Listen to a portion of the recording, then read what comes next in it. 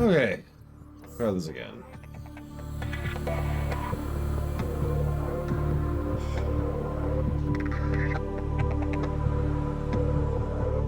I did actually, Dakota. So my friend and I, my friend whom I'm playing with Factorio with, is away and has been for like a week. So haven't had a chance to run anything by him yet, but I plan to, and we'll see what he thinks of some of those options.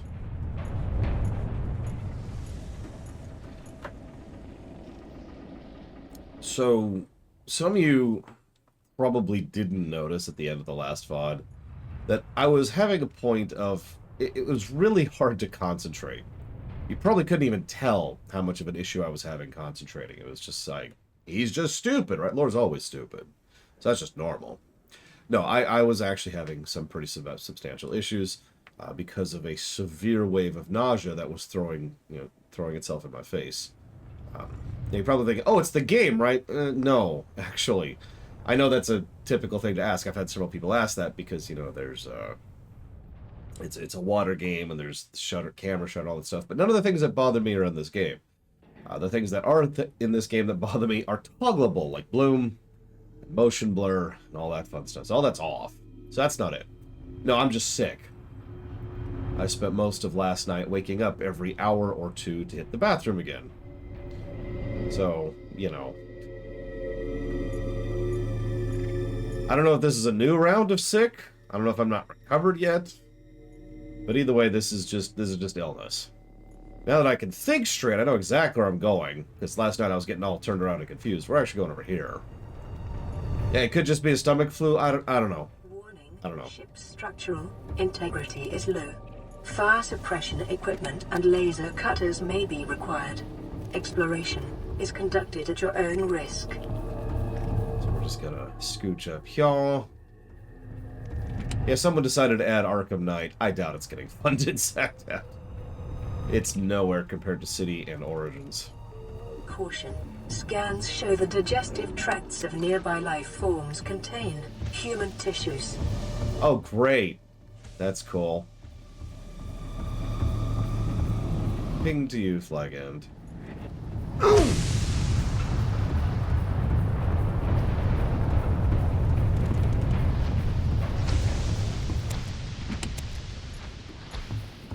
Okay, let's go ahead and hotkey that for the time being while we're here.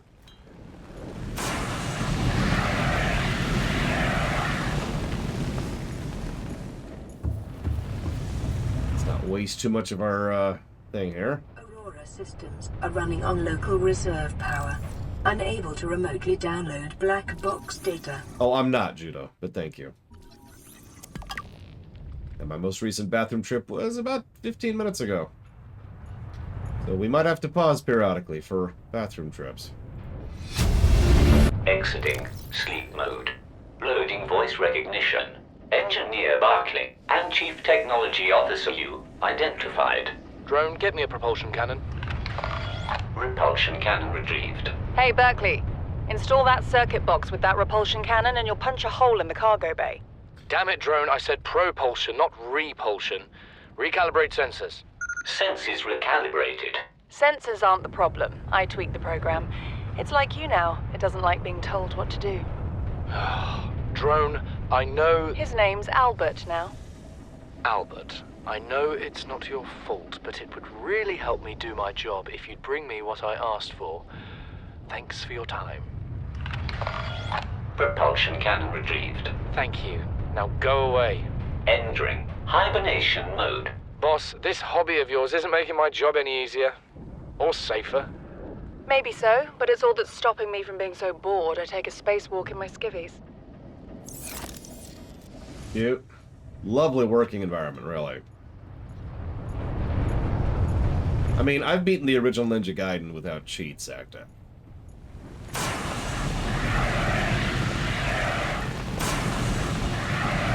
I've also 100%ed Bloodborne and Elden Ring. So, what's up, man?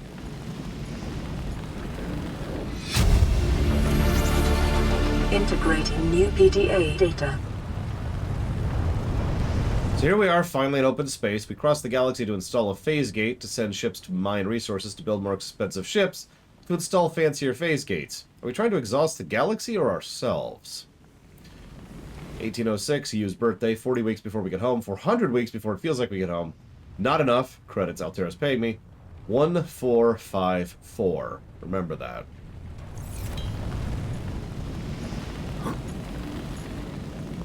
Scan that in a second. Or now. I guess we're done here. Well, let's grab this. Integrating new PDA data. I have not been out on the cruise, but I have been out over the open sea. Yeah, it's terrifying. I've been out on an aircraft carrier, or more accurately, right next to an aircraft carrier. Furthest reaches of inhabited space are due to expand as Altera Corps launches a newly constructed capital ship carrying a phase gate bound for the Ariadne arm. The Aurora will make travel from a space dock on the edge of Altera space, making hundreds of consecutive phase gate jumps through 9 different Transgov authorities, and arrive on the far side of the Ariadne arm in 3 months' time. From there, the command crew will pilot the ship beyond the final phase gate, arriving in the next solar system approximately 18 months later. There, the elite team of engineers will begin a 6-month construction project on the new phase gate, a multi-trillion credit investment. In the absence of existing infrastructure in the region, the vessel is equipped with advanced thermal and nuclear power facilities. Altera Corp currently operates 9% of all phase gates in the galaxy. Jesus. If the Aurora's mission is successful, Altera will have outmaneuvered a cabal of Mongolian corporations operating a range of outposts and mines in the region. So that's cool.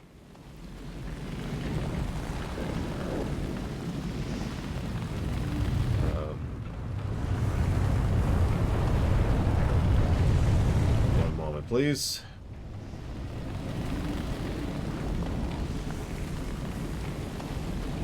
Here to have a bug.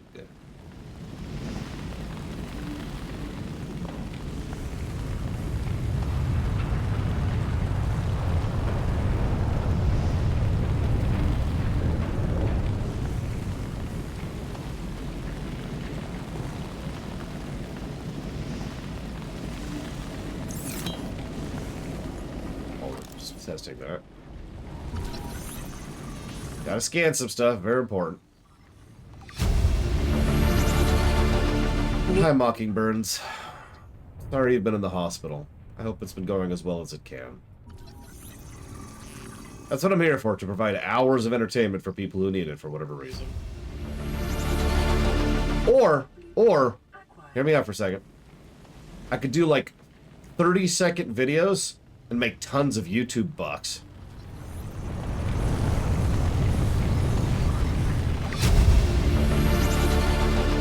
New blueprint. Just finally give in to being a poor man's TikTok.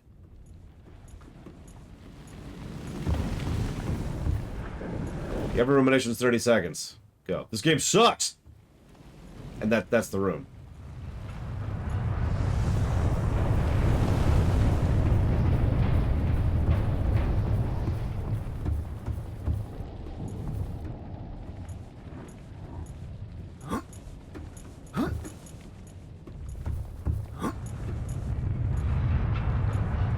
Possibly Blade Cabal, but I'm kind of happy with how we're currently doing the announcement video. Which is ironically still a mini rumination, but it's whatever. It's kind of a little casual chill thing. Yeah. God damn it. This game isn't really made for jumping. Oh, Jesus. So stuff like that happens. Wow, game, come on. So in case you're wondering what's happening is it's not acknowledging that I'm hitting the jump button. Ugh, okay, fine, we'll do it the other way. Nope, okay. Like you see that delay that's happening? There we go. You have to kind of hit jump a full half a second before you actually want to jump. Anyways, thank you, Ketabo. It was appreciate. Yeah, jump isn't really a primary function of a game that occurs primarily underwater. Go figure.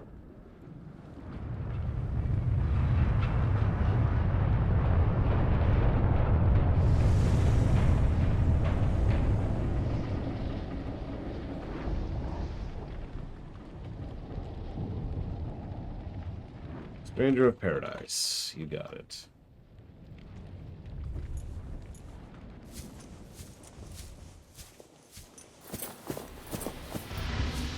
You remember what that number was? Because I don't.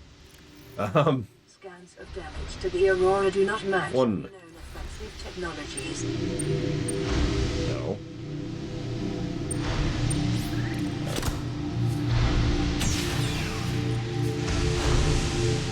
Cool, cool. Ship's not looking great. What's funny is this ship comes across as fairly large, as it should. But I've seen the map. We only explore maybe a fifth of this thing in total. Like, there's only a very relatively small portion of the ship exists in the game files. The rest of it is all just, you know, the outside exterior for the visual sense of things.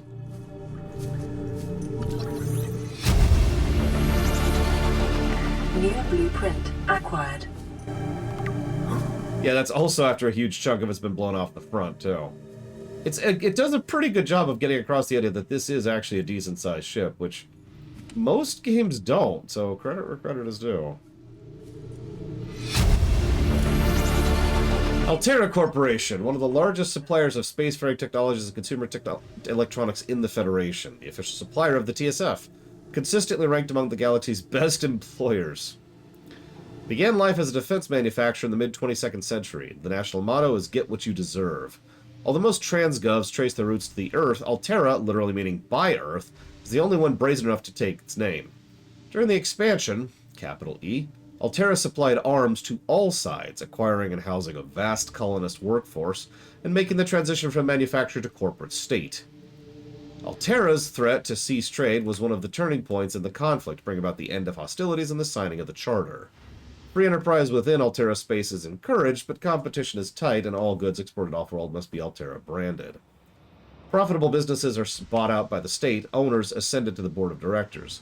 Well-known Altera technology, such as the Cyclops submersible, originated with such private enterprises. Despite superficial similarities to national governments, the corporation's lawyers have always maintained it has no legal obligation to its employees, but voluntarily elects to take on roles usually served by democratically elected government. This claim has not been tested in Federation courts. So which part of this game scares me the most? Yeah, it looks like Question Bot is just straight up not working, so we're just going to leave that be. Cool. So let's do this. So no QA bot today because it's literally not working. One moment.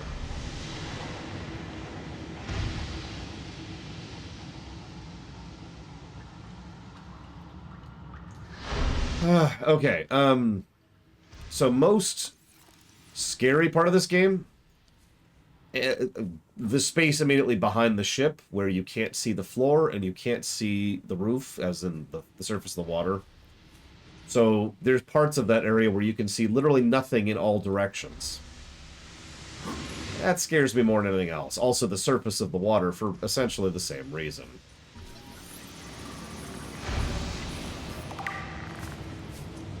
As far as most beautiful part of the game, honestly, probably the shallows. There's some well-designed parts of this game, but the shallows clearly have the most time and love and effort put into them. Someone put a lot of effort into the early game of this game. Okay.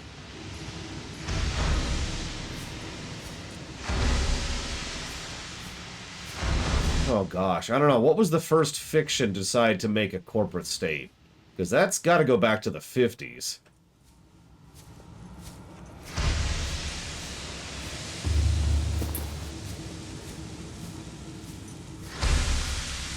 That's a good question, Mockingbirds.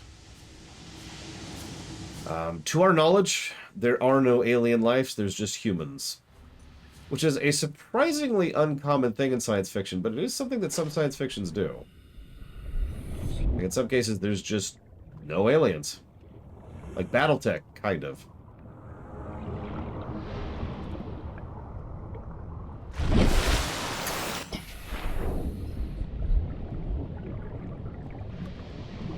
I'll say anybody who knows their history of the United States knows that company towns were a thing, and company towns were terrible. Seek fluid intake. Do I have water on me? I do. Vital signs stabilizing. Stranded at Sea movie? What's that Tom Hanks movie? Because that might count.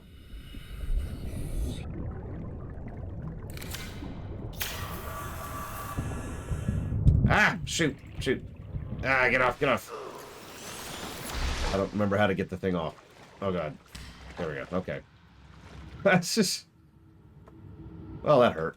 Castaway, that's the one. Thankfully, I do have some healing items on me.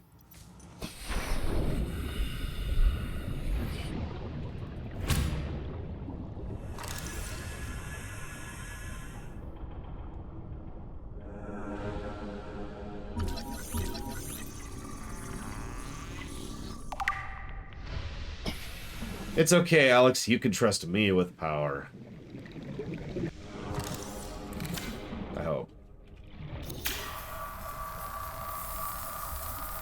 Interesting.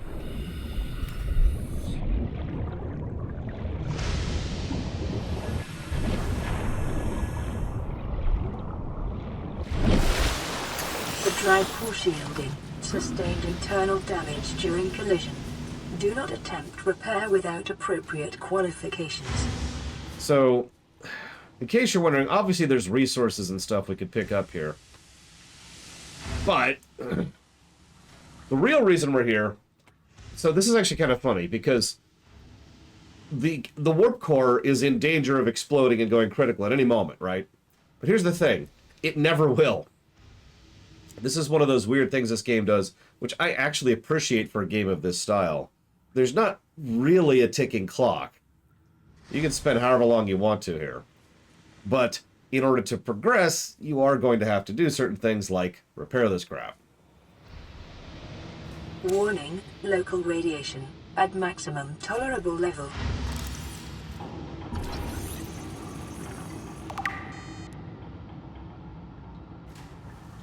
Yeah, so let's start fixing some stuff here. Containment breach repaired. Further breaches detected. 10. Yeah, urgency and story not in gameplay, exactly. Which, god damn it, Walker. Which, like I said, I'm actually okay with for a game of this style. Further breaches detected. Honestly, I do very much appreciate a campaign and progression mechanics and all those fun things in these types of games. But I feel like those things should generally be done at the player's own sense of agency, right? To use another perfect example of this, Raft. So in Raft, there is a campaign, there are events, and there is progress, but you can do it whenever the hell you want to. At any step. In fact, if you don't install a certain piece of equipment on your raft, you never even start the main campaign. You just drift forever. Alright, now to bow to Walker. Oh god, this is actually going to be harder than usual because of the nausea. Okay, there we go. I made it. I made it. I'm bowing, Walker, just because Walker just said, "Now bow." And he says this in this big dominating voice, too. He's like, "You must bow or die." And I'm like, okay, okay, okay. Oh, coming back up is worse. I'm going to take an anti-nausea right now, I think. Holy crap. Like, have you heard Walker's voice? Because I have. He's done voice acting for me. He's a good voice actor. It's like listening to Megatron. It's terrifying.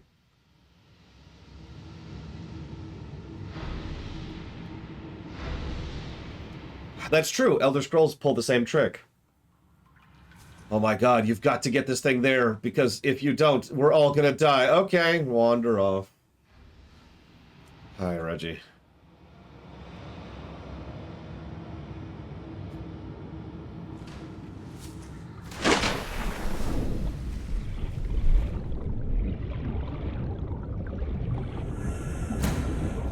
Die, monster. It's the worst. Game?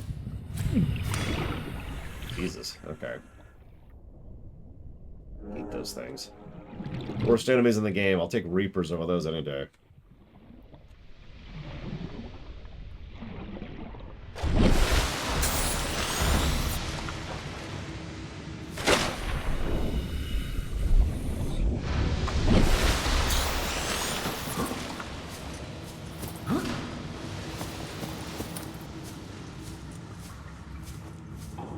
Yeah, it's a semi-common thing. How good or bad it is, I think, varies. Because in some cases I'm okay with it, and in some cases I'm not. Like, let me name a not right off the top of my head. Final Fantasy VIII, which I tend to use as the example of that. Where it's just like, yeah, you're just sitting there and Renoa's dangling for, is it like 10 minutes? I timed it last time we did it. Hurrying, I timed it. And it was a rather lengthy chunk of time. Seriously? There's none over here? Well, shoot. It's just the benefit of the open world thing. Some games just want the player to do what they want to when they want to, and some don't. Like I said, it tends to work better for games where, well, like this, or like, you know, explorative games or open world games, or games where the kind of the point is to go do whatever, whenever. It looks like I can repair underwater. That's interesting. Containment breach repaired. Further breach. God damn these things.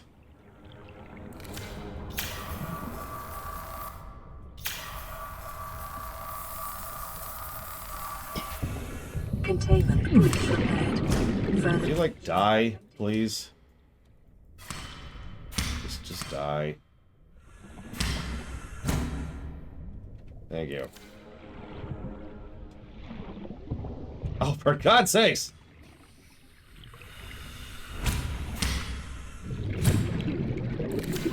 Which linear game that if it got a remake, I'd want it to be open FF6?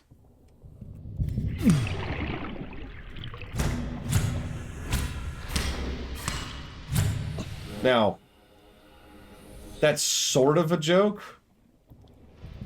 because if you're familiar with FF6, FF6 is already open world. It's partially open world, and only part of it is open world. But the moment you hit the World of Ruin, it is structured like an open world game. It was actually in many ways ahead of its time for that. So that's actually exactly what I would do. By the way, fun fact, Chrono Trigger, same thing. Containment breach. Once you get the Epoch, excuse me, once you get the wings on the Epoch, Chrono Trigger actually gets changed in terms of structure and design to be an open world game. Breach repaired. Further breaches detected. But let's ignore those. So let's try something else. Something I think would benefit from being open world, obviously. Containment breach repaired. Further breaches detected. Grab some air. Okay.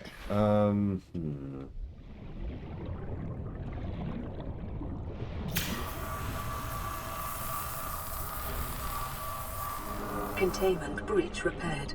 Further. I think it allows us to go further through the ship, Mockingbirds, if memory serves correctly. Which is kind of our goal right now.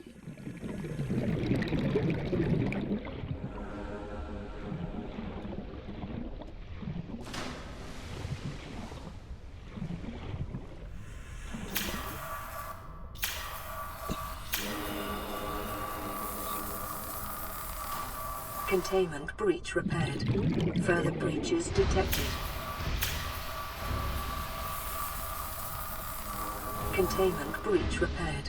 Further breaches detected. Seek fluid intake.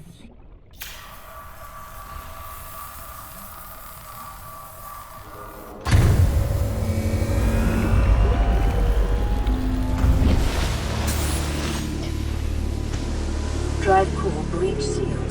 Radiation levels decreasing.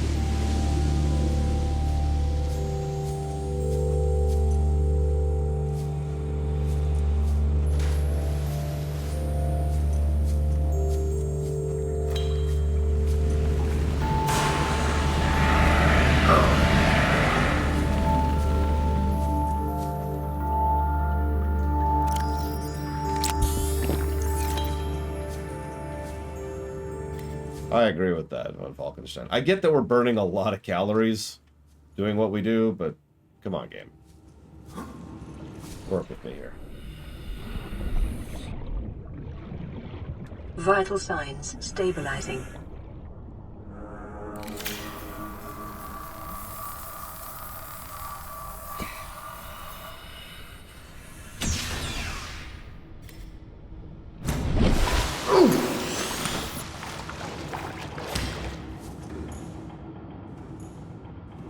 hate those things.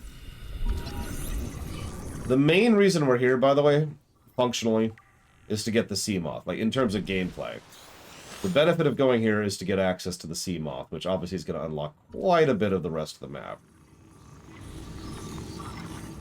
Obviously, there's a bunch of story here, but nobody cares about that.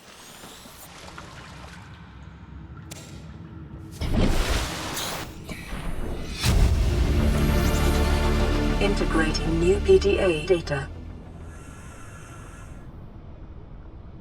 Loading program. Desert Island Drama. Size 3 players. Resources normal. Spawning players on beach. Player 1 has been washed away by unusually high tide. Instant death. Player 2 has traded a coconut with Player 3 for 10 credits. Player 3 has planted a coconut. Players are getting hungry. Player 3 has grown a coconut tree. Player 3 has eaten a coconut. Player 3 is no longer hungry. Player 3 has traded a coconut with Player 2 for 30 credits. Player 2 has eaten a coconut, but is still hungry. Player 3 has traded a coconut with Player 2 in exchange for building a tent. Player 3 is sleeping inside their tent. Player 2 is cold. Night falls. Passing ship offers trade.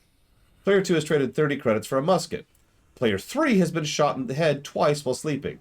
Player 2 wins. Player 2 dies from cold and starvation.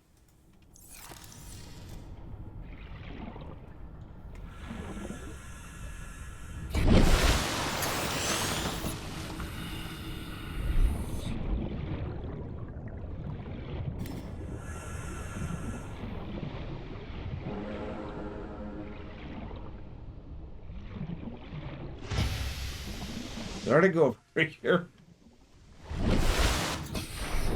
I did, because I already looted that. And this is something I require the cutter, which apparently I don't even have, I'm guessing? That's cool.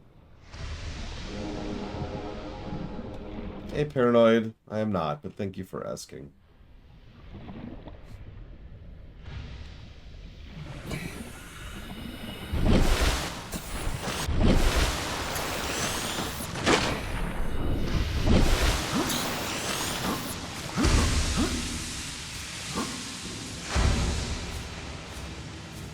I guess I am playing better because I can concentrate at all. Last night I just couldn't concentrate at all, so... I guess technically I am feeling better. I'm just not feeling better.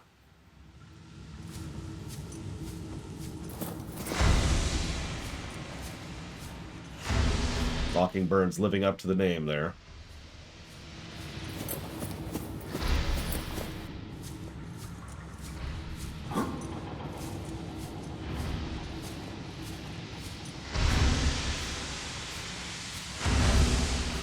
I've already been through here.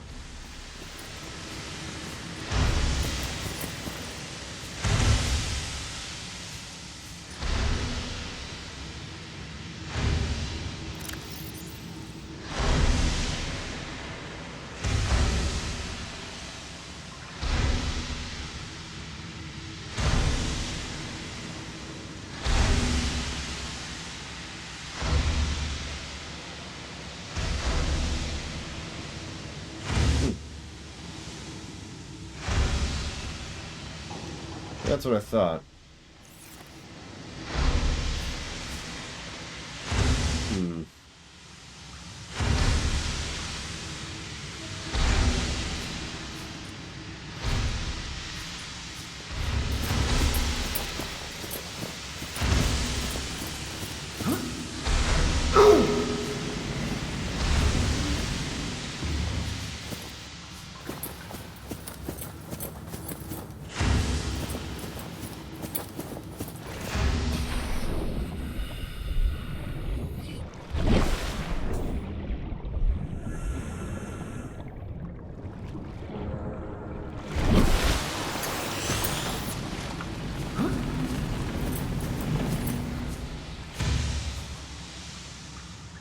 I love how much smoke is in this room. Probably super safe to breathe.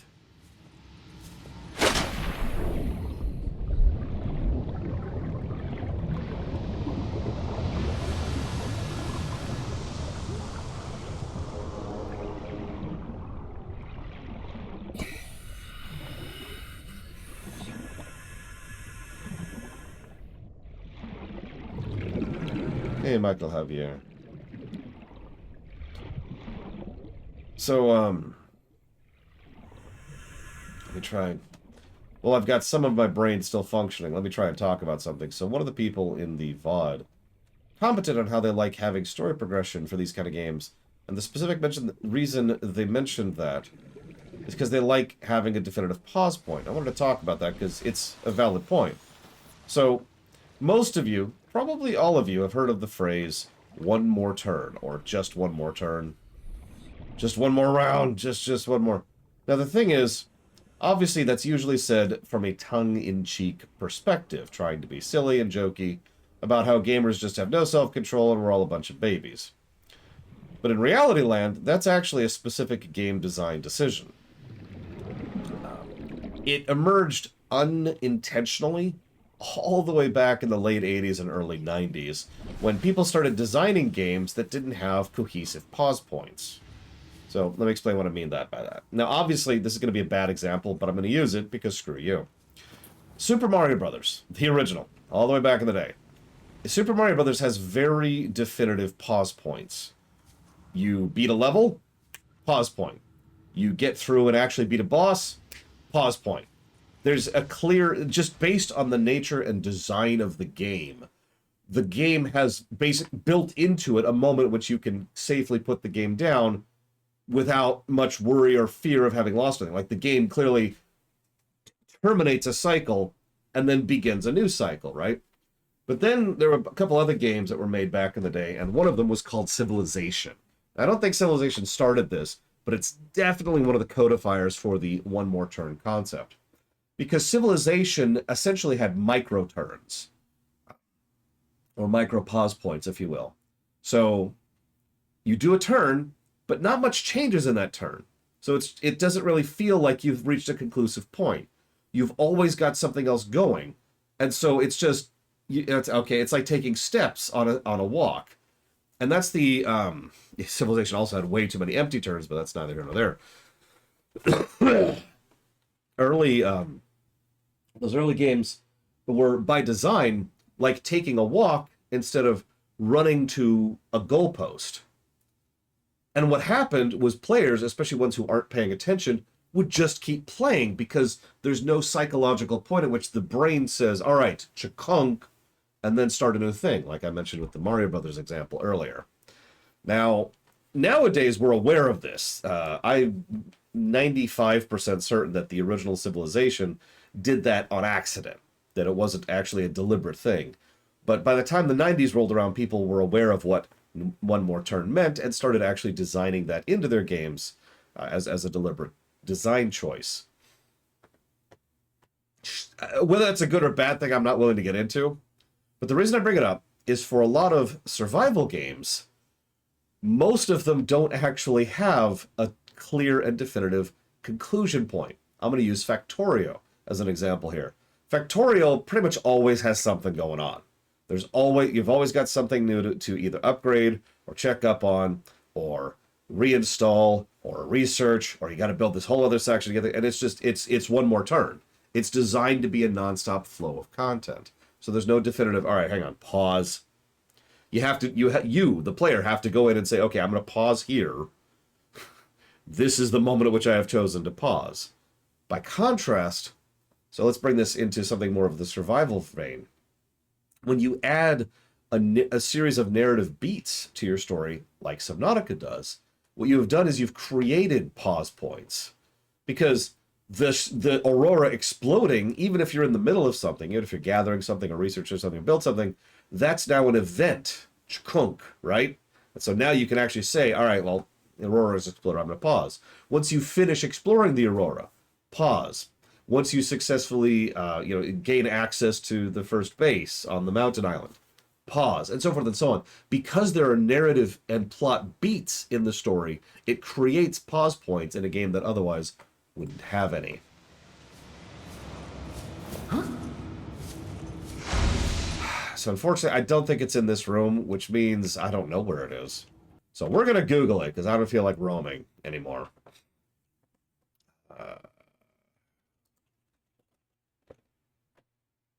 Here we go. I'm looking for the laser cutter.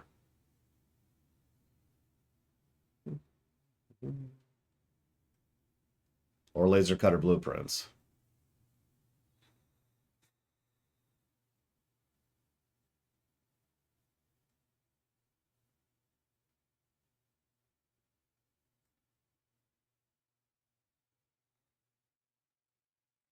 Ah, so I have to start doing the life pod stuff.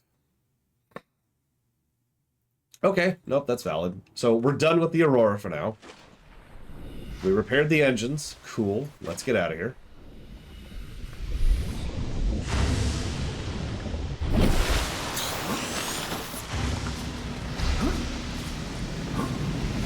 Come on. Hi, Leander. Hello, Zalok.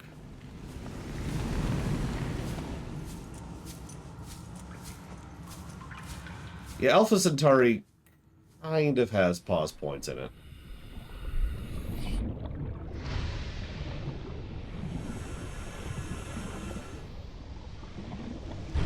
That would explain why I didn't have it, because I've deliberately not repaired the radio up until now to vary things up a little bit.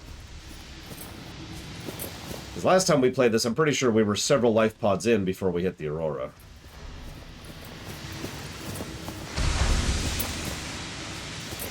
Probably Zach Taft. I don't remember them off the top of my head right now, but that's probably just because I'm not feeling well.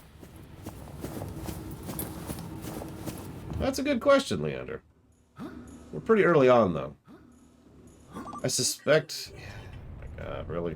I suspect the moment at which I'll stop enjoying the game is when we get to late game, but I don't want to say that too much, so we'll see when we get there. We'll see.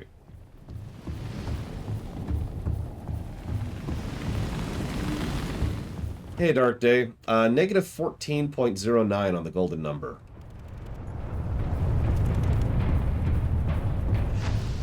I didn't have a mental breakdown, it was just terrifying. It still is terrifying, I just know what I'm doing a bit better.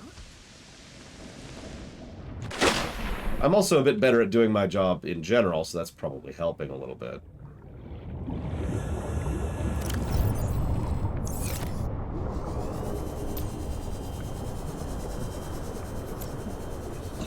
Let's get a little bit more power out of this.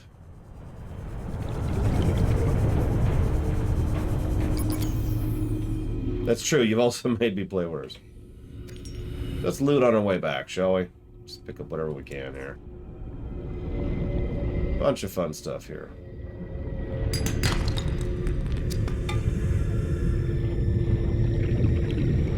Hey, one thing, I'm not going behind the ship this time. Ugh. Hit refresh, Michael Javier. That almost always fixes it.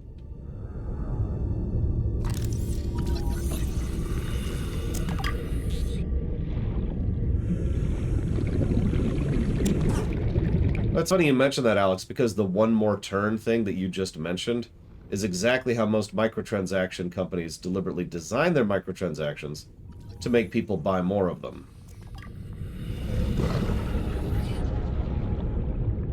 There's actually a specific term for it, which I can't think of right now. It's like gradient observance or something like that. Oh, God, I forget what it's called. Put in very, very simple terms, if someone walks up to you and says, hey, give me 50 bucks, you're going to be like, no!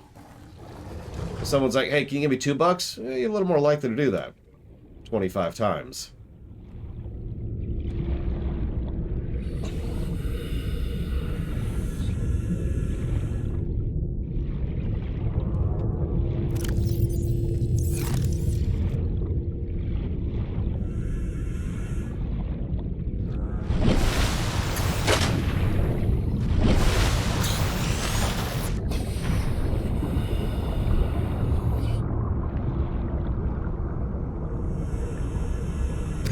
Grab the quartz. I think that's valuable enough to grab. Let's get out of here. Oh, they're making a Civ 7, really? Is the Zelda block funded? No. There's also a question mark in the air as to whether or not the Zelda block will include Breath of the Wild 2 or not. Yeah, I use money as the example, but that same bit of human psychology applies in a lot of different ways, not just monetarily. We tend to notice big, jarring things more than we notice little, jarring things. It's just how our brains work.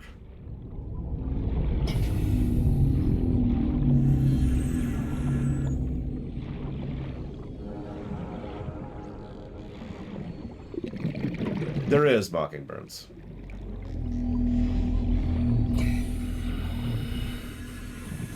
Well, so far I would say Civ 5 plus expansions is the best Civilization game we've ever had. Not that I disliked 6, just 5 was better.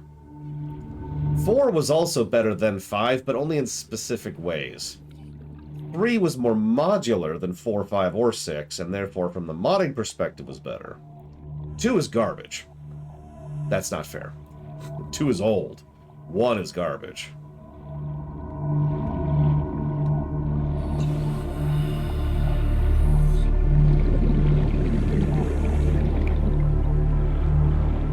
The number of the VOD and how far we are into that VOD, Mr. Nuclear.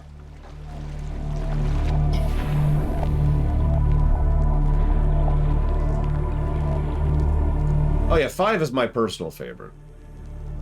But I always have to add that proviso with all expansions. If you don't have the expansions, 5 is honestly not that great of a game. If you do...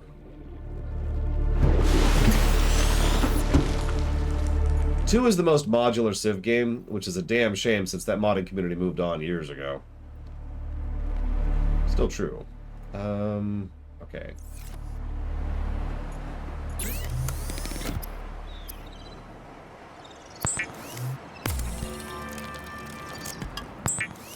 We also cannot review Civ 2. We were originally going to. But it drifted its way into unobtainable territory. So that sucked.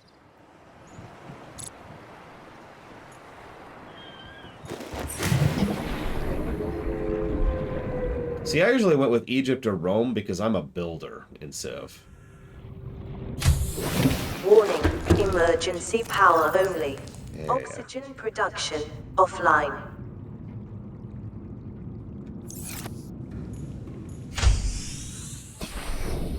I didn't really get into Civ Beyond Earth. I own it. I've obviously never done a review of it, so, you know, as always, grain of salt. But I will say that I was not impressed enough to keep playing it. I don't know. Calling it a bad game is something I don't think I'm capable of doing, but...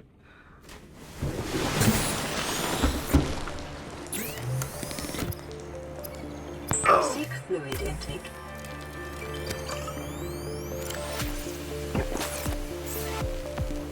Yeah, it was kind of average. It was kind of mid, as the saying goes. Damn it, Huthor, I'm the only one allowed to be sick. I mean, fair, Leander.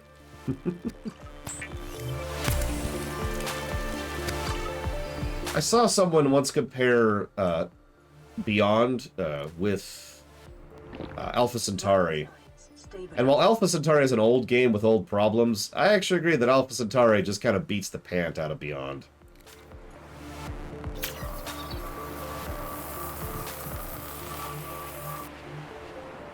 Okay, so let's start doing the radio. This is Aurora. Distress signal received. Rescue operation will be dispatched to your location in 9 hours. Continue to monitor for emergency transmissions from other life pods. Okay. Radio on.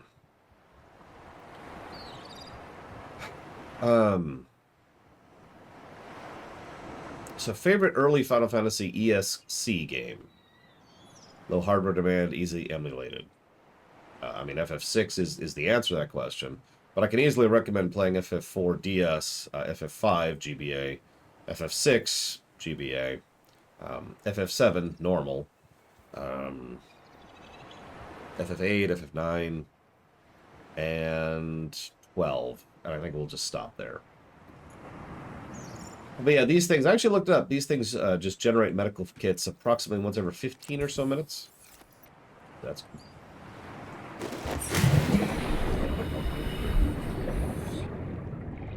all right.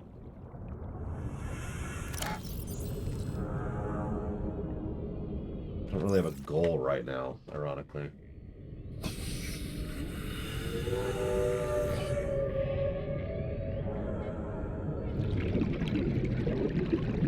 Speaking of which, I need to stay hydrated because a lot of fluids have been leaving my body last night and today. So, This is a strange request given the game I'm playing, but if you can remind me to stay hydrated.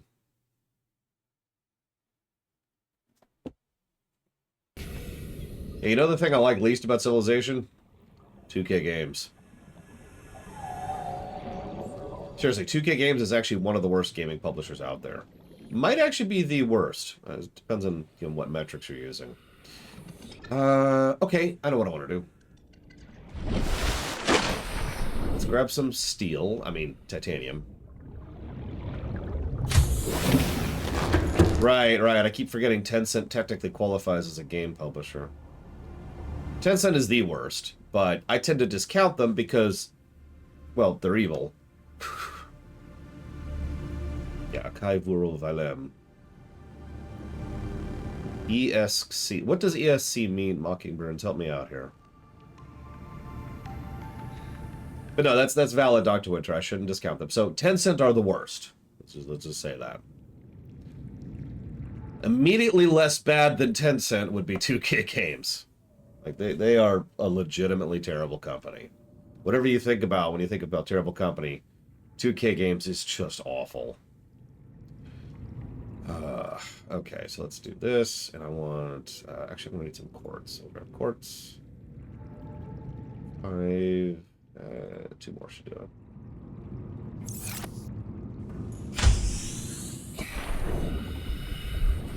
Alright, so we're going to try to find something specific. We're going to fail at it, we're going to try. Oh, you know what? Actually...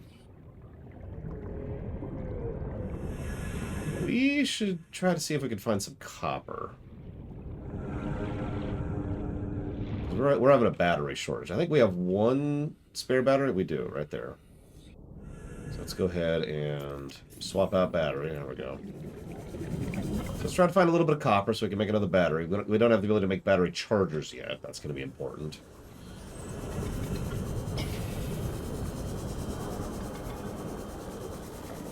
I mean, 2K Games, among the other more obviously scummy things they do, actually reaches into the realm of criminal scumminality, too. Like, some people have forgotten that 2K Games was the group that would actually send goons to people's houses.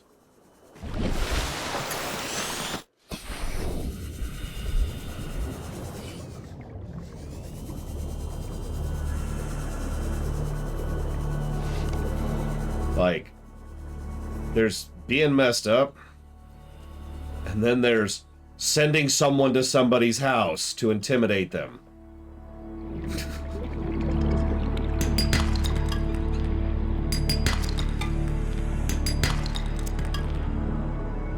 Yeah, EA, I know this, I've said this so many times, and I'm going to keep saying this. EA is one of the least bad big gaming companies out there. In fact, they might actually be in the running for the best big game company out there right now. Now that's sad, but it's still true.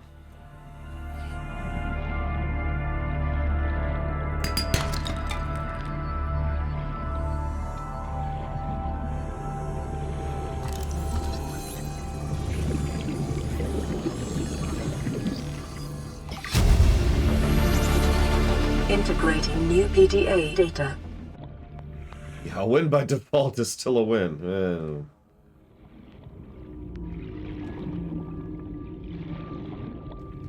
Yeah, most of EA's decisions are honestly quite dumb, and to their own detriment. They also tend to back off on those decisions. They're also not smart enough to be insidiously evil, which is something that bothers me more personally than overtly evil.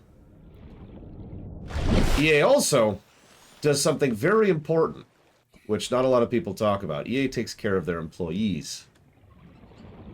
There is a tremendous amount of evidence from a large amount of people over a large amount of years that EA is actually a good company to work for.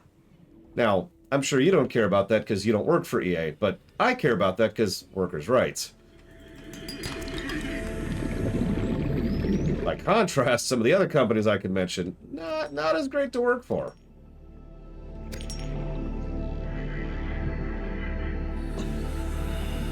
So that's another metric on top of the pile.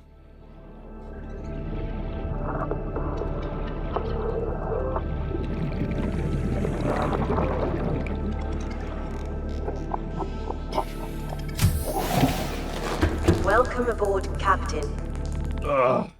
They did used to be bad about that. That's worth noting. EA used to be pretty crap to work for. Now, whether they get credit for that or not is up to you.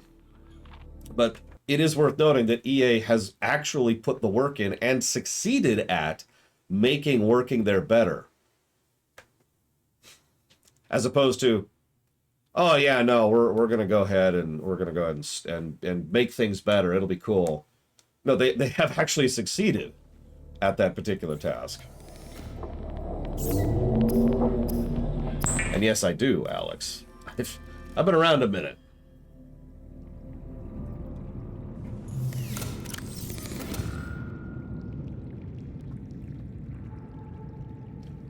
I would say EA is the least bad, because it's not like EA is good.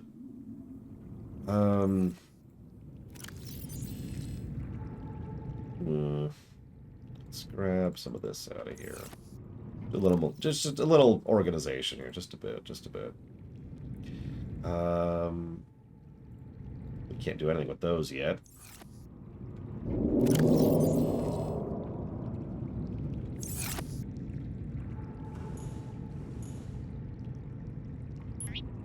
Perfect. Yeah, it's not Ubisoft, which is terrible towards its employees, or Actiblizzard, which is terrible towards its employees. By the way, did you find out that they're officially rolling out the last of the "you have to work in the office again" mandate as of this week? Oh, it's okay. It's okay. It's up to the individual team leaders to decide how many days you have to spend in office. And if that doesn't sound terrible, then you need to think about it a little bit more.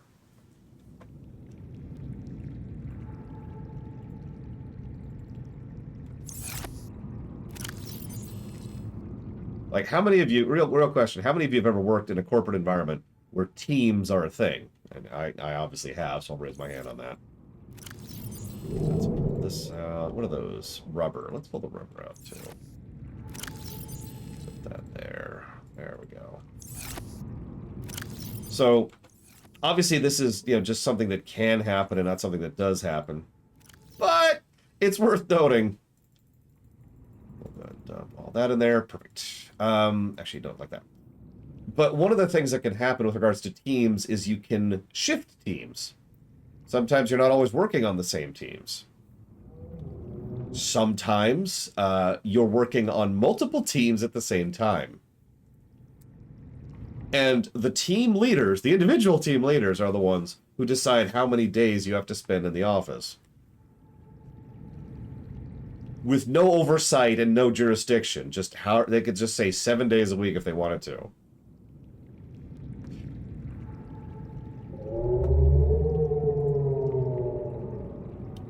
Damn it, Mockingbirds. Now, you'll forgive me. I've always been a little bit more pro working from home. Not because I do work from home, but actually because way back when I used to work in IT, there was a big push from a lot of the network engineers to be able to do the majority of their jobs from home. Now, key distinction, doing their jobs. They do still need to actually do the work. They just wanted to be able to do it from home. And if you don't understand that, then I feel so stupid for explaining something so simple. But let me run this through you for anybody who's never lived in the States and lived in a city and had to do something called a commute, or a commute, depending on who you're asking. So you commute to work. You're over here. You're over here doing your thing. And then you have to get dressed, get in uniform, make sure you have your food thing, make sure you've got everything set up to not forget anything, got your keys, got your badge. All right, cool. Get into the car because you're driving because it's the United States. Slog through traffic for X amount of time. Successfully get to work, get in, get yourself settled, and then start working. And this is a variable amount of burnt time. And I say burnt specifically because it's not being put to good use. Nothing good is happening during that time. You don't get time to degauze. You're not spending time productively. You're not spending time on yourself. It is literally just burnt time. Gone. Nuked. And you have to do it twice. wasted time and money just to physically be at the office. Now, let's be clear. Obviously, sometimes you do actually have to be in the office. Duh, right? Duh. One of my original jobs as a network engineer was to be the guy in the office. I was the only one in the entire building overnight, just in case we needed someone physically on hand. That was like one of my primary roles there. And I did other stuff too, but like, that makes sense. But think about how much of some of these jobs, especially in the IT or development field, can be done from home. Because again, you do have to do your work. That's always been the initial premise. Oh yeah, I was just alone and trying to figure out something to do to fill the time, Savicom. Because a lot of what I would do for overnight stuff is you set up a run or you set up a script or you get a defrag going or whatever, and you just let it run, right? And those things take like 4 hours when you're trying to do a full recycle of an entire server or a VMware server. So you just set that and let it run, and you keep an eye on it. And it's like, well, I'll talk about FF6 while I'm waiting for this to finish. Well, part of my other job too was to periodically get up and physically inspect everything. Duh. Now you might be thinking, hold on, why would you want to physically go inspect something? No less than 3 separate times in my life, I was able to determine that something somewhere was burning just by being able to smell it. And we were able to deal with that quickly and efficiently because I would walk around physically interacting with the server farm, right? And my point in all of this is that there is a value in having in-person interaction and in-person work, but there is also just as much value in saying, you can do this work from home. And that's my overall point, is too many people in this particular argument, in this particular space, seem to think that it's all or nothing. That you could do, that you never come into the office or you never work from home. And both of those ideas are stupid. Yeah, I probably literally saved that company literally millions of dollars by preventing fires from happening.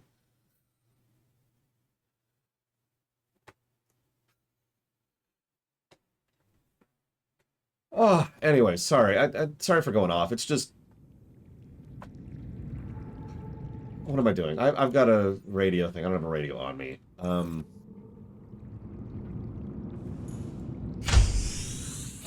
Yeah, asses in chairs. It's... I could really go off on this topic. I'm trying not to. I'm trying not to get too preachy here. Because I could really go off on this topic if I spent some time on it. Like, you don't want to get me talking about management. Speaking as a management geek, you don't want to get me talking about management and how most managers wouldn't know what... I can't even come up with a good analogy. They wouldn't know what good management is if it came up and punched them in the face.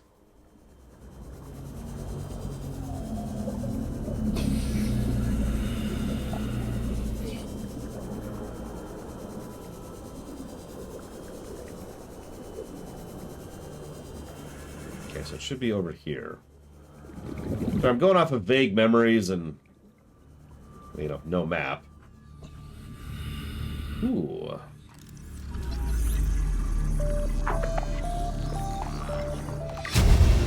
Yeah, it's another thing. I don't mean to go off on yet another topic here. Let me be very, very clear. Laser cutter. I think we're near 17 over here, because this looks about right. Speaking as someone who's been a manager more than once in my life, I'm really big on, you know, being friendly and affable and polite and, you know, trying to be a decent human being to your workers. But the whole "we're family" trend can go die in a fire.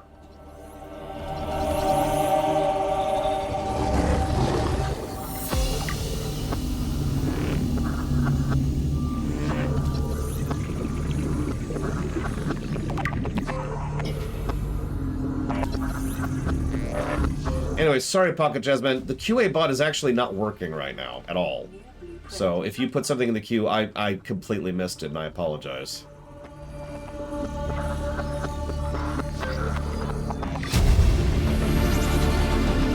Near blueprint acquired. Oxygen. Oh, right. I should probably get... oh, this is bad. Quick. 2. We're gonna make it. Oh my god, okay.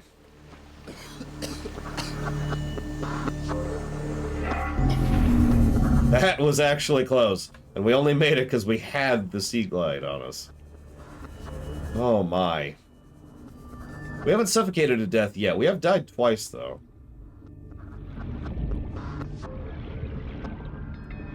Anyways. No, I understand, Ziluk. No rush. I'm just letting you know. I could version down if I really had to. I'm just gonna live without it for today. I mean, the biggest... there's a lot of problems with the family thing, but the biggest problem by far is that it's just shorthand for abuse, right? I'm gonna be quite blunt here. Most actual family members tend to use the "we're family" line for abuse. For, you should do X for me for free. Or, you should put up with this terrible thing I'm doing because we're family. And that entire mentality can die in a fire. Near blueprint acquired. I'm not going to name any specific examples because I don't want to oust anyone, but let's just say that I know several people who have tolerated things from people because they're family, and that is not what I would consider to be a good thing.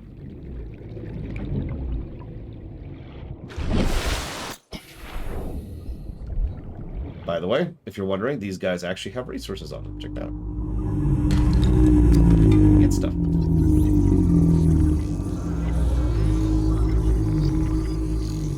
I mean, don't mistake me, I'm actually really big on the concept of family. Chosen family, obviously. Ooh, copper.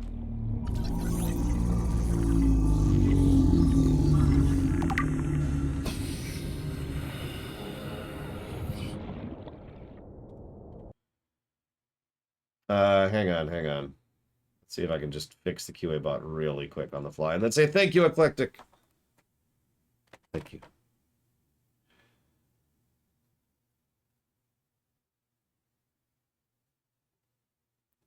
That's another thing. You should give me money because family. Is there a chance of baking the Metro games into one block? I could see that happening. That is a thing that could happen.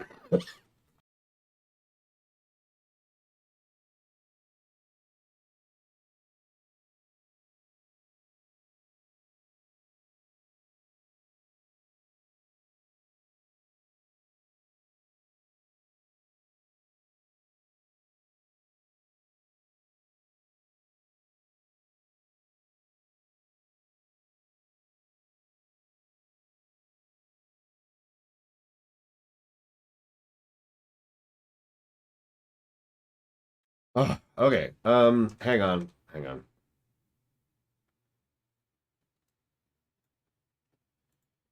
I mean, don't mistake me. I would literally die, or worse, live for my family, my real family. But you know, I got a job. I do work. Like let's just say I do actually set up Bellhammer, and I start employing Savicom. Now, I like Savicom a lot. She's a friend of mine, and I would continue to be her friend, or at least I hope I continue to be her friend.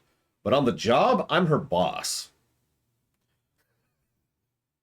I know that sounds harsh, but on the job, I'm her boss.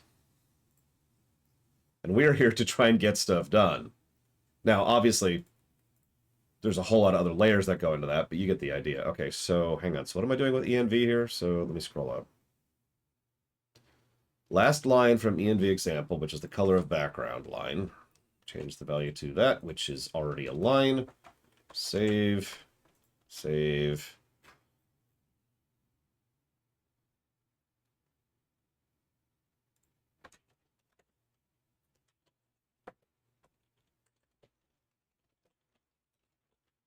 Someone give me a quick test question. See if that works. Well, yeah, I don't want to get into the idea of family-owned companies, because family-owned companies tend to be terrible. Okay. Is it working? I think it might be. Yeah, let's set to this. It's really easy to check, Rama. Did you know that I have a website? Pie over cake, favorite Kirby music track.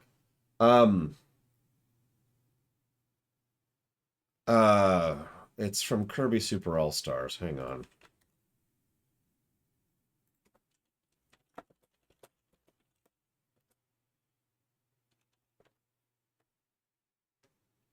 It's been remixed a lot over the years, but the original version is still one of my favorites. Great soundtrack. Is this it?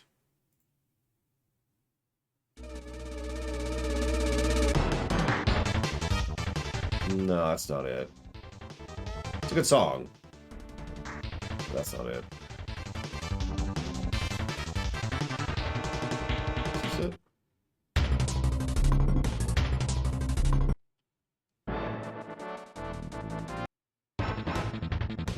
This is it. This is it. Anyways, it looks like it works. Thank you, Zalog. Oh my god, Von Falkenstein.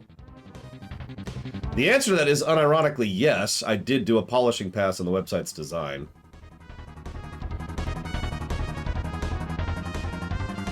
I should probably also mention that there's a lot of good Kirby music, so that's sort of whatever.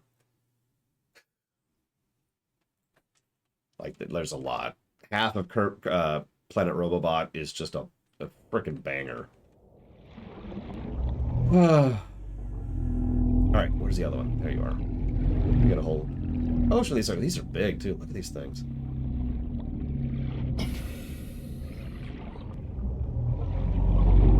I remember being terrified of these the first time I saw them. They're completely benign.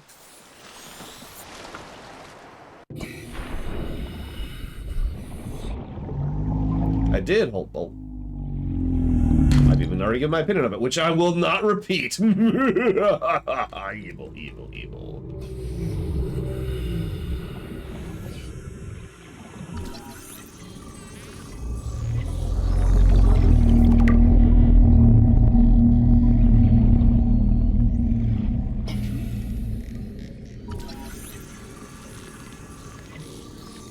You know, I am totally unashamed of that, Blade Taval. If you're gonna try to mock me for being terrified of this game, you got another thing coming.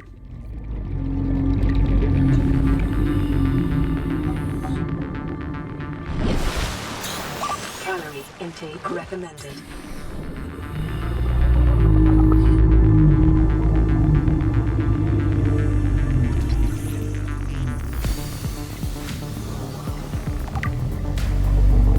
Even with the advantage of knowing, there are still things in this game that scare me. In fact, at some point, I'm going to have to go over the edge just to show it off for the sake of the review.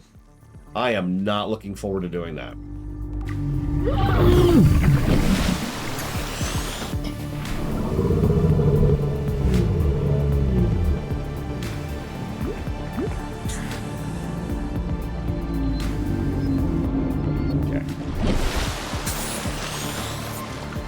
So I don't starve to death while I'm sitting here.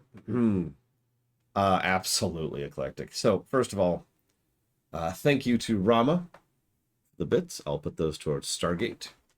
Give me a moment. Oh, tell me about it, Leander. Oof. 26_2. Also, another thing you do, Rama, is you can type !veto into chat. And that'll bring up a list of games, which I've been trying very hard to keep up to date, of games that have been vetoed for one reason or the other. Thank you for reminding me, DJT. I do need to stay hydrated today. All right. Then we have Eclectic. We also now have !Lorecraft. If anybody wants to see one of the best things I've ever produced. One of. Obviously, the theaters are up there as well.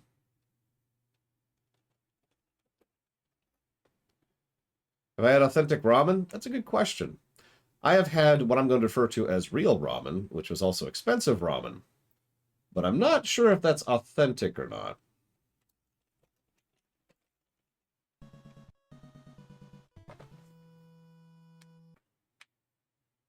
Jesus, look.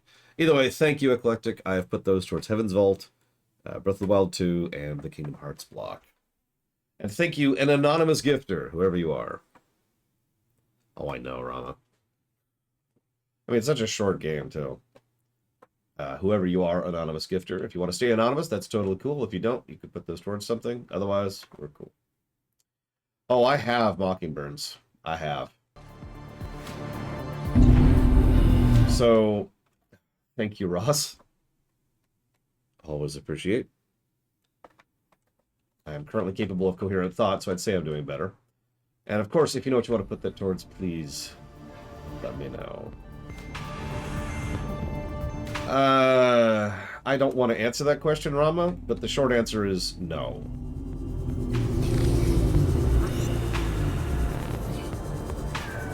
Oh, I know, 5.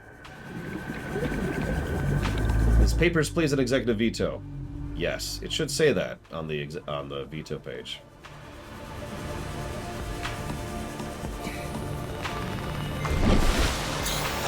Seek fluid intake. Yeah.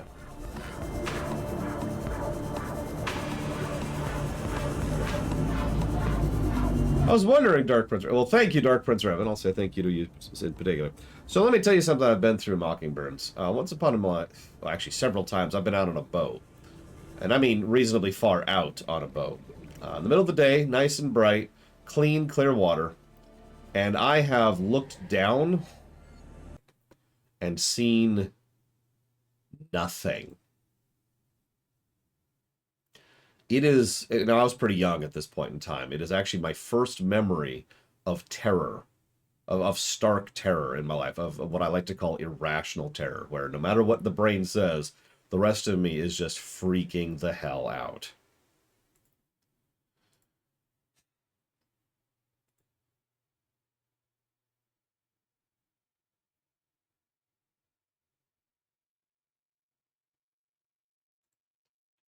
So, yeah. I don't know how to explain that. I really don't. There was just nothing below me. I could see for quite a ways. Like I could see fish quite a ways below me, but there was nothing below them.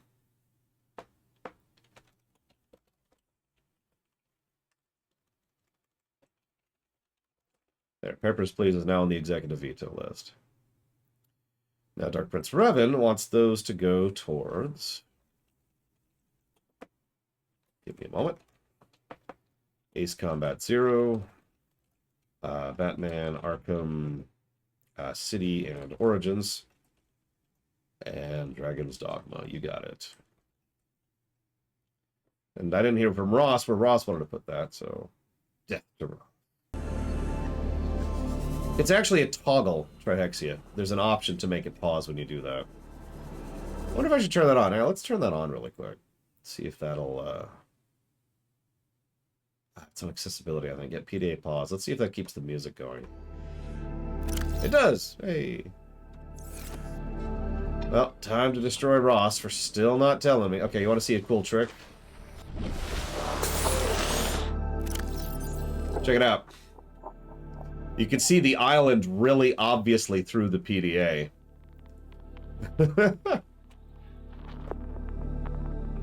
Let's see, so hang on. Ruby, Streaminations, Breath of Fire 3, excuse me. No, excuse me, Breath of Fire 1 and 3. Firewatch.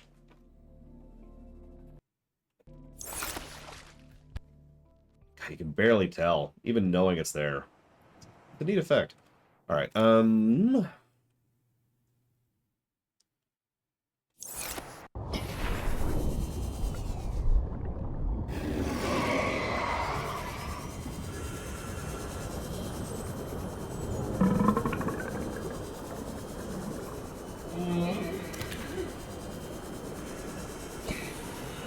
like how the fish that give you water glow at night, by the way.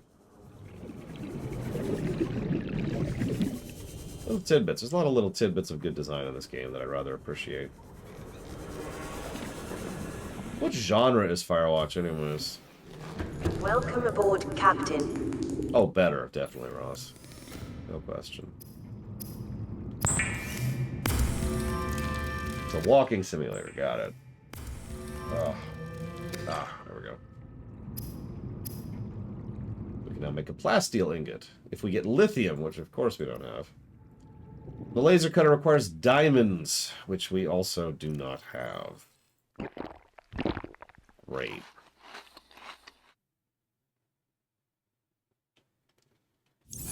Vital signs stabilizing. Can we build... I don't care. We can build a bioreactor. What I was actually hoping for was the thermal reactor. Oh, it's right there. No, okay, so I can't build that yet. Whatever. Alright, take two. Find this thing. I have the thing on me, right? I do. Cool. So we need to find diamond. Oh god, I'm turned around. It's a little too dark, a little too dark. Where are we at? Where are we at? Okay, this way.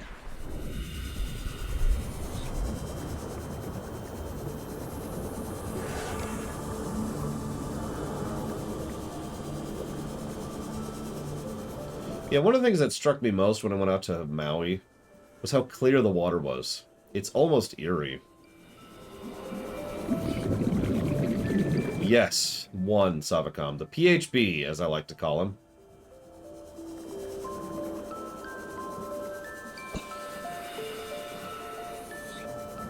No, I remember that, Judo Joker. Passing 100 meters. Oxygen efficiency decreased. Hello.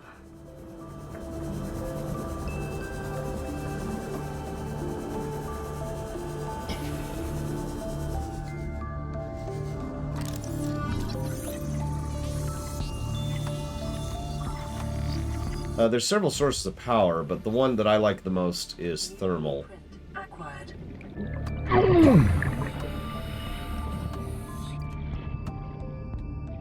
I think we could build the Seamoth if we had the ingredients, which of course we don't. But I want the cutting tool first.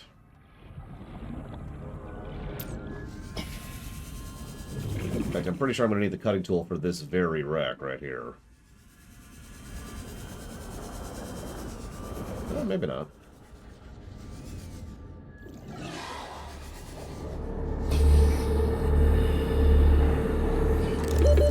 Seconds. Battery charger. Now that's extraordinarily important. It's a bear.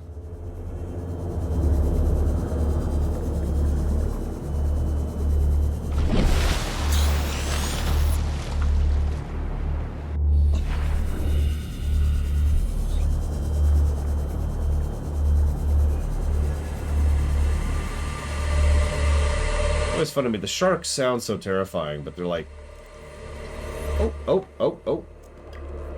Oh, okay. So apparently we already have the pattern for the Seamoth. Good to know. What do we got here? Water.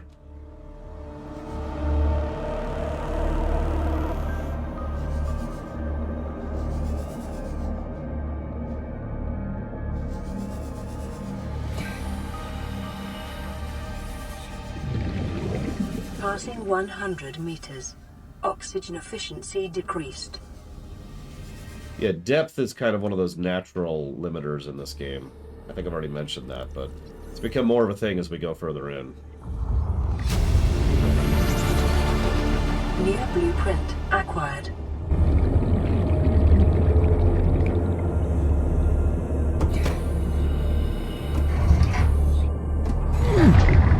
I think I'm doing something. A little hard to tell.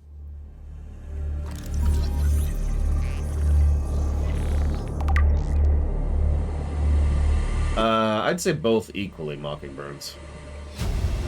Oh yeah, this game actually is canon with natural selection too. Acquired. Whatever that's worth.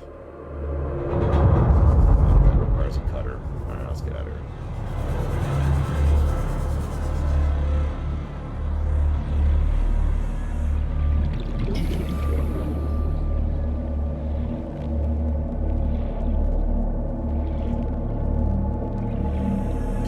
by the way, they're actually making a third game. And I say that vaguely because I'm not sure if it's going to be Subnautica 3 or just something else entirely. But they're making a new game. They actually announced that, yeah, I want to say in July of last year? Something like that.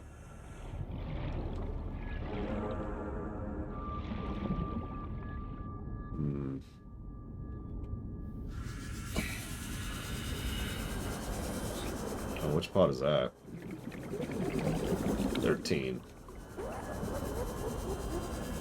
Reservoir Dogs. What's your backup? Because I don't even know what that is.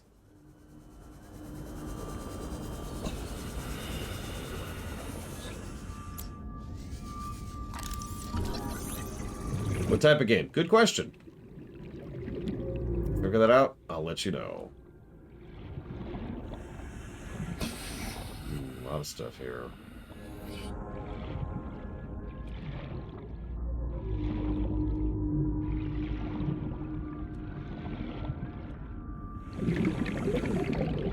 A lot of stuff here. Passing 100 meters. Oxygen efficiency decreased. Still no diamond.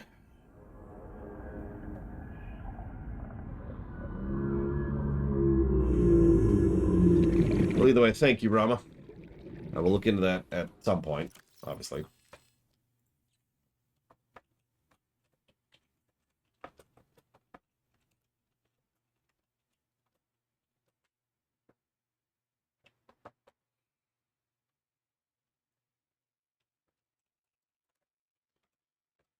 Actually, don't remember off the top of my head where you can procure diamond.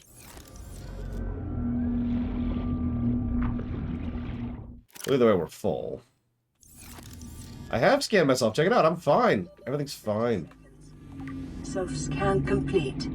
Foreign bacteria counters reached statistically significant levels. No adverse effects detected. Be vigilant for symptoms. See? No symptoms, no whatever. There's just some bacteria. It's fine. Don't worry about it. Oxygen.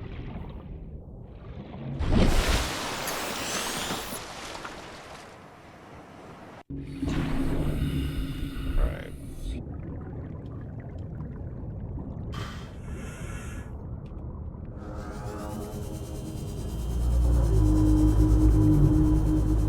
Yeah, bacteria are everywhere.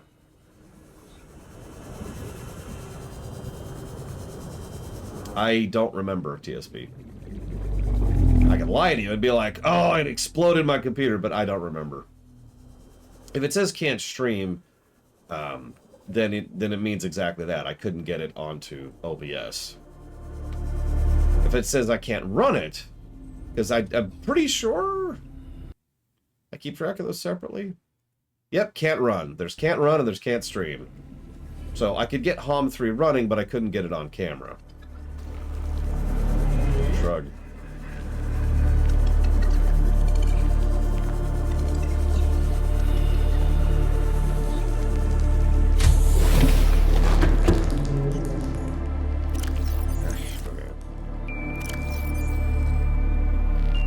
I'm gonna stab you, Bladefell. And also, that wasn't the game, that was OBS. Alright, let's dump all of this. Pull back some of the quartz.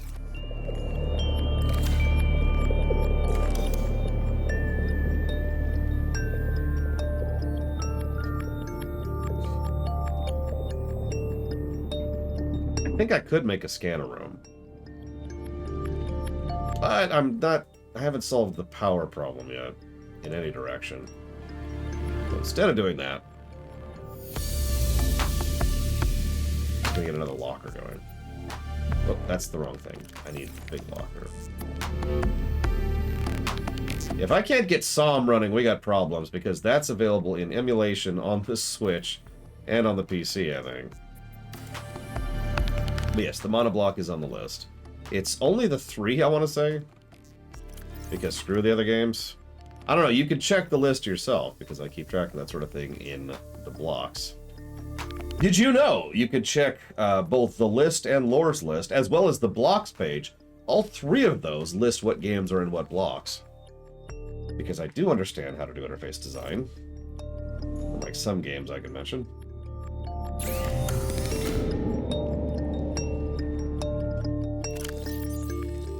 Alright, let's do a quick food and water result. Let's just refill here really quick.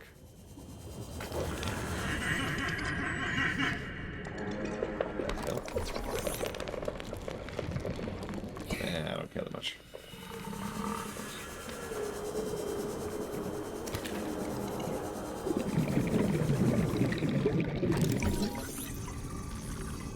That's true.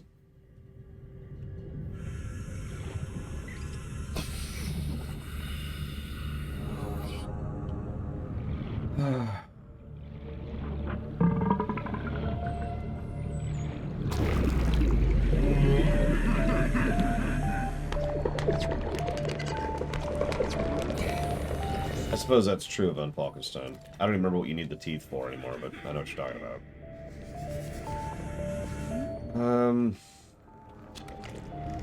Grab one of those while we're out here. Doing some basic resourcing. On me. Come here, come here. There we go. See if we can find some copper super quick.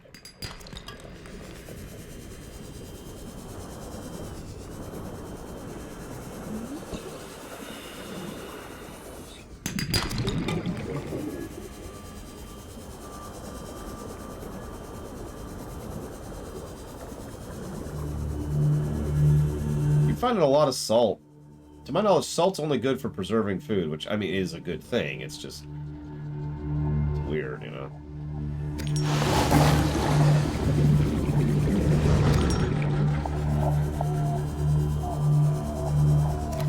I mean, who needs salt, right? Seek fluid intake.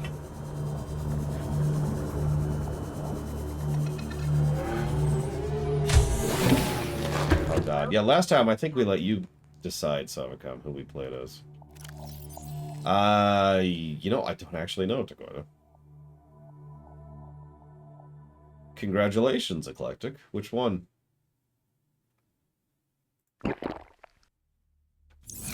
Vital signs. Stable. I mean, Angela's a good character. Well, okay. As good of a character as anybody gets in that game. But, the Titanic? Oh, I spit upon it. I'm joking. I do hope. Like, have you built it already? I guess I should start with that question.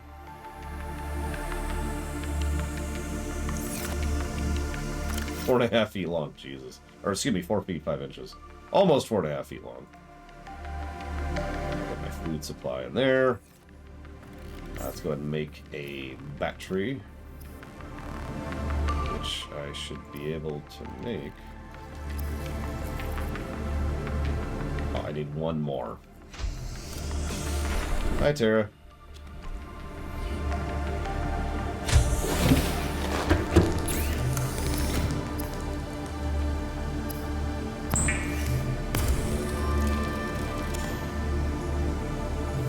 I mean, I hate my tires being flat in general, so I'm gonna go with yes. Rising above the competition.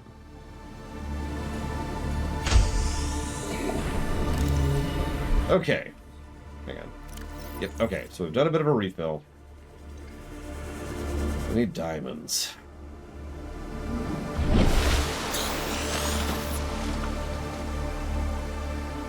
Let's be a little more adventurous, shall we? Just a little.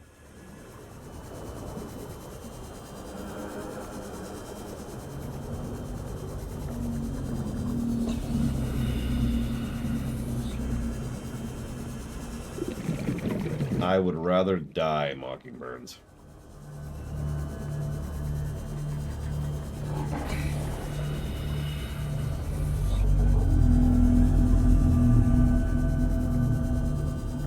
Passing 100 meters. Oxygen efficiency decreased.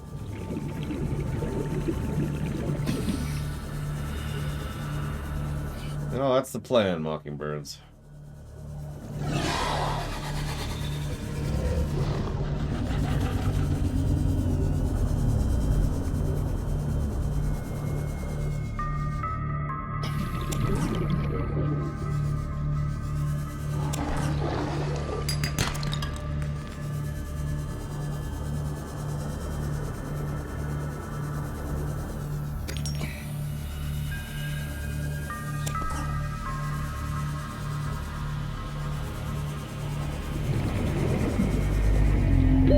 30 seconds.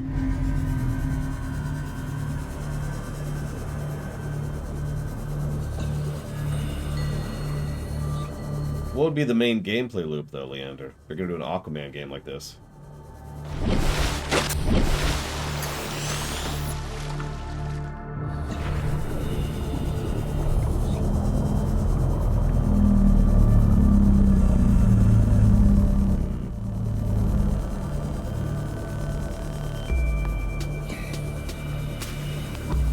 I think it's just the unknown in general. Let me tell you a story, Mr. Nuclear.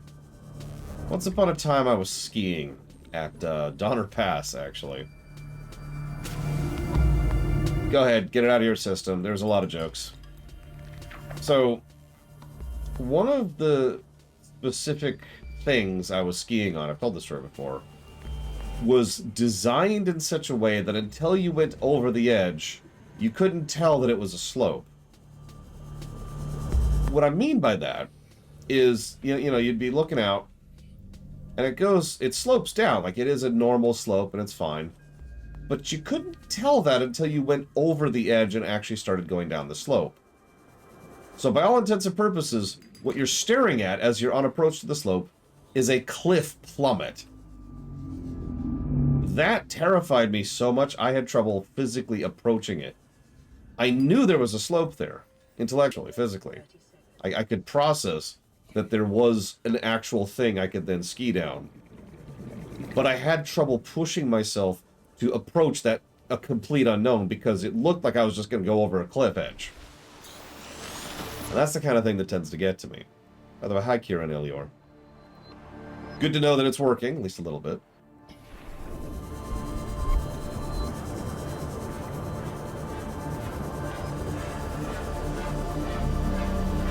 Passing 100 meters. The game. Oxygen Just put that on the back of the box. This is the game that made me realize I was afraid of the ocean.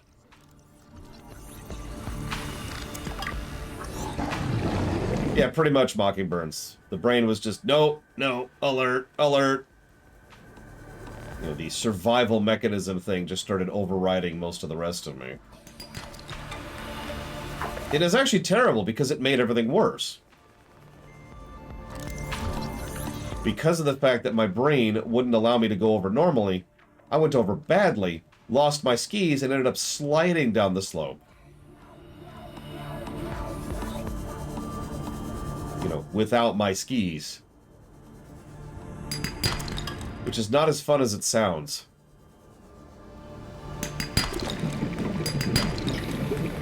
What's really funny is, with the advantage of hindsight, what I should have done is just deliberately slid down to the bottom.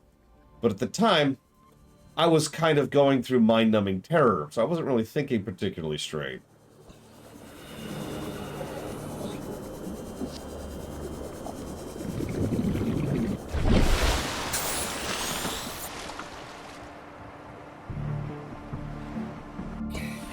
New plan. I have an idea.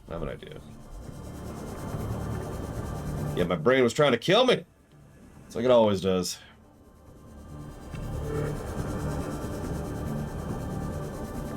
Now, in my defense, I was 10 when that happened. I don't think my self-control was even in place back then.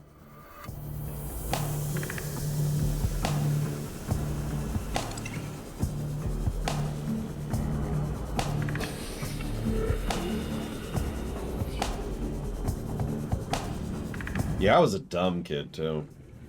You always like to think, oh, yes, no, I was fully formed as an adult who was smart and brave and true. No, that doesn't work that way. Like, fiction likes to do that a lot. You ever notice that? Fiction likes to be like, oh, yeah, no, when they were a kid, I knew they were going to eventually turn into the kind of person they would eventually be. And it's like, no, it doesn't work that way. You're probably not even close to being who you are until you're, like, teenager at absolute earliest. And even then, you're probably still not actually yourself until you're in your 20s.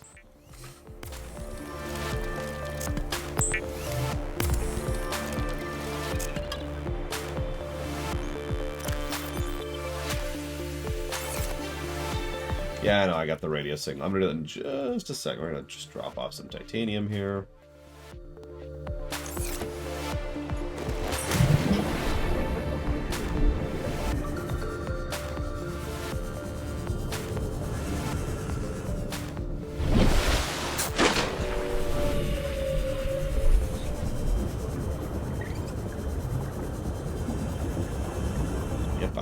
came out fully formed, ready to ruminate, and then quit ruminating. Alright. What's it cost? That.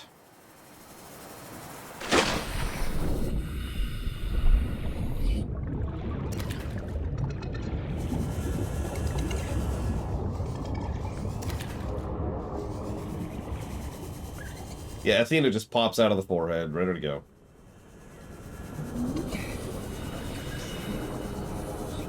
I mean, I'm told that I was a pretty well-behaved kid, but I don't know, I tend to remember the times when I was a moron.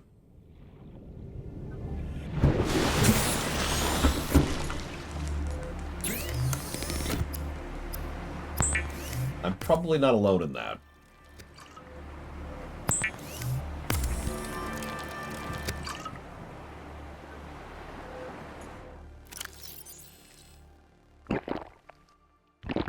Just have a couple of giant things of water there.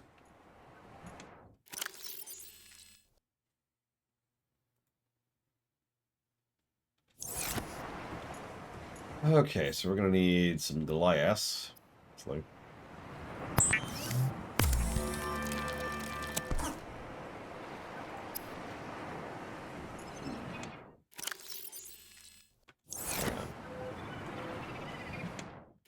Let's grab the copper. Oh, other way, Laura.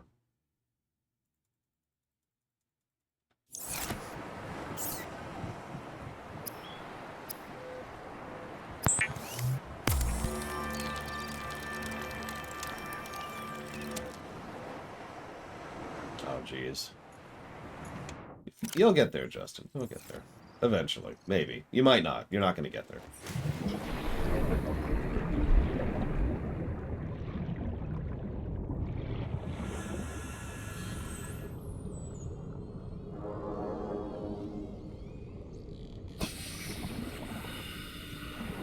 Oh, absolutely, Leander. Warning, emergency power.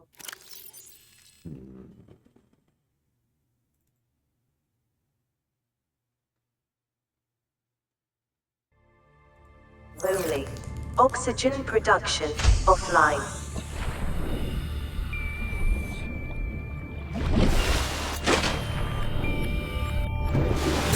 Yeah, I could see that. Or at least have that be a toggle, Dakota. So you can decide, yeah, I'd like to, you know, take my time instead of being like, rubber.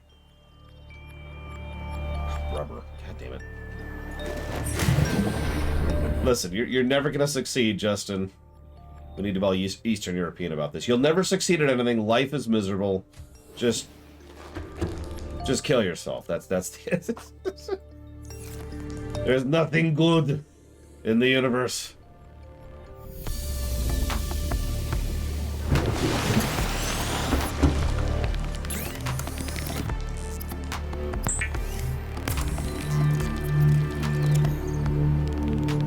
Alright.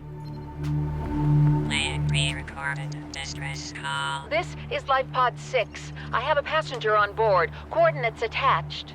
We've landed a kilometer from the crash site, but there's radiation in between us and the rendezvous. Request immediate assistance. 6 out. Signal coordinates corrupted. Approximate transmission origin recorded to data bank. Where is it? Seriously, where is it?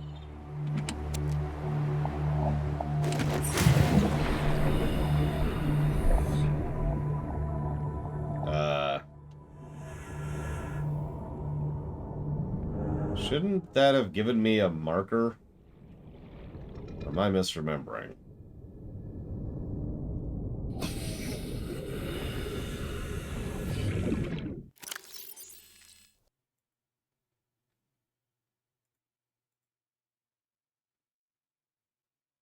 $100 meters down, it's okay, never mind. So 400 meters west-northwest of Life Pod 4's last known location.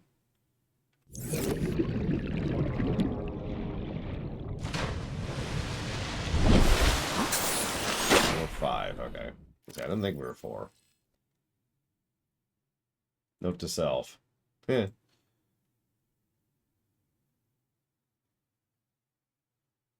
Oh, whatever. I'm pretty sure I've actually already been over there, but anyways. Bleach is for disinfected water, I know. I don't know what else it's for, though. Okay, so I need oil. Where the hell? God, I should turn it around. Where am I? Okay.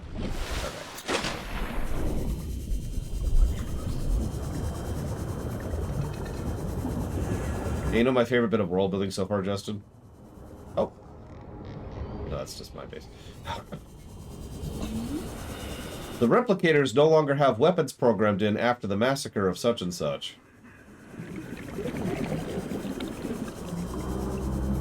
On escape pods, specifically.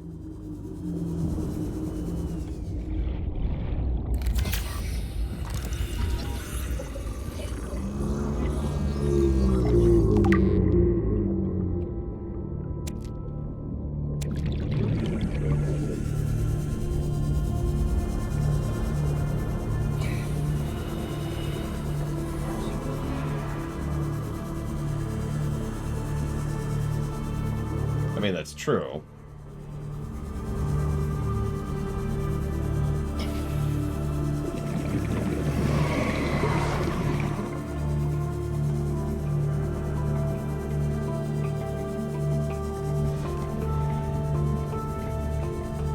Oh, that's wild, eclectic.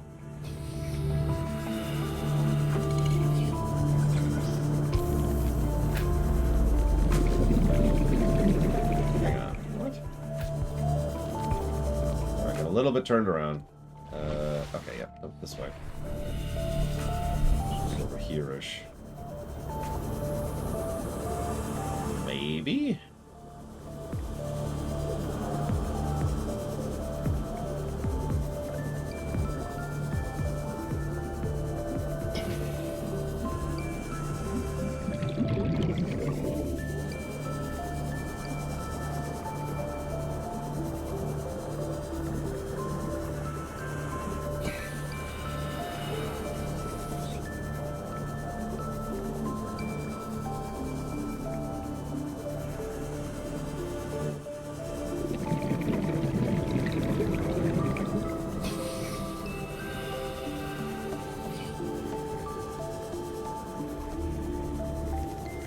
Listen, this game is devoid of bugs, Loner.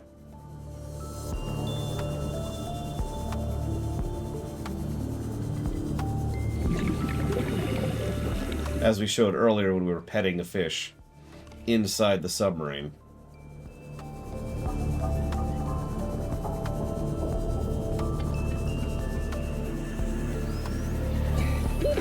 Oxygen.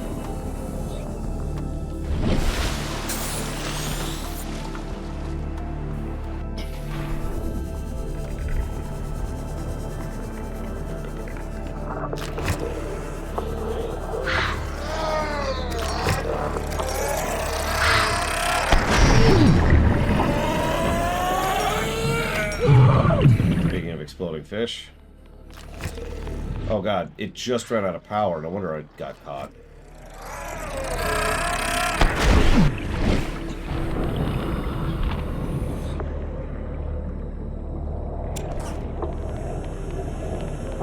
He's actually like, oh, I should be fine because I'm going here with the glider, and the glider ran out of power right as I was trying to escape them. Which, honestly, sounds like a conspiracy to me. Hey, a tooth!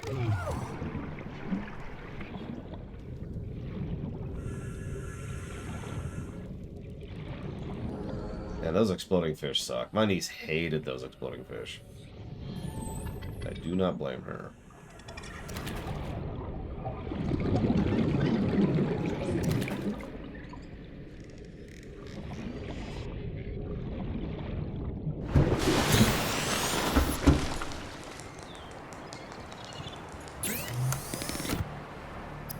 Okay, so I make a little bit less. A little bit of lubricant. We can go make the sea moth.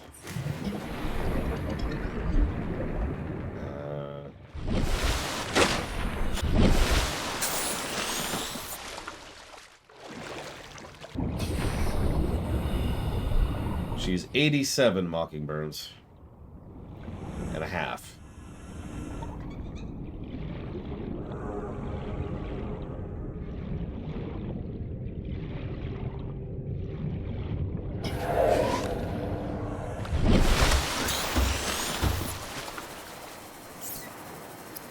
The Seamoth is a fast, safe mode of transport, but remember that swimming is good for your glutes and endorphin levels. So, I remember the first time I ever made the Seamoth, I was like, that's it? Because it's this dinky little sub. Welcome aboard, Captain. Then I actually tried it. Oh, this thing is so much better. I'm coming for you. Whoop, whoop, whoop, whoop.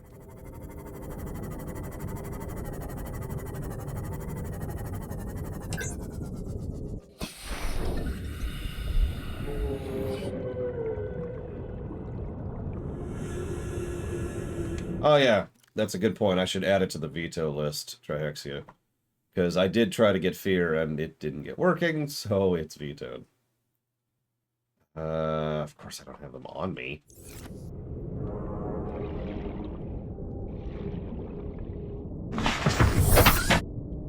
Good morning, Braven. There we go.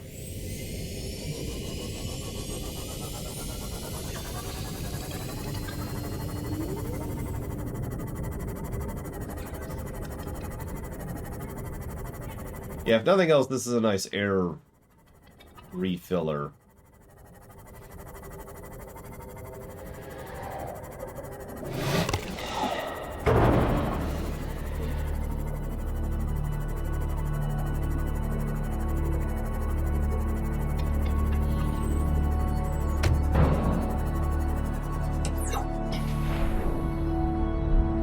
Magic, Mockingbirds. Just like this.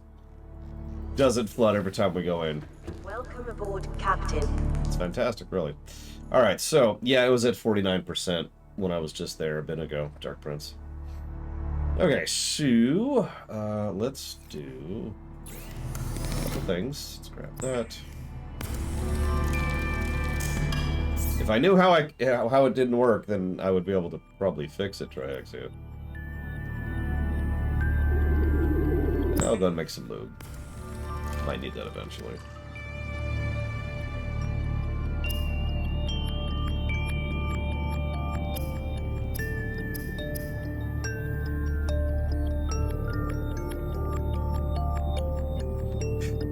Probably Leander. Okay.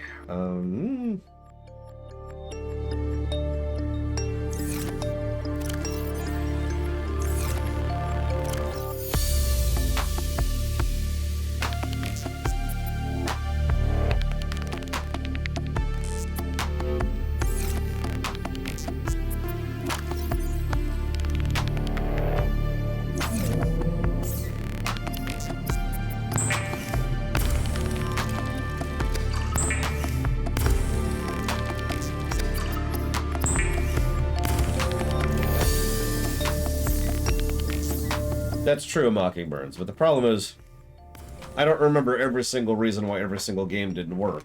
Memory isn't that good. I checked, it didn't work. That sucks.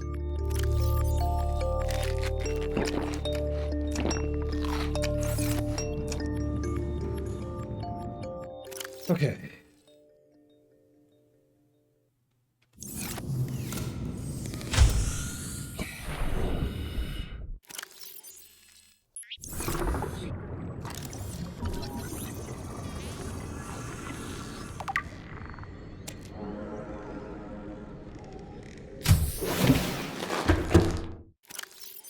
There. I guess I do have some healing kits on me.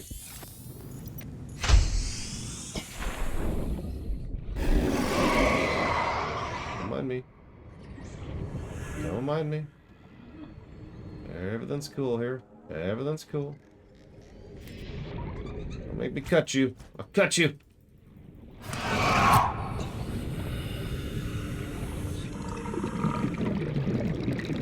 Okay.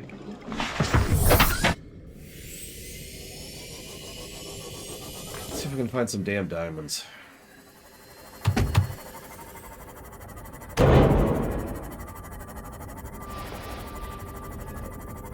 Well, the battery indicator is one feature that I know they added in. They changed how the air bladder thing worked, so it could actually serve as an oxygen refilling point.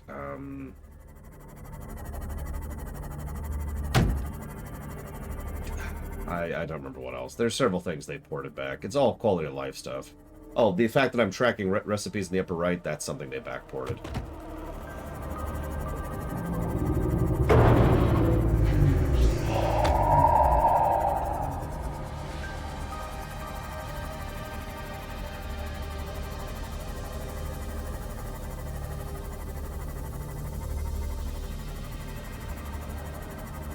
The Seamoth can only currently go down to 200.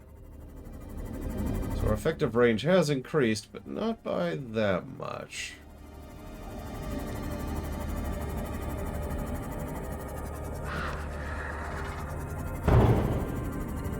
Well, shoot. That means I'm in the exact opposite direction of where I need to be, Mockingbirds.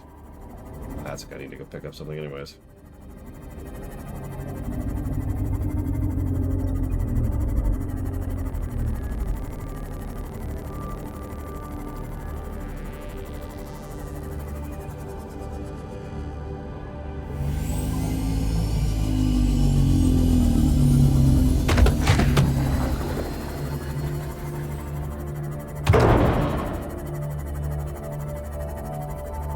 Already at half health on this thing, too. Yeah, the Moth's big thing is speed. I believe this is actually our fastest thing, like, total. Because the Prawn is slow. The Cyclops is not super fast.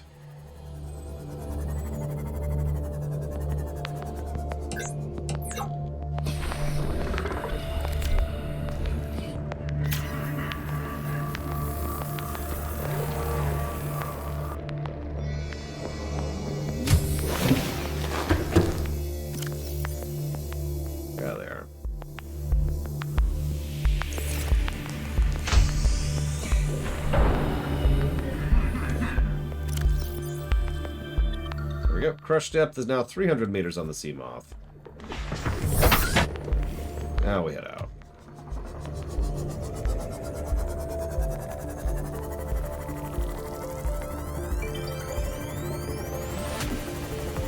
Top 3 kitchen appliances you should invest in.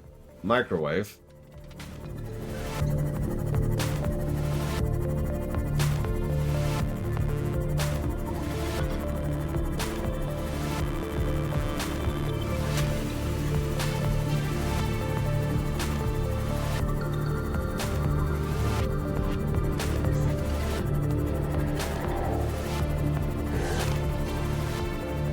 The thing is, I was debating a rice cooker, but an Instapot just replaces a rice cooker.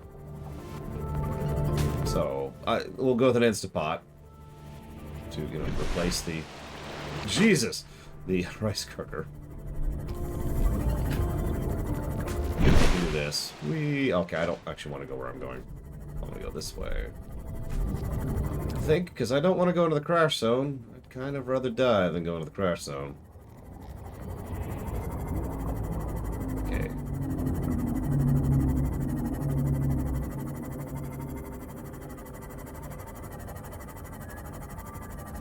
Oh, I don't even have an air fryer.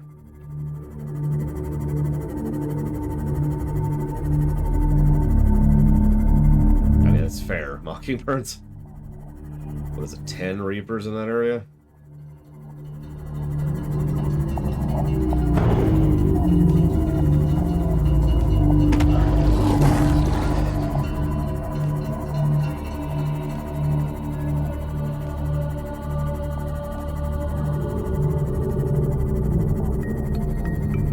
When I was looking into getting an air fryer, the biggest thing I saw as a negative for them was that they had reliability issues. Yeah, that's what I thought.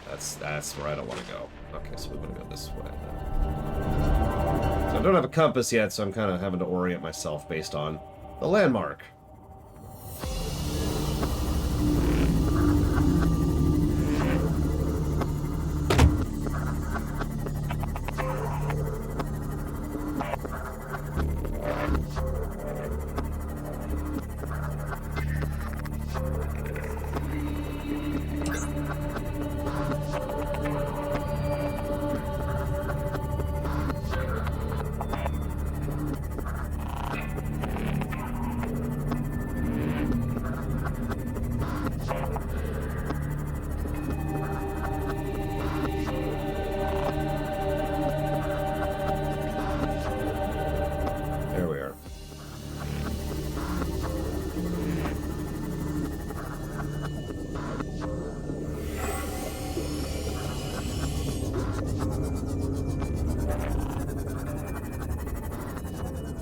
Passing 100 meters. Oxygen efficiency decreased. Passing 200 meters. Oxygen efficiency greatly decreased.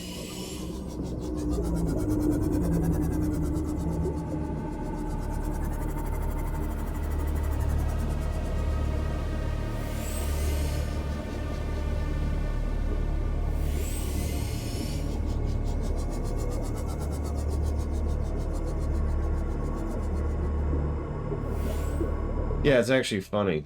The crash zone obviously just looks like a place that got smashed, because that's exactly what it is.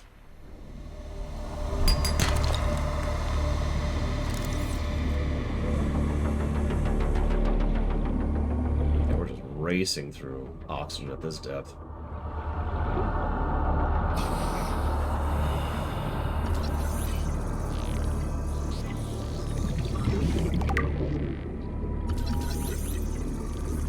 I don't believe so, Yura. Most of my curry experiences have been somewhat limited, although I have had very good, very spicy Indian curry. And...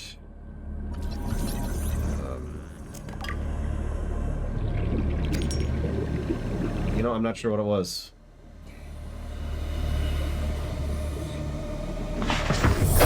Welcome aboard. Taiwanese, maybe? I'm not actually sure. I'm not actually sure what it was. Not Indian curry. It was good. Don't do it, Flagan. Don't do it. Look, if I can resist buying the Excelsior pack for $200, you can resist. Be strong.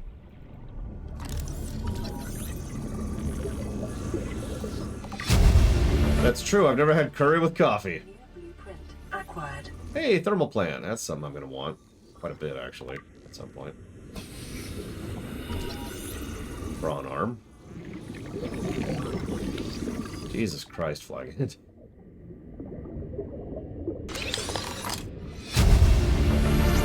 Depth module for the Cyclops. It's also going to be very helpful.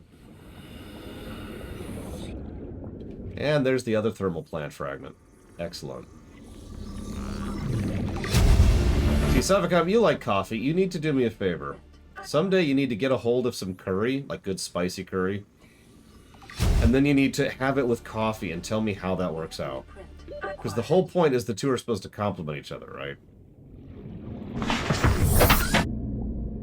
How's our battery? We're doing okay on battery. So, well, here's what we're going to do. Pause the game. And I'm going to go to the bathroom for a few minutes. And then we'll come back.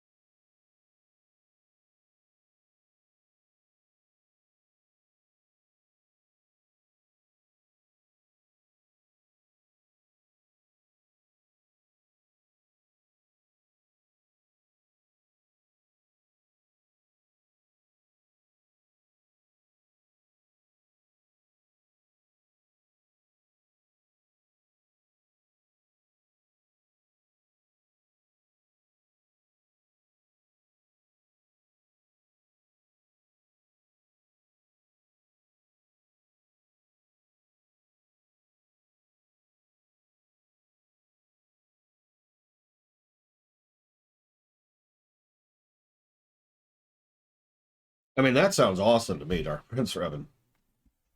So I was thinking about it. I was thinking about that question earlier. And obviously not counting the stove and the fridge, which are obviously the two things I use the most in my kitchen. Obviously, the next thing I use the most frequently, microwave. And then Instant Pot. But the thing I use the third most, it's not my crock pot, but that's basically just the stove at that point. And it's not like anything else like that. It's not like the smoothie, the blender, or anything like that. It's the hot water maker. It's what I use for tea. You set it, 175 degrees, boop, tea, right? It's actually really nice. It was a gift from my sister since I started going into tea after the nose.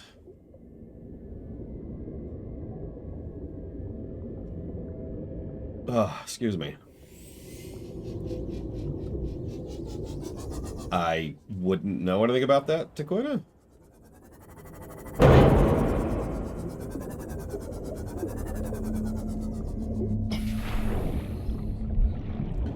Well, there's a ruby.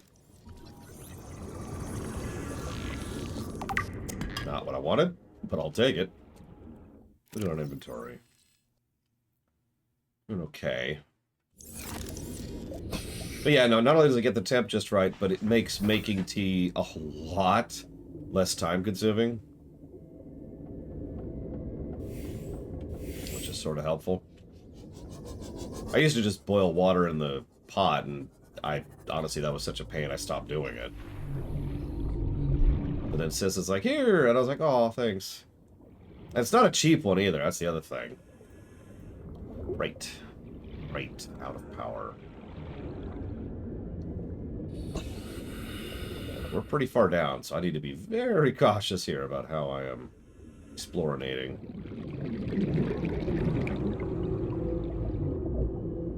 Just not seeing anything down here. Death, obviously. Let's get out of here. Let's successfully get out of here. There we go. Come on. Come on. There we go.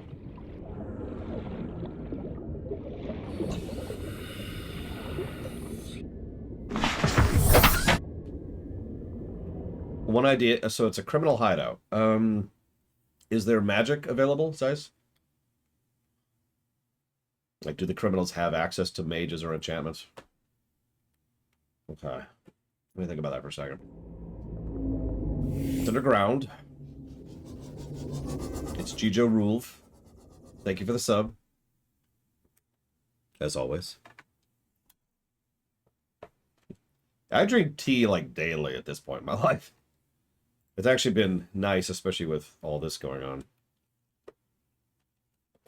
Especially true since the doctor says I need to cut back on carbonated drinks. Now, they said that with the air of, oh, you drink too much soda. Haha, you're fat. For those of you who are unaware, I don't drink soda. But apparently the carbonation is the problem. So, whatever.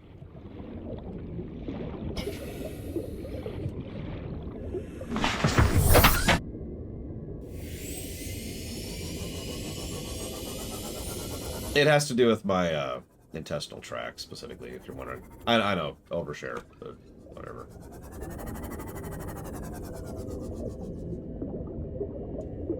So that's one of the joys of my life ripped away from me. Like seltzer water. Hull damage imminent. Yeah. Seltzer water has been a make life more tolerable thing for me for quite a while now. Probably at least partially because it was the only thing I could drink for a while there. Like, physically.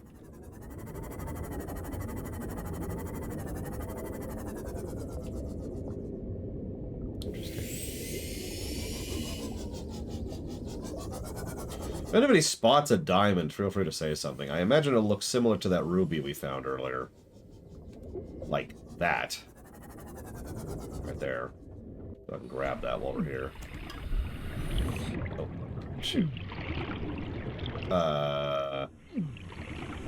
There it is. Jesus Christ. Really turned around there for some reason. Still probably worth grabbing that ruby.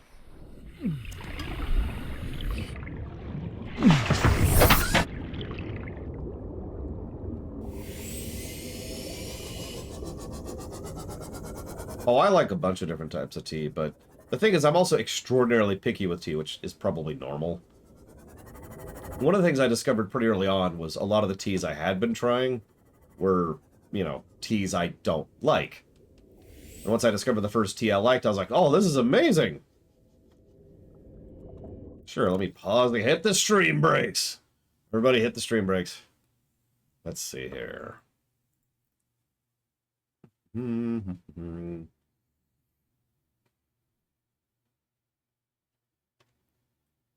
Will I be going into the lore of the Diablo games? That's my answer to that.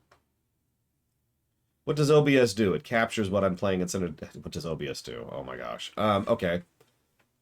I don't know how to answer that. It does a lot. It has multiple methods of input, of which there are quite a few. It can pull directly from the internet, so browsers. It has its own built-in browser mechanism. It can pull from your display, it can pull windows, and it can pull certain types of executables. It can also put in text and effects and like a dozen other things. Oh, hello, what's that? It's probably nothing. It's nothing. Cool. Take that, though.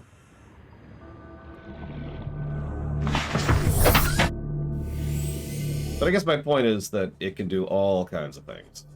And then it dumps all of that out into a nice, easily absorbable single image, which is what you're seeing here. And that single image and audio is then outputted to Twitch. So it's kind of the compiler of all the different things in order to simplify the output. So rather than outputting the text and the timer and the game and the webcam and all that, all it's outputting is video and audio. Make sense?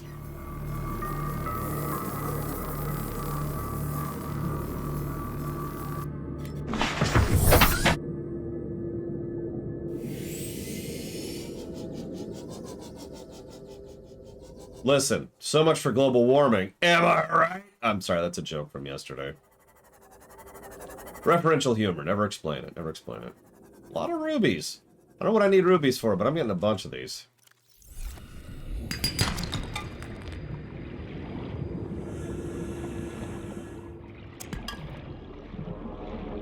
As I peruse the nightmare depths. Pretty sure there's a ghost leviathan around here. Just one. I'd rather not get my moth eaten by that, so, you know. Yeah, OBS uses up a huge amount of GPU, CPU, or both, depending on how you have it configured. So one of the reasons I have such a monster machine, the nuclear submarine as I like to call it, is specifically because I stream. I also render, but streaming is the big thing. It takes more than double to play a high-end game and also stream it at the same time. That's the simple way to put that. Like, imagine you require X for playing a game. You need X times probably about 3 or 4 to play that game and also stream it. Now, there are ways to limit that. There's ways to reduce the amount of output and all that fun stuff. I do stream in 1080p, for example, and that takes quite a bit.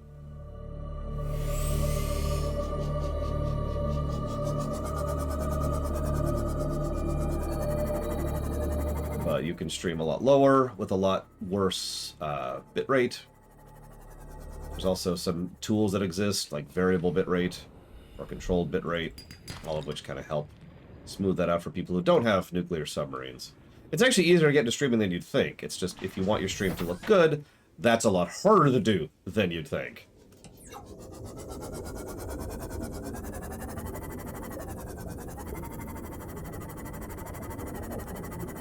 Which I suppose is true for most things, right? Looks like the sun's up. So the other question I got, am I going to be talking about the Diablo lore during the Diablo lore run? Excuse me, during the Diablo review. I think the raised eyebrow is really my best answer to that. I don't think we've ever streamed a game ever where we haven't discussed the lore of that game. Even games I'm not familiar with, I've tried to put together pieces and understand what's going on and discuss the lore. It is half of the title, after all. Yeah, unless there's literally no lore, in which case sometimes we tend to talk about that.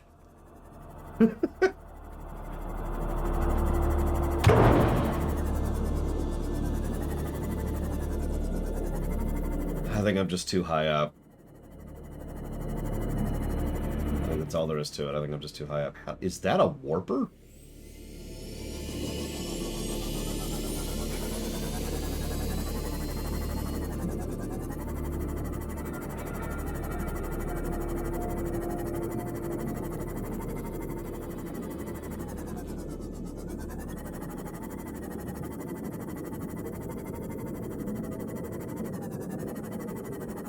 I was about to go deeper, and then I saw what I'm pretty sure was a warper, so we're going to be a little more cautious. We're still in the reef. Reef's a nice big zone. Down to the 200s now. Maybe we'll get a little more luck down here. Clang, clang.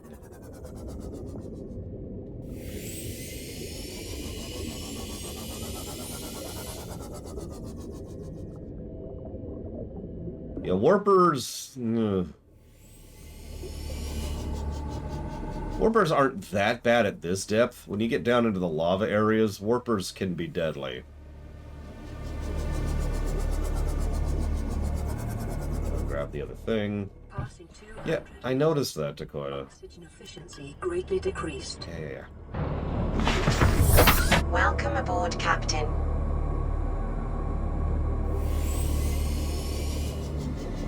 Yeah, it's another reason I want to die here. Is leaving my Seamoth way out here would be a colossal pain to recover. Look at that. We are 1.5 kilometers away and 200 meters down from my base. I do not want to do that swim. So I see a bunch of stuff down there, but I don't see anything that I think is a diamond except maybe this. No, it looks like quartz, and that's a purple thing.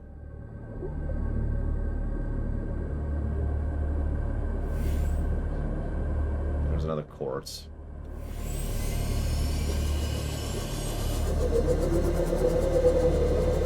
Yeah, I don't know what that sound is. So we're gonna run. Warning. Maximum depth reached. Hull damage imminent. Yeah, by the way, if you go below crushing depth, you start to take hull damage because you're at crushing depth. I know, shocking. For more amazing insights into the design of this game, please keep following me for some reason. Ah, I know what that is. But we're not interested in that right now.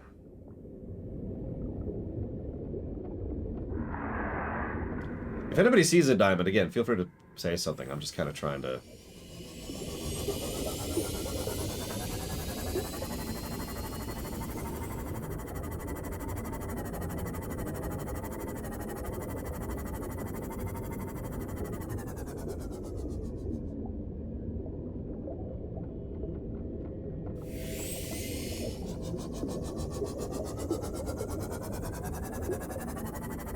That's the Ghost Leviathan.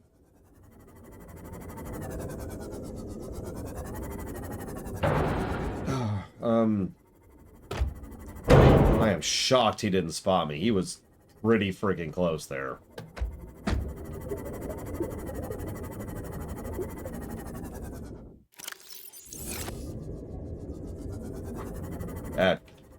Pod. Okay. I'm okay. We're okay. We're okay. Everything's cool. We're all cool here. Let's repair our ship. We've been bonking around a bit.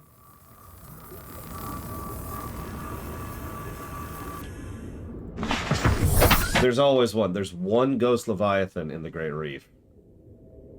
It's one of the reasons I've been so cagey being here.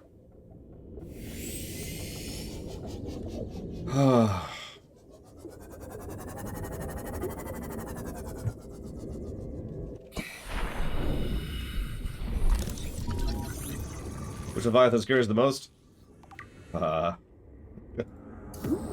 Say when we see him.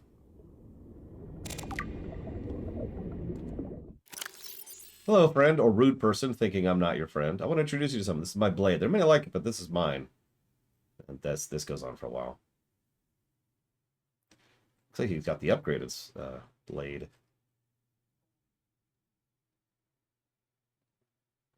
That nutrient block might not seem like much, but trust me, fish and fruit gets pretty old pretty fast. And that came with... Oh my god, it actually came with the thermoblade. And some nutrients. And some filtered water. Thanks, whoever dropped that.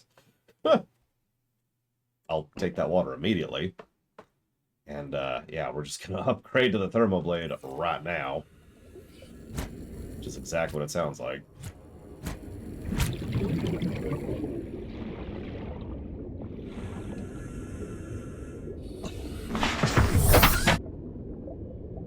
Weirdly, yes, Dakota. I would agree with that. Okay, we still haven't found a diamond. A lot of rubies. We just keep finding rubies. I know. We're supposed to go deeper, but we don't really have the ability to go deeper. I was hoping to get lucky, if I'm being honest, and just, like, see one down there. And I could just pop out of the sea moth, rush down, grab it, rush back up. Because we only need one diamond right now.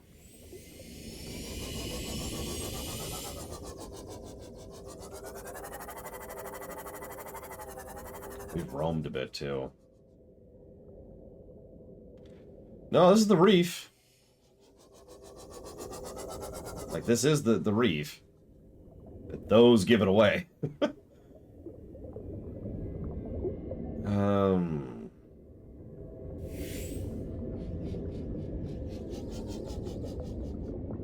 Well, I have seen a couple of shale. Let's see how far... Yep, that's definitely a warper. There's a warper down here in addition to a ghost leviathan. Which is worse?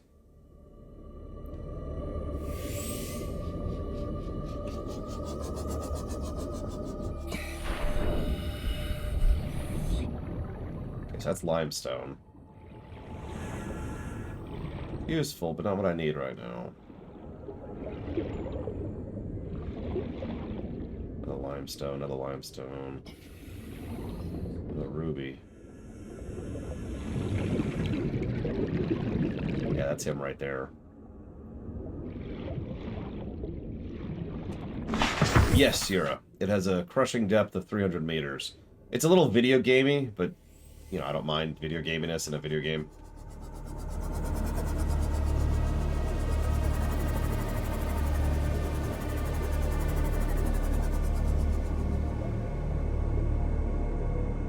It's another warper. Oh, I think that one spotted me. Let's not get stranded out here for a while, shall we? But yeah, in game what happens is the moment you pass your, you know, allowed depth, you just start taking damage. And you keep taking damage until you're not at that depth anymore.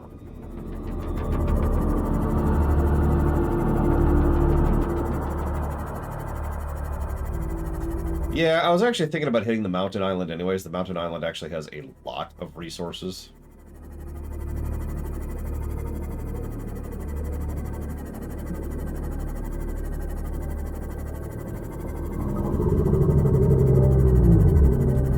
I think we'll commit to that.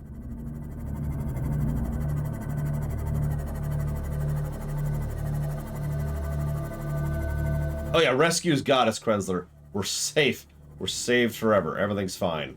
Everything's fine. We did get the first radio message. We still need to go check out that particular life pod, which we haven't done yet.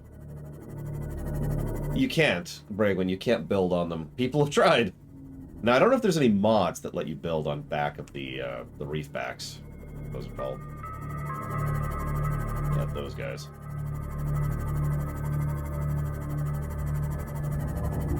Yeah, fun fact, these are actually some of the largest creatures in the whole game. The big ones, not the babies like that thing.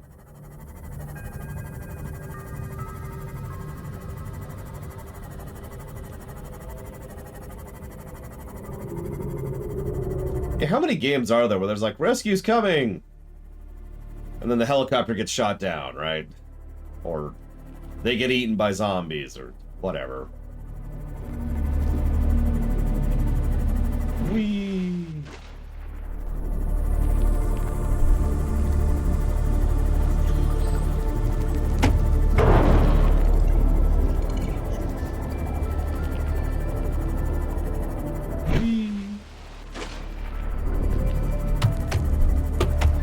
Where is it?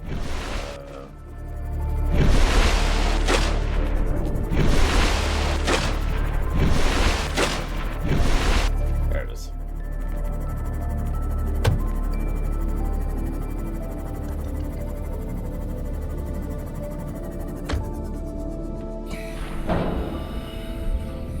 Just really quick here. I would like to stop tracking this recipe, please. Thank you. Cool. Moving on.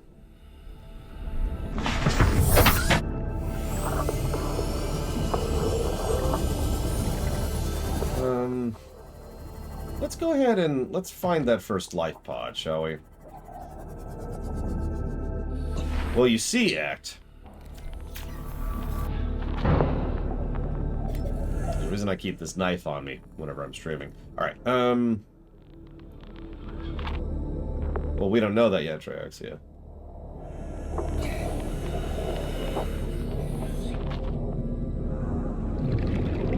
Yes, it is, Malin. You can tell it's something that was just kind of patched in. Alright, so where am I going? Where am I going? Actually, hang on. Before we commit to that, let's empty our inventory, because we're about to go mining. So, let's hit our main base over here.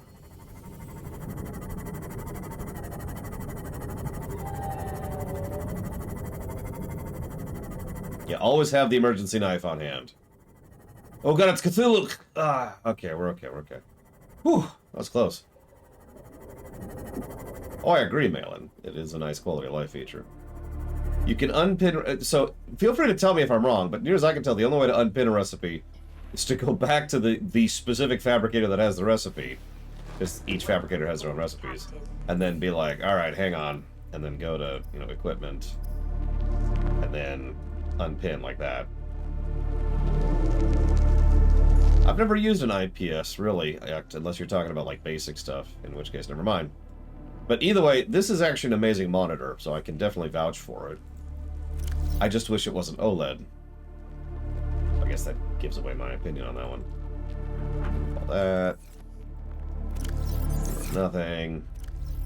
Am I gonna have to make another one of these damn things? I have not Mockingburns, no. Why do I not like OLED? Well, it's a little bit too dark. Like, sometimes, especially when playing a video game, it's a little bit too hard to see what I'm doing. This is a problem I've run into while streaming on this very monitor.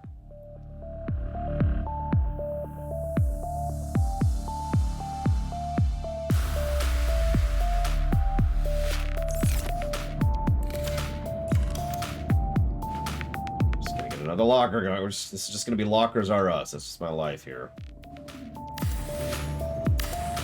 I should rename this base the Bank Base. Get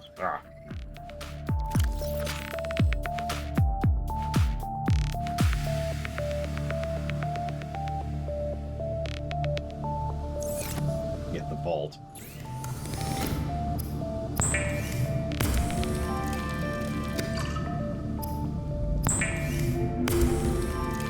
Refill food and water. There's food.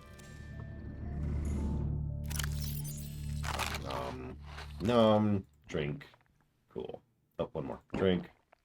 Okay. So let's see if it works as Zeiss says.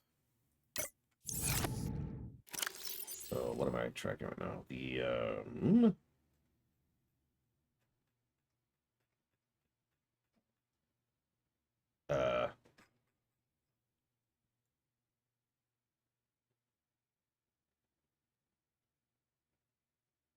There we go. Looks like Zeiss is correct. Oh, sorry. Zeiss just mysteriously died. I don't know what happened. It's weird. But since he's dead, you know, he can't tell me how to do this thing, so... We'll never know if Zeiss was right or not. Let's make another battery really quick.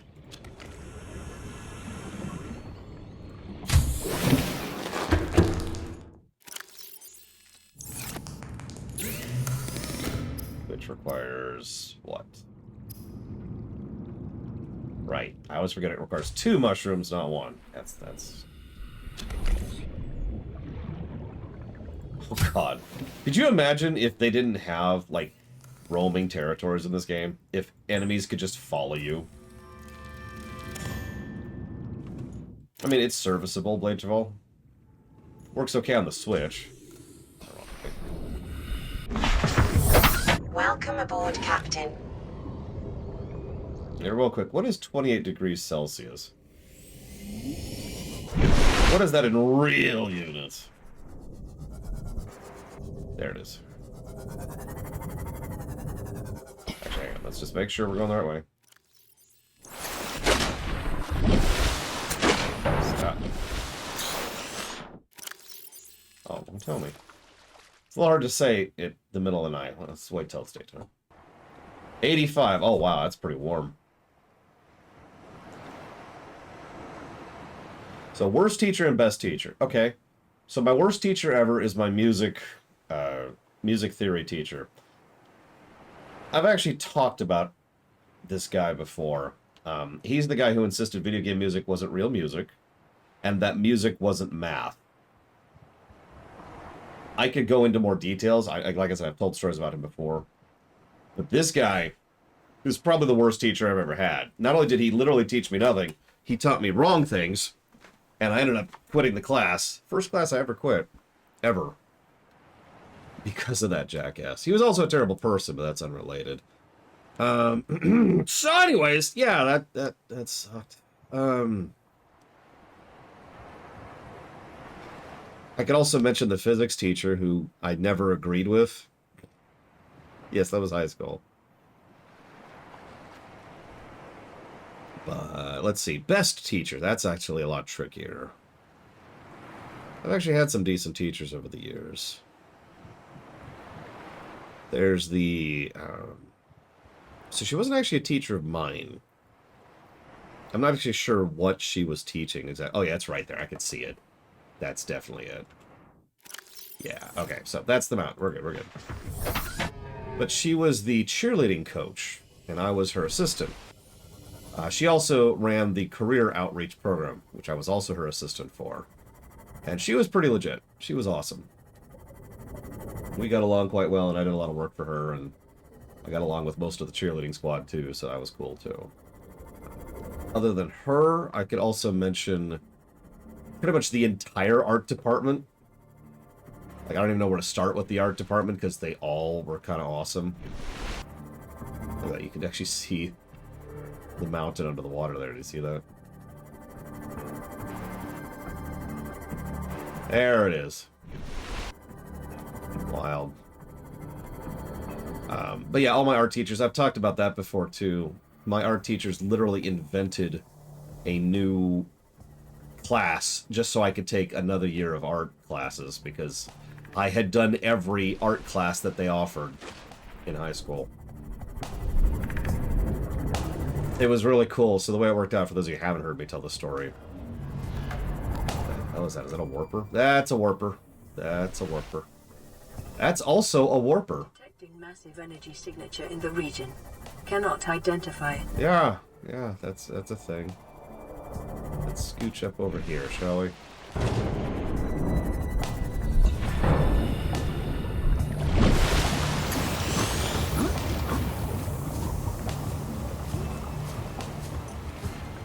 Okay.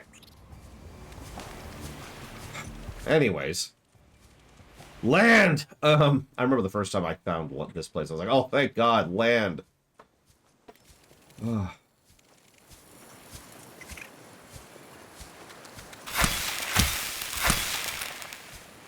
It's time to play Terranautica. Anyways, so the way the class worked was I had to come up with my own project, I had to source my own materials, and I had to put it together and then effectively critique it myself. It was a very do-it-yourself kind of an art teaching sort of a thing. But it was really cool because I got to do anything I wanted to, and it's me. I wasn't, you know, skimping or not trying or putting no effort in. I actually tried a whole lot of cool stuff. It was the first time I ever did dye painting. So the way that worked out was I had like a frame that you would brace fabric across, right? So the fabric is straight, right? So you've got it, it's all straight, so you can like paint on the fabric. And then what I would do is I would draw outlines with hot wax and let the wax, oh, hello, what is that? I would let the wax cool, and then once it was cooled, I could go ahead and then paint with the dye in between the lines I have filled with the wax. That was a lot of fun. I really enjoyed that project. I did a bunch of stuff in that class. It was great. And to answer Blade Travel's question, no.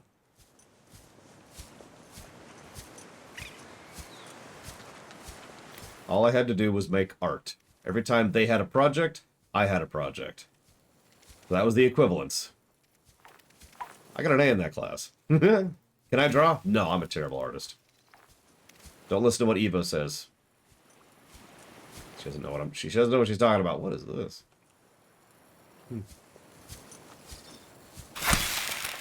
Let's grab some of the tree pieces here, because, you know, might be useful.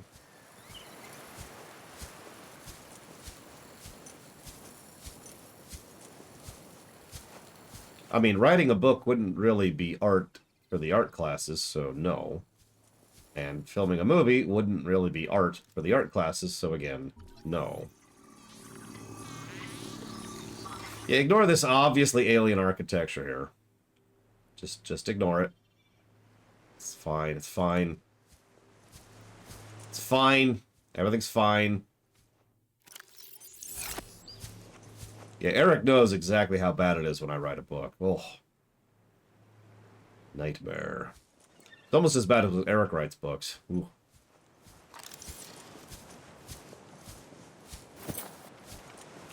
Did you ever publish, by the way? Like, I know I never had any of the time to actually follow through on that. New blueprint acquired. Well, tell me how good the script is of the Diablo rewrite, and then we'll talk about how good I am at writing a screenplay.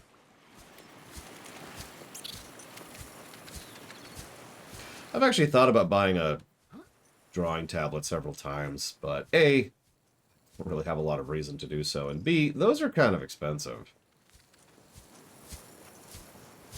At least the good ones.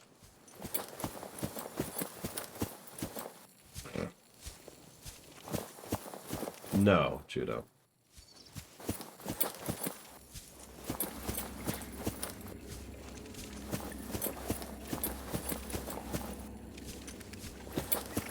Hate those crawlers. I really do.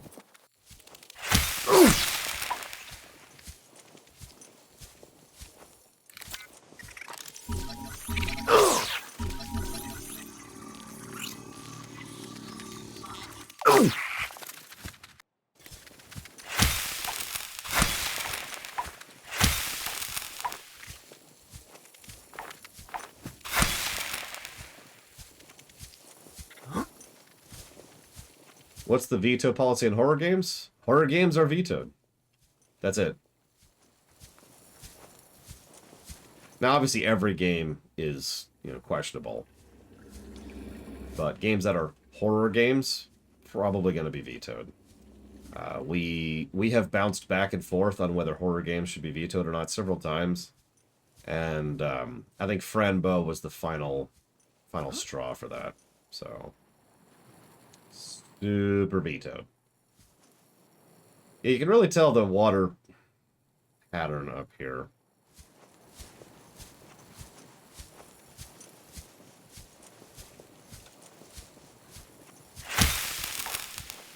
Yeah.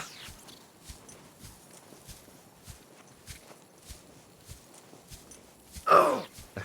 Would you stop eating me?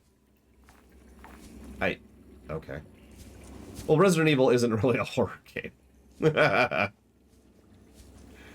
I'm sorry, but, no.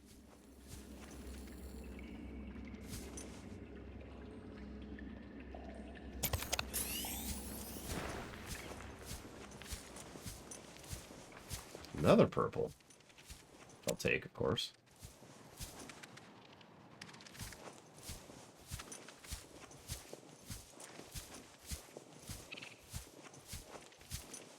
Oh, jeez, yeah, Frambo's... that was a mistake.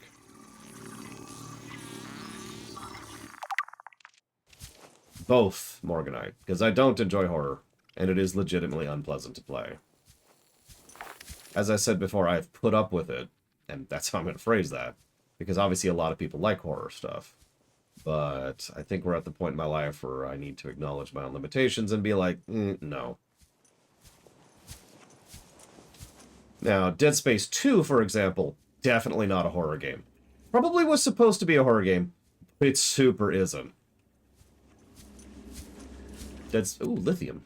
Dead Space 2 is very definitively an action game. And also a comedy while we're on the subject, but that's neither here nor there. Not sure about 3, and not sure about 1.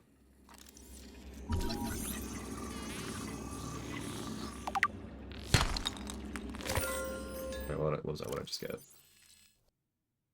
I think I just got gold. Damn it. I don't need that many of these. But we are finally seeing some shale, which is good. That's exactly what I need. Getting some lithium, which is also excellent. And hey, what's this Stargate-looking thing? Exactly, Act. And like I said, it is always case by case. For obvious reasons, really. And everything's case by case, really.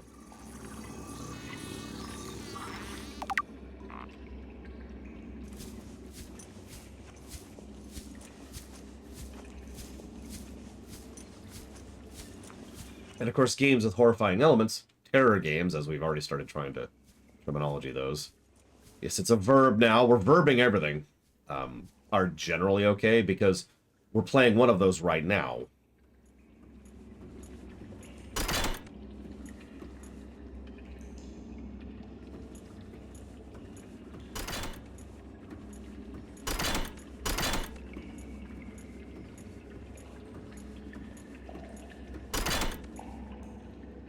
Huh. Well, we don't have an ion cube, whatever that is.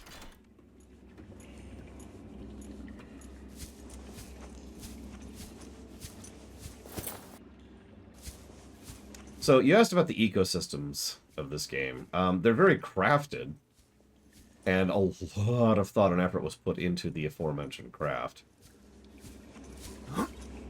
Past that, I'm not sure what else to add, really. Damn, so I didn't get a diamond. Really hoping to get a diamond. Let's go down a bit. I'm not sure how much further I can go into the shale territory.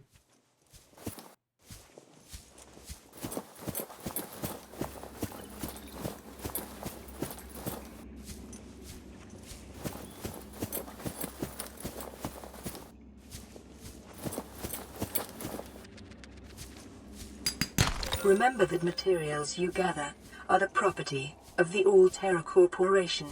You will be liable to reimburse the full market price. Your current bill stands at 3 million credits. Cool. But we did get a diamond. Diamond get. We're going to keep looting while we're here because we've got a little bit of inventory space. And this is some high-level stuff, which we're going to need lots of. So we might as well grab stuff while we're here.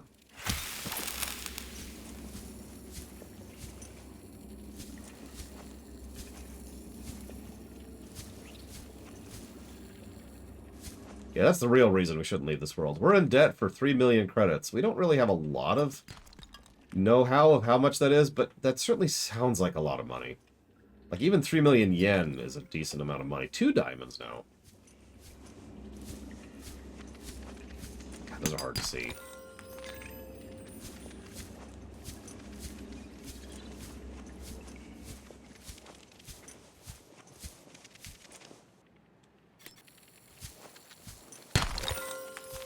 Three diamonds.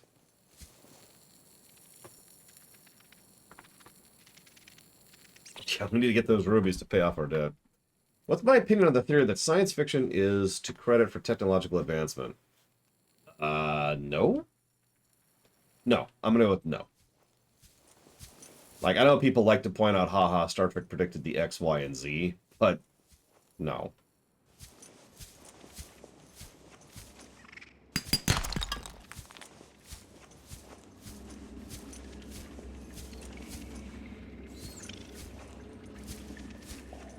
It'd be more accurate to say that science fiction tends to be stuff that we imagine we can develop, and that sometimes we actually do, because of effectively completely unrelated reasons. I mean, we don't have flying cars for a reason. To name one rather common thing that goes back to, what, like the 60s? I mean, when did Jetsons come out? Because, holy crap. Shoot, I lost it. I lost it. There it is.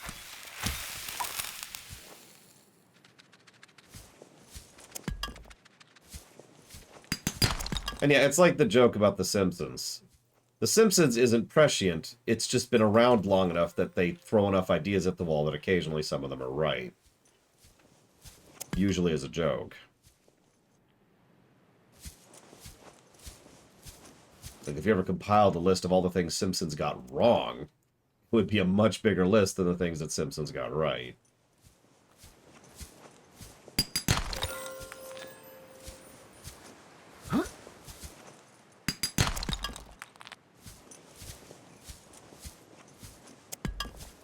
Yeah, exactly.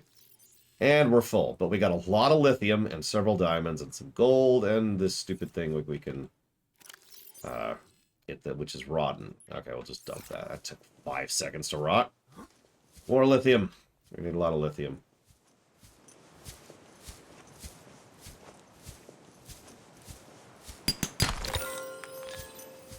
No, exactly, Act. People like to make stories more interesting than they are because that way they're more interesting than they are. But I always feel the need to be the boring man in the room and point out that, no, that's not actually how that works. Oh, our inventory is now full.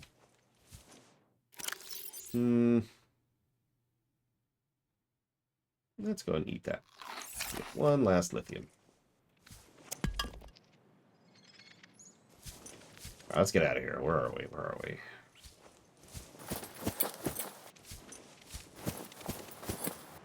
That's a good question, Ect. Is it polemic to say that water is wet?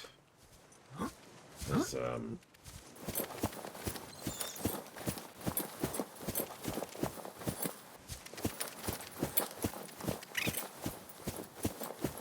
I like the idea of being the boring man. It's an idea that's been bouncing around my head for a while now.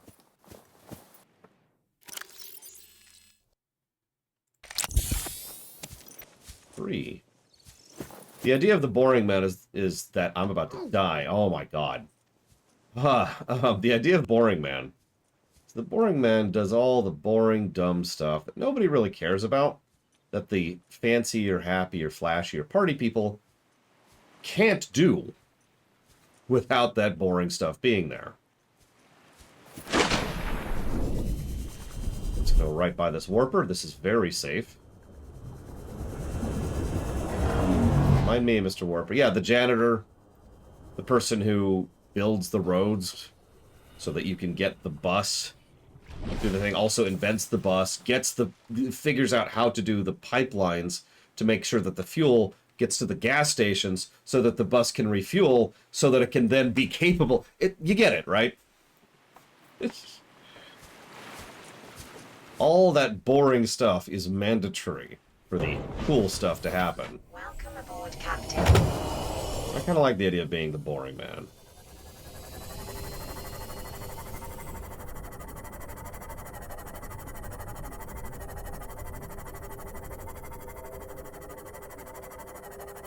So this is not terrifying or anything. Hey, look, I can make it more terrifying. I can go down. How's this?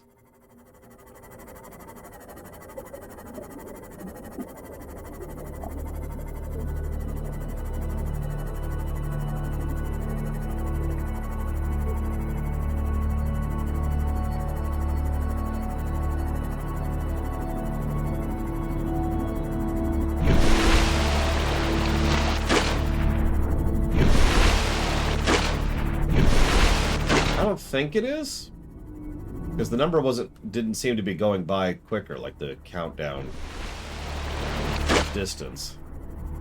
I mean, it's fun to be a dolphin, so we can keep doing this. Yeah, don't think it's actually faster.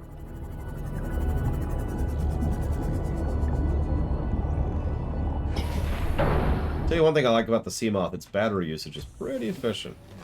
Welcome aboard, Captain. Okay, so... let's dump off most of these diamonds, and all the lithium we just picked up. We don't actually need any of that lithium yet. And the gold. And whatever these purple tablets are, I don't know. We'll come back to that. Okay, so it looks like I need... Oh, I'm sorry. So I need one of those diamonds back. And looks like a sulfur. You know the first mod I got for this game? And it's actually one of the only things I might ding this game for. And by might, I mean I'm going to ding this game for it. It's our first real negative. You ready for this? You can't build from your chests. This is, in my opinion, something that survival build games, or at least build games, it should be mandatory. I modded that in Valheim as well for the same reasons. That's a feature in Grounded. It's just baked into Grounded. But the fact that you cannot build from chests means you have to be like, okay, hang on, I need to grab this from this chest and this from this chest and blah, blah, blah, blah, blah, in order to do it. And it's such a pain that it's probably my least favorite thing about the whole game.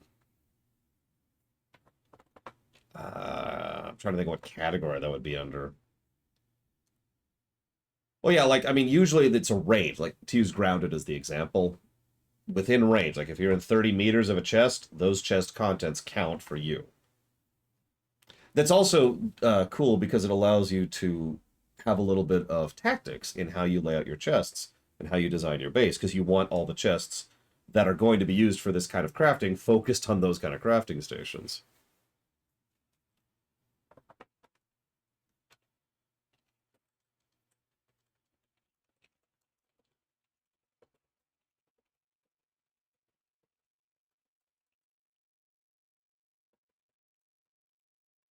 Exactly, Dakota.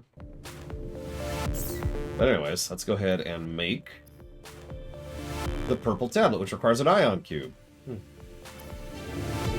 But no, what we really want is the laser cutter, so we can go finish that one thing. Although I could make a propulsion cannon while we're here, just to make sure I have everything.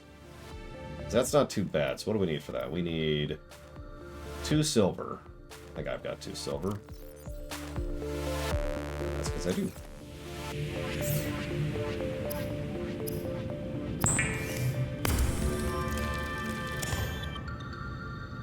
Yeah, the audio... Oh, God. Ugh. Yeah, so Arachnophobia mode works very well, but the sound design on those spiders, those are terrifying. They are terrifying enemies.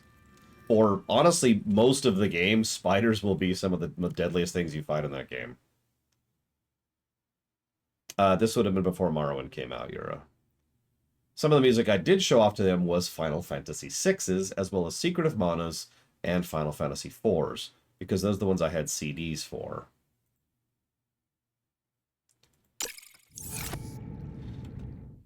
Okay, so we've got...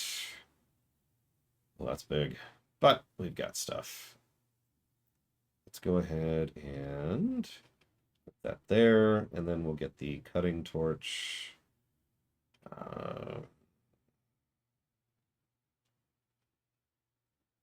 Of course they're blip bloop music, Yura. I mean, have you listened to FF6's music? It's clearly Mario theme. Sorry, I'm rolling my eyes at him, not you, Yura. Like, I want you to think about listening to FF4, FF6, Secret of Mana, and thinking, oh, this isn't music. Hi, Larian.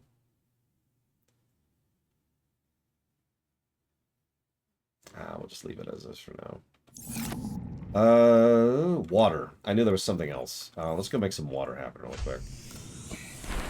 I didn't see it. 86 mail-in? Hang on, let me check the log. Do me a favor, hit refresh, 86 mail-in, and see if a button pops up that you can hit. And if that button pops up, that'd be awesome. Then there'd be like, boom, and then it'd be like, boom, and then we'll be like, boom. Hi, Larian. Thank you always. As a reminder, you can put that to up to 3 things if you'd like to. So 2 more things if you'd like to. If you don't want to, that is perfectly acceptable. Yeah, if you know, it's the dumbest damn thing. I've actually complained to Twitch several times, not that they would ever listen to me, about the fact that you have to share the button for me to get a log. Like, you'd think you resubscribing should automatically, I've got my feed right here. I always keep my feed right here when I'm streaming. Should automatically put that in my log so I have the timestamp and the person and the amount, but it doesn't. It only does it if you frickin' share it, which is extremely frustrating. That's why I knew immediately to tell you, go hit refresh to hit the button, because we've been through this dance a couple of times. Anyways, Horizon, Forbidden West, and Malin was putting it towards to the moon. You can also put that towards up to 2 more things, if you'd like to. Yeah, that's the other thing.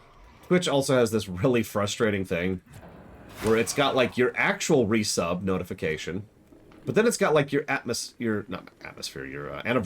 resub, which is a fake sub. No money is changing hands for an anniversary sub, or an anniversary notification. It looks exactly the same in the log. So I usually just rely on people to, you know, be decent people about that, and to tell me, this is a notification, ignore it. No, it does not split the amount, 86 Malin. It is the plural voting system. So you pick 3 things, you've put a sub, which is $2. Up to 3 things can get $2. That's how it works. Very simple. I do like stalker steaks. Oh wait, I was gonna get water. Shoot, I was gonna get water. Let's go over here. It's quicker at this point. I need water. Water. I should probably get some food while I'm here.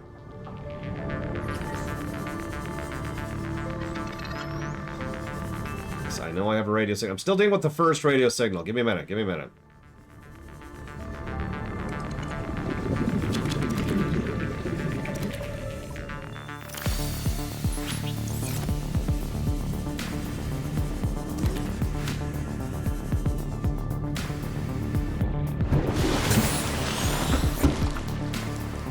We eventually can get a water filter which just produces water and salt.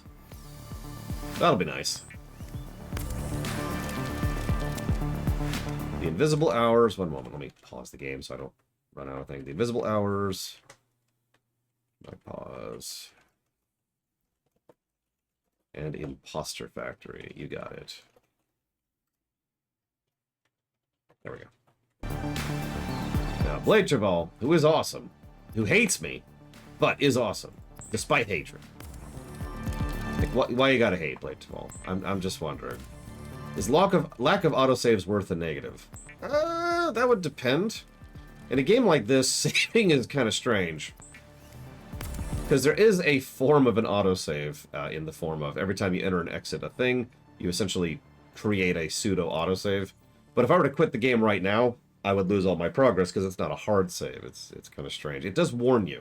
It flat out says, hey, you haven't saved in X time. Are you sure? Jesus, I need more of these damn things. There actually is a fabricator in my base. I just forgot to go make water happen. So I'm guessing you weren't watching then, Fun Volvers. I forgot to make water before I left. So since I was already on my way over here, I just decided to use this one because it's closer. Either way, that is a good point. I should probably save, because I haven't saved since I started streaming today. There we go.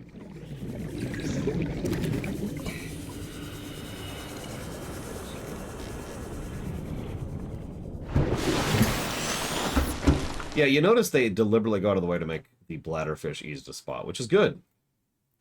Which is good. And then Kira White Noise over there. Also easy to spot. You can see her coming from a mile away. So that's going towards Neo 1 and 2. Monster Hunter World. And a game I'm very, very interested in. Oxygen not included. Thank you. But yes, I actually legitimately think it was a smart decision to make the bladderfish so visible and so easy to catch, because they are a universal source of food and water.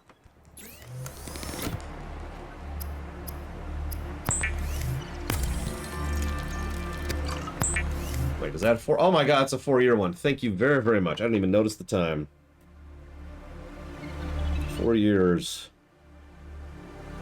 I will put that anniversary sub towards all the games you just mentioned. One just for the heck of it. I don't know much about Oxygen. You know what? You know what I do know about Oxygen Included, right off the top of my head? It doesn't have co-op. Otherwise, you know, probably would have played it already.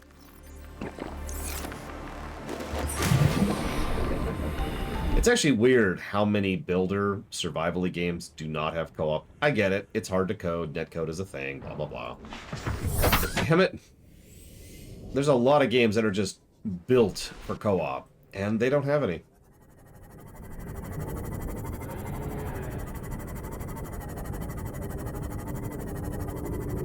What was another? There was another one I was looking at recently that I was just like, oh, that's so co-op, and it didn't have any.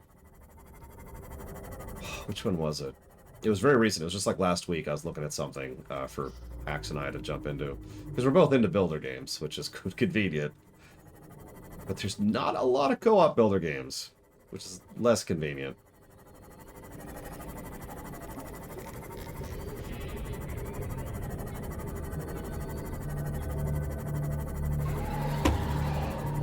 Shark, right? Yeah. Oh yeah, sound design. I should jot down sound design while I'm here.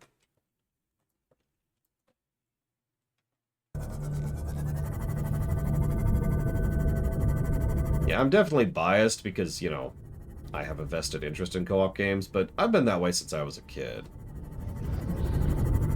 I'm gonna say something a little controversial. You ready for this? You ready for this? Secret of Mana is not that good of a game to play by yourself. But the moment you have the ability to play in JRPG with your friend, that enjoyment factor just skyrockets. There's a reason Gary and I would play Secret of Mana yearly. Like it was an annual tradition. We just play through Psalm co-op. Do you know how many JRPGs have co-op? It's a small list.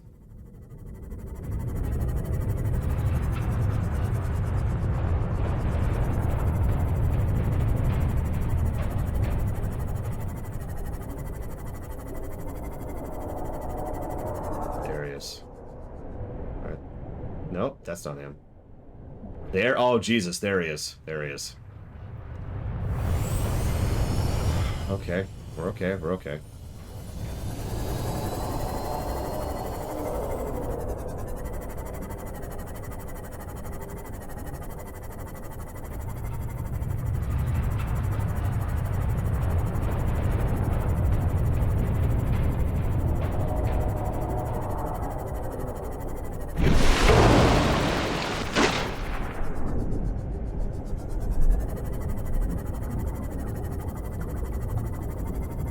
That's a tough question, Loner. Just look at something.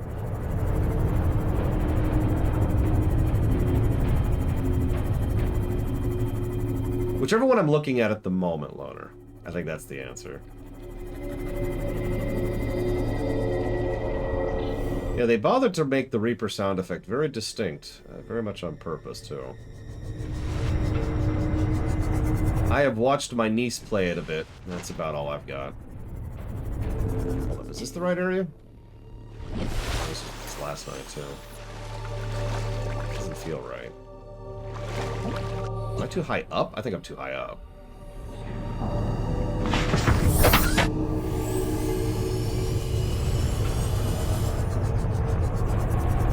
How can I be too high up, though?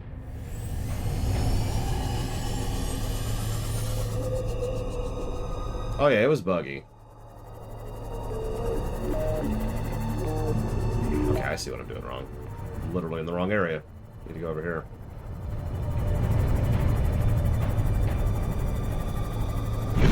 Here we are. This is where I wanted to be.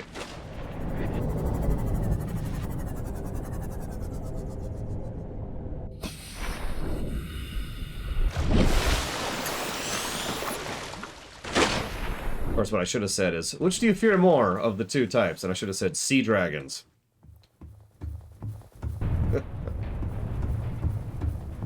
Well, they have a big patch scheduled for February. Not sure if that's gone out yet or not. I suppose I should check. Can someone check? Do they have a date for the big February patch?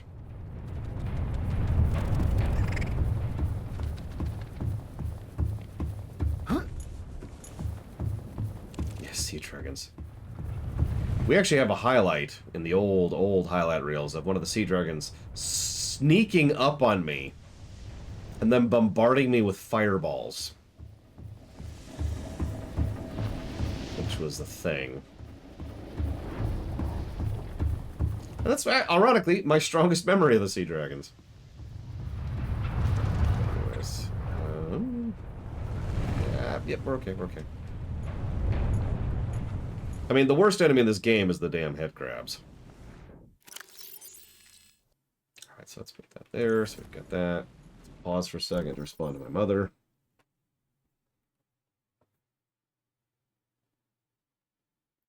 You did, period. I asked if they were going to be retiring there, comma. And you said you weren't sure, period. Hmm.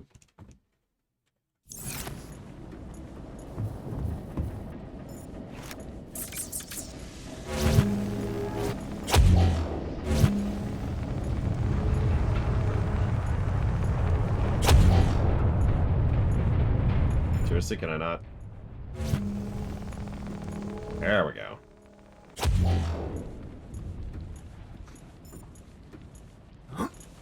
I don't like the noise the land sharks make. That's my biggest problem with them. Stupid things. Okay.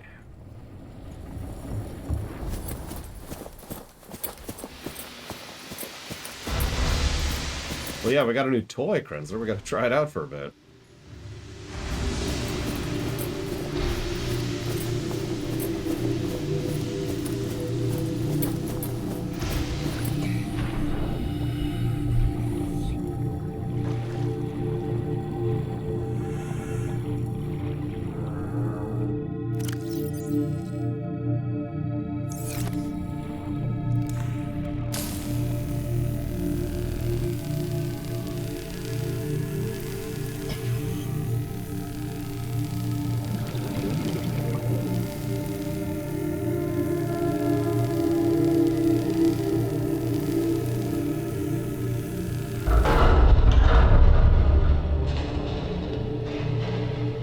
No, you cannot, Trax, yeah.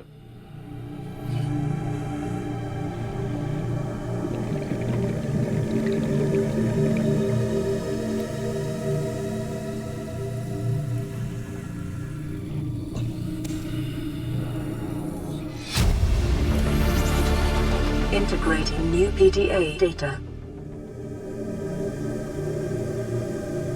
You're telling me you've been on this rig outside... Excuse me.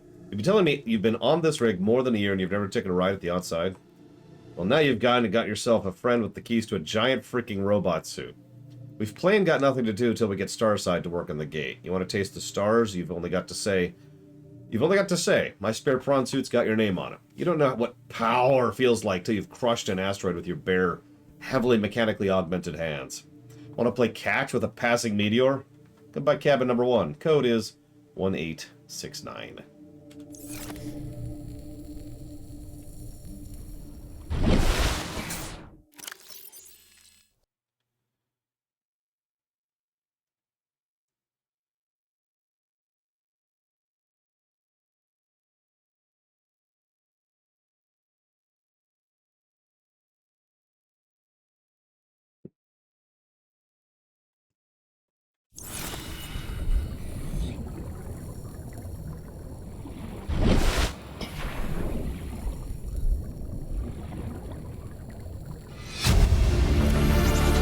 Mission, search and rescue.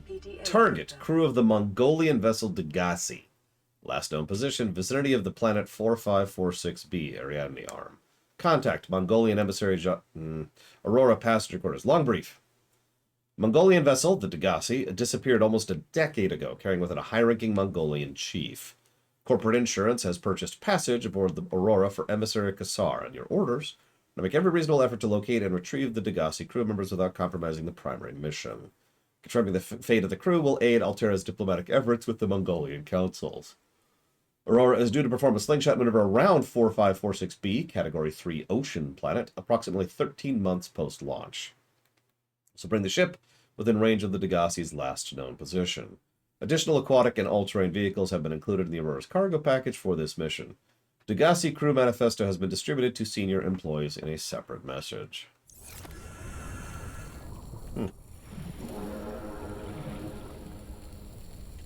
Interesting.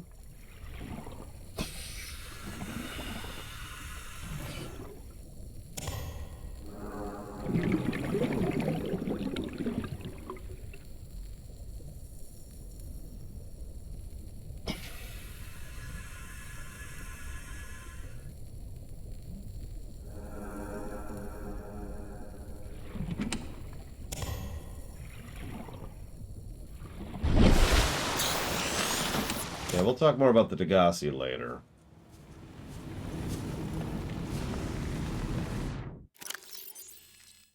I mean, it's more like it took them a decade to care enough about coming up with a rescue plan. We're busy, I got stuff going on, right? Money to make, people to spend.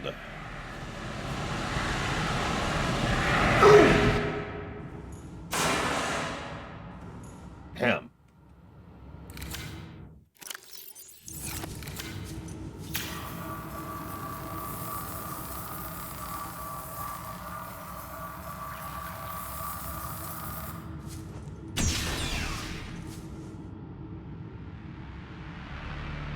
Well, that's a little on fire.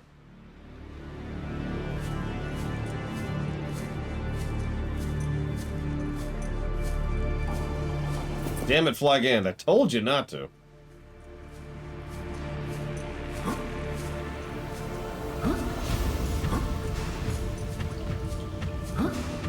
Alright, that's it, Flag End. We're through. You're done. You'll never work in this Federation again. Now hand in your badge. Picking up a faint black box signature originating on the other side of the hull breach in this room.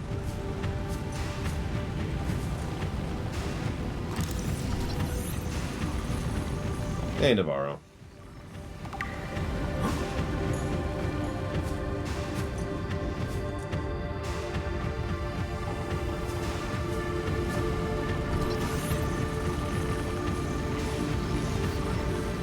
I love how the damn thing's called the prawn. Nothing cool or amazing or awesome, it's a prawn.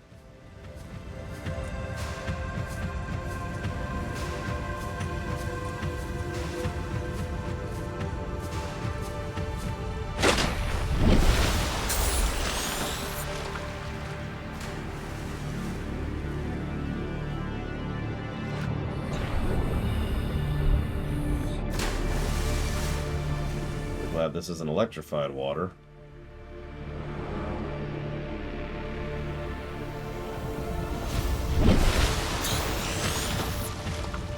I've never tried Steam Link. No. How much having played this game before detracts from the experience? The total opposite of that. I've actually talked about that before. Some people have this thing, and no judgment here, no like elitism or whatever, but some people have this thing where they can't really enjoy a game unless it's their first time through. Now, obviously the first time through is a unique experience, but no, I tend to enjoy a game more when I know what I'm doing, when I'm capable of understanding and processing and can appreciate it more. Oh, I can totally interact with that.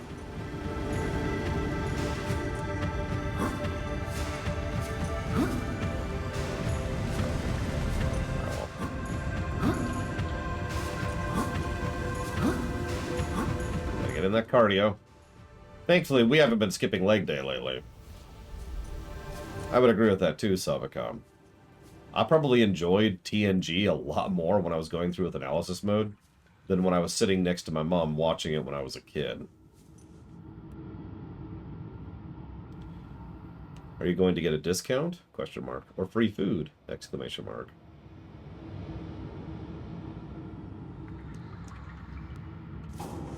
Let's see. Powerful rectifier. Shoot, I'm terrible at acronyms.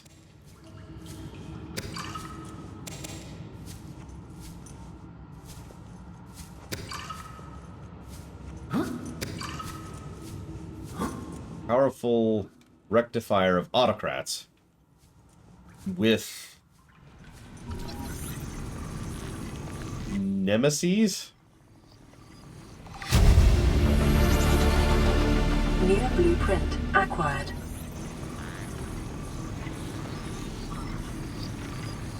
Powered reach-assisted weapon nullifier. That's pretty good.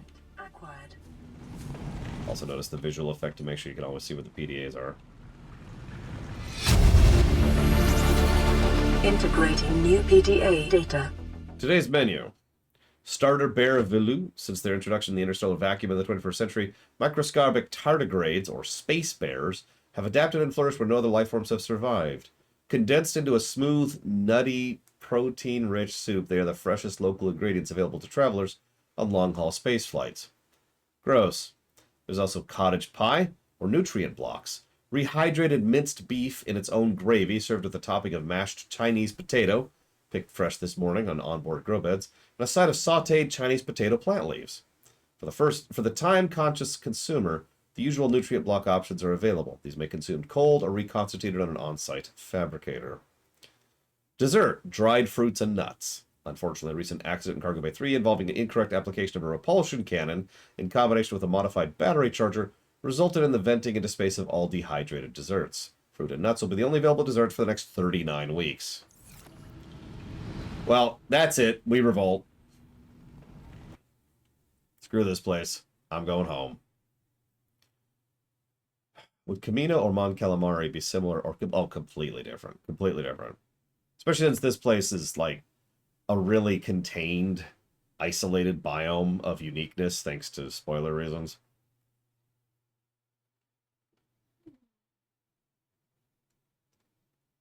Let's see, hang on. Looking at my question block here. Let's see if I've actually missed any questions.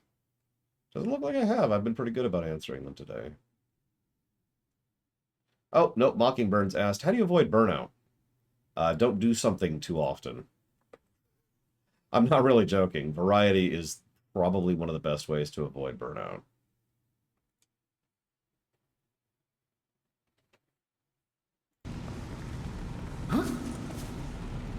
Pressure reactive armored waterproof nanosuit. Keep calm. Gotta pick that up.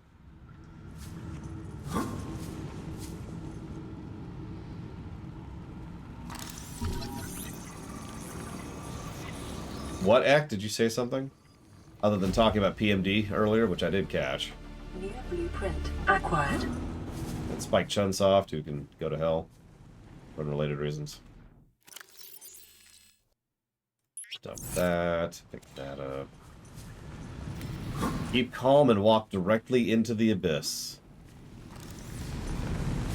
Baked potato, coleslaw, mac and cheese, garlic bread. Ooh, garlic bread biscuit.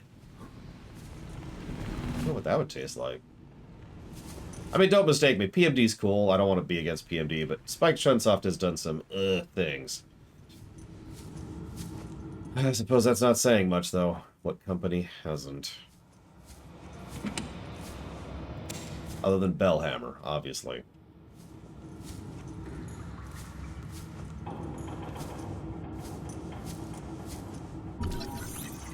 Oh yeah, we gotta have a bed.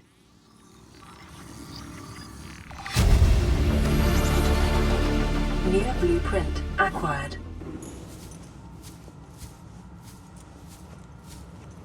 A sea biscuit, definitely tracks, yeah.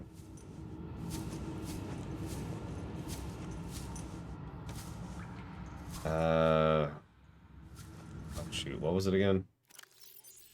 No, this is the captain's quarters. I don't know the captain's thing. Like the other one.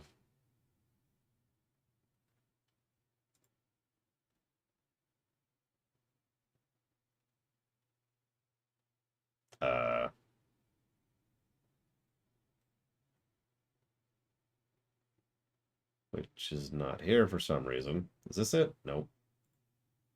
Nope, nope, nope. Oh, here it is. Cabin number 1, 1869. That's not this. It's cabin 2. Cabin 3. Cabin 1, 1869.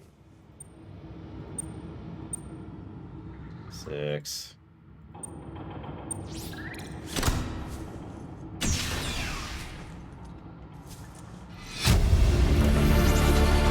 Integrating new PDA data. All the good things in life are commodities. We trade love just as we buy and sell stock. We engage in human relationships when there's fair exchange of value. Support, motivation, affection. Nothing good is ever free. If every physical good in the Federation came from a single supplier, it would constitute a dangerous monopoly. Personal relationships are the same. It's important for people to get what they need from multiple sources. If a person finds a better source of the goods they require, they're not wronging their original supplier by changing their purchasing arrangements. If one member of a relationship should feel threatened or jealous, they must look at their own business model and ask whether it's performing competitively. There's always room for improvement.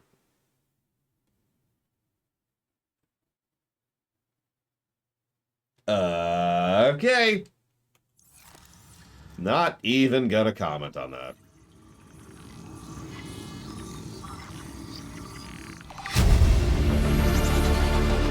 New blueprint acquired.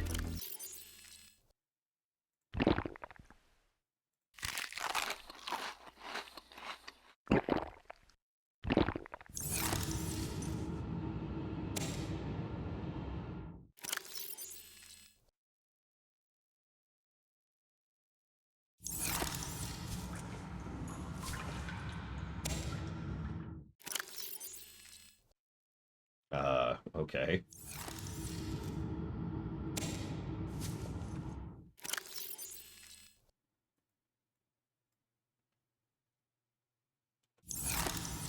I guess that's just a form of a chest.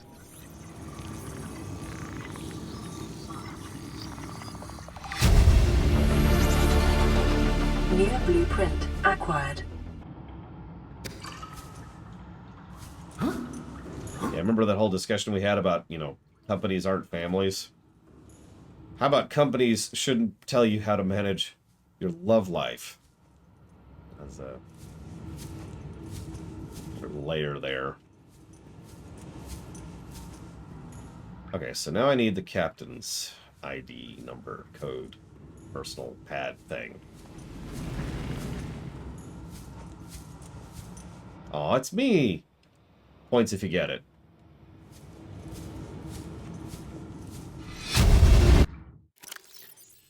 Listen, I know I don't have the right to make demands of you, but I need you to understand that I want to change our arrangement.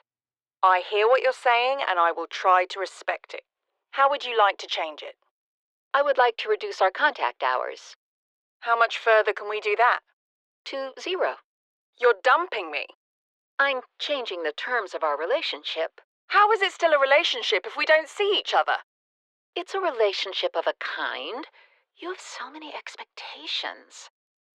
I feel you just want to spend more time with that dumb guy in his dumb robot suit.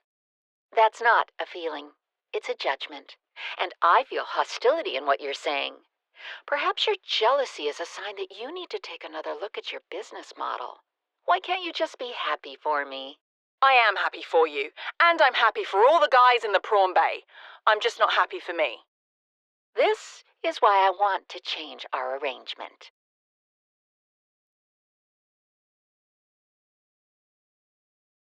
So somebody asked if this is a horror game.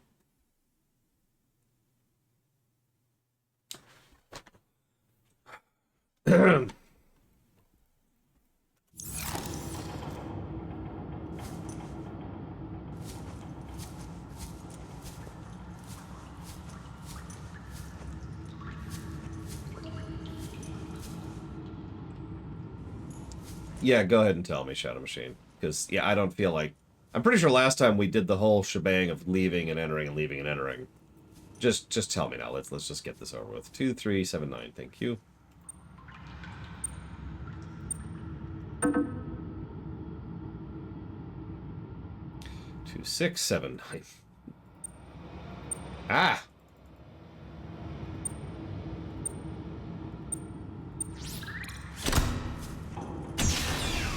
Hey! Cams log. Stardate 44382445665432.1.3132228. You were exploring a quiet alien backwater when the ship you arrived here implodes. It must be the arachnid kidney poachers. What do you do? Farm alien plants. That's just what Craig McGill would do. After foraging for some hours, you've collected a number of potentially farmable foodstuffs. What will you sustain yourself with? Stank root? Tree roaches? Or starwall eggs? Well, the starwall eggs are delicious. The life cycle of these vast spacefaring creatures is much too slow to sustain a farm. And besides, their mother is extremely angry with you. Fight the starwall. Apologize to the starwall. Accept your fate. Craig McGill knows there is no reasoning with a mother scorned. You are not so much torn apart as swallowed whole and disintegrated. The atoms that you thought were you are gradually redistributed in service of the starwall's continued survival. Would you like to continue? No.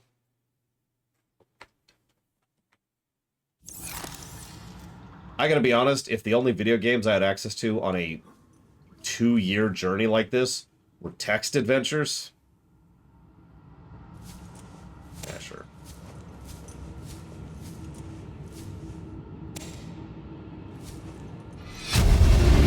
Average long-range transmission delay, 8 hours. Opening last recorded transmissions.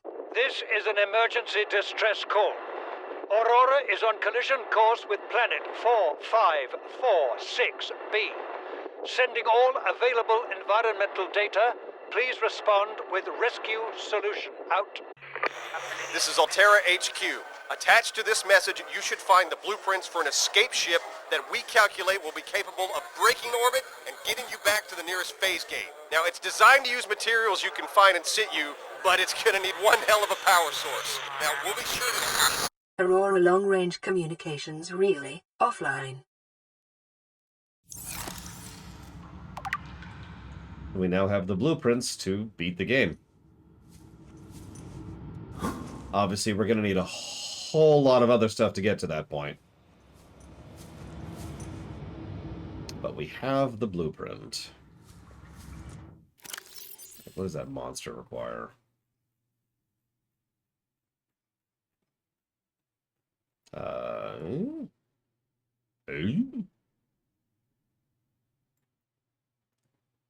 Actually, that's not too bad.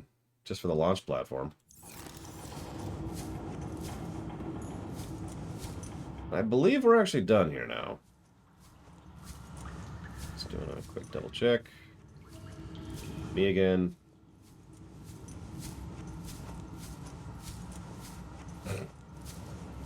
Okay. Actually, no, there is one more thing we haven't done yet. Right. We'll do that on our way out. That sounds really awful. Like, I love Final Fantasy VI, but if FF6 was the only game I had to play for 2 years, or longer.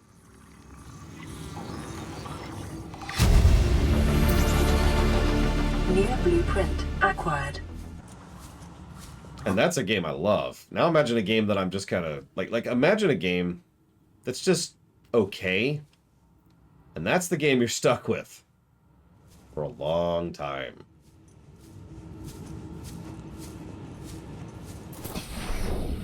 I don't think so, Yura, but I'm not sure I could give you an answer other than that, so... Well, I guess that's it. We got the prawn, we got the blueprint. Yeah, I guess we're done here. Yeah, think of the most mid-game you could think of right now. In fact, someone do me a favor. What are games that rated as 0 on the review sheet? Because that's kind of the definition of mid. Oh god, Spec Ops The Line. Oh yeah. That,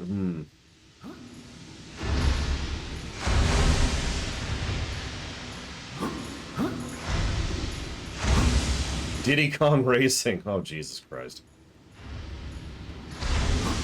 Or Suikoden 1. Meanwhile, Savacom's like, I'll play that for 2 years solid. 2 years later, Savacom has sworn off of Suikoden forever. Quest for Glory 1. Yeah, all of those would drive me bonkers by about my second playthrough.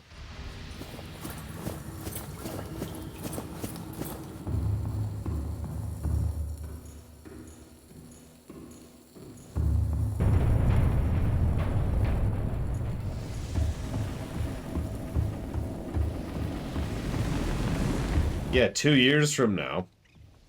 There's a leak, Grensler? Yeah, it's fine. It's fine. Everything's fine. Don't worry about it. Radiation's fine. There's no radiation here. See, everything's amazing. Ignore that. It's just part of the amazing particles. It's all part of the amazingness.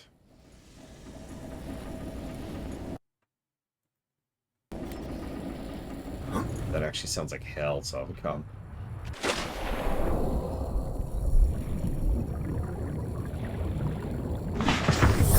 Welcome. Oh god, play Fallout 2 for 2 years. Ah!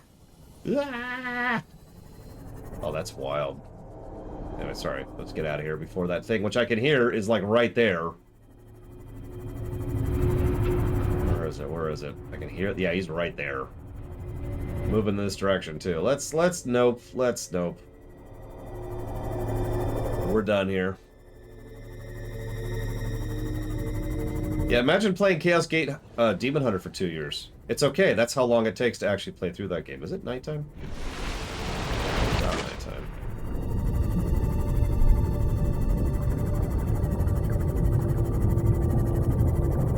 Oh god.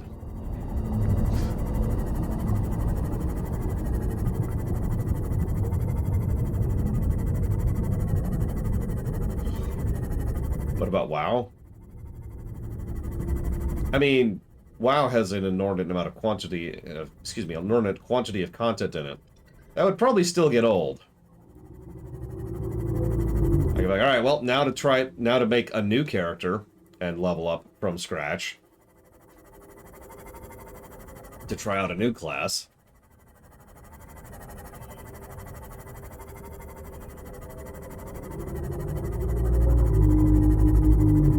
I try to remember, I pushed through most of WoW, up to and including Warlords, in about a month. Now granted, I knew exactly what I was doing, but I think that still gets across the point.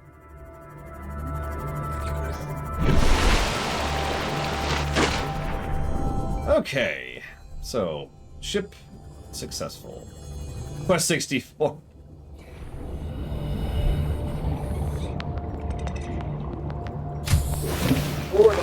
Hi, Twister. Alright, so we've got... That's what I thought.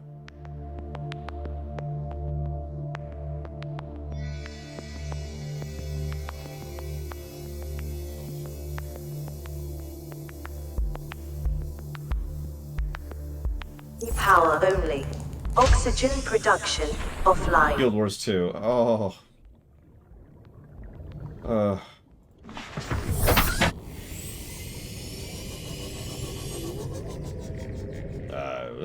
I'm really turned around. Where am I? Oh god. Am I blind?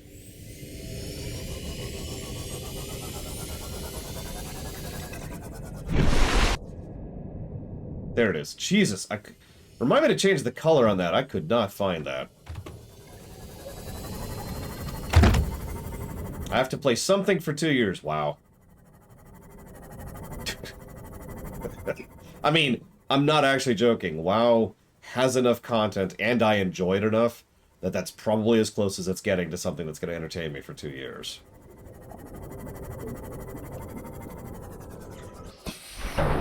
Well, then, Falkenstein, you go up to here.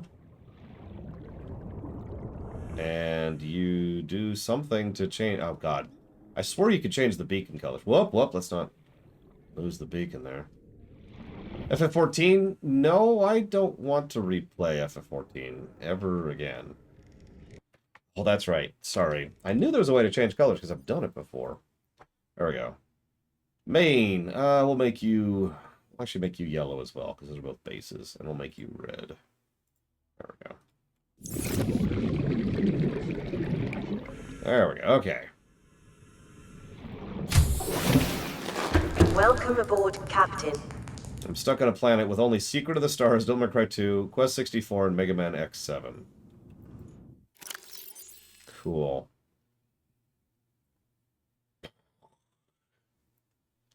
I mean, there are parts of FF14 I would enjoy replaying, but not the whole game.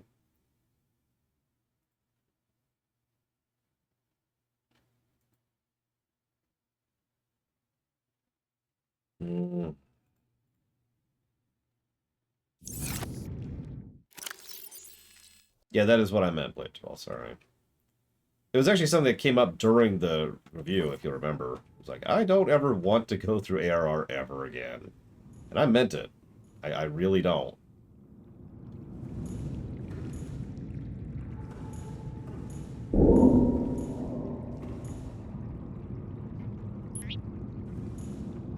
See, what I want is, I want to see it, like, as soon as I walk in. So we'll just put it, like, right here.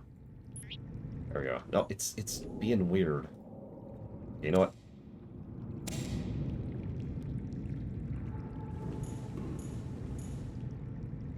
Best games quality of life features I've ever seen? Oh, Jesus, I don't know. The Last of Us 2 was very high up there.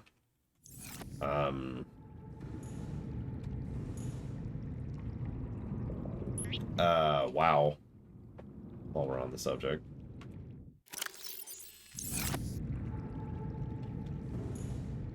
Put that over there. There we go. FF6, believe it or not, actually has a lot of quality of life features.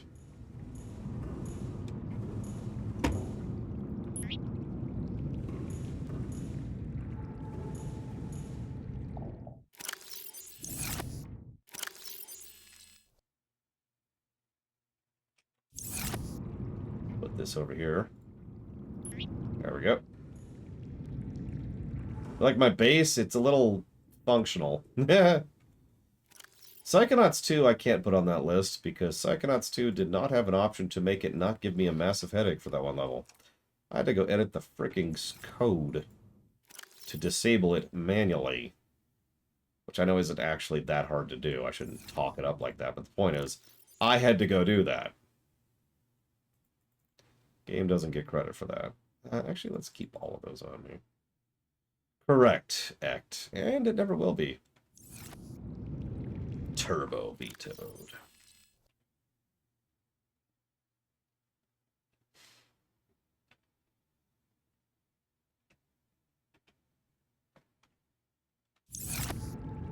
The LSD level. Okay, so we've got a bunch of stuff now. Let's go find that one thing. Because it's The Last of Us 1. Is it because of the ending? No, it has nothing to do with the ending. Last of Us 1 crosses the line. That's it. The end. Nothing fancy. Nothing special. That requires aerogel, which I don't even have, and enameled glass, which I also don't have. Cute.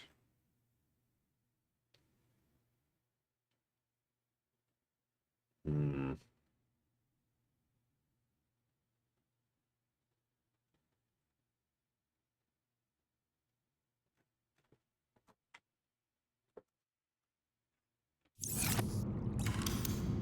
Do we have access to that yet? It's the thermal plant. I have not, Sarani.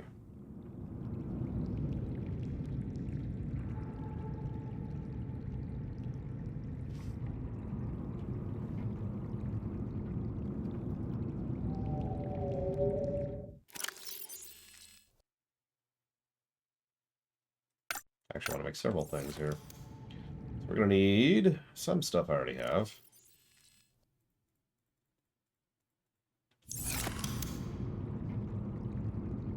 It's like 2 of those.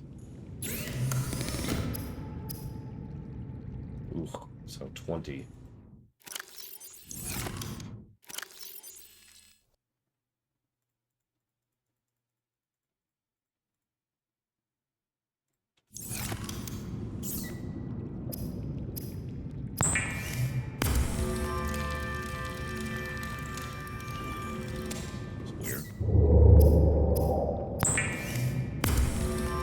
I have played The Last of Us 1.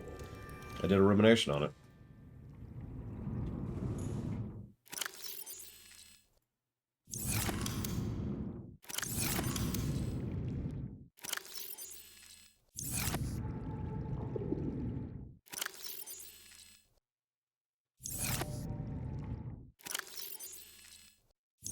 So table coral and 2 copper and 5 things.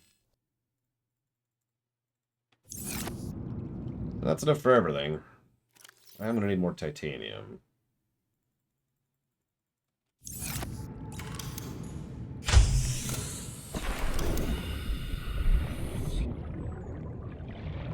Do I ever get playing Last of Us 1? Yeah, I guess. I mean, it's not the end of the world. Worse things have happened to me. Lithium for reinforcement. Ouch.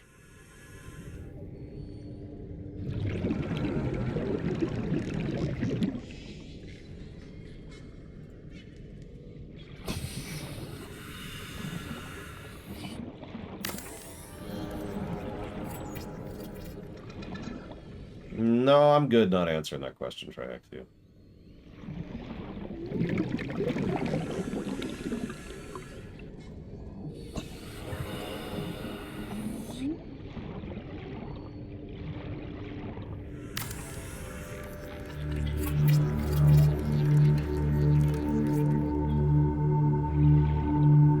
For the moon pool, the docking bay. It's going to be very helpful for several reasons. In fact, I'm going to go ahead and actually do this right now.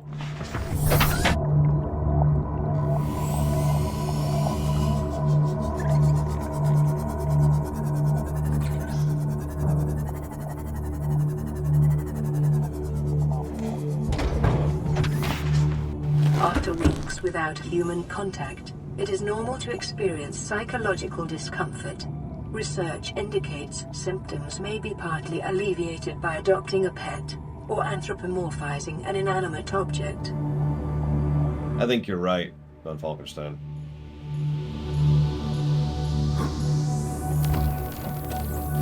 Yep, energy charging, right there.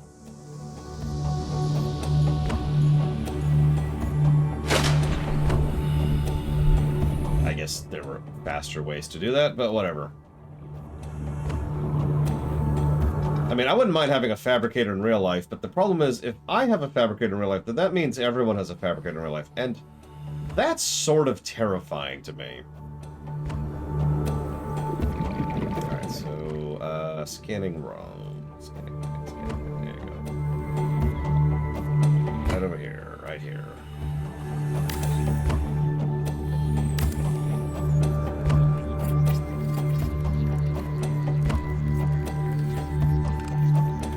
Now this should break my base.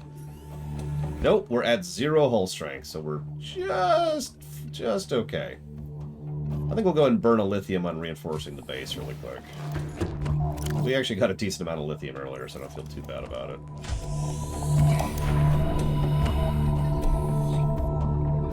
plonk that over here. Yep, right there.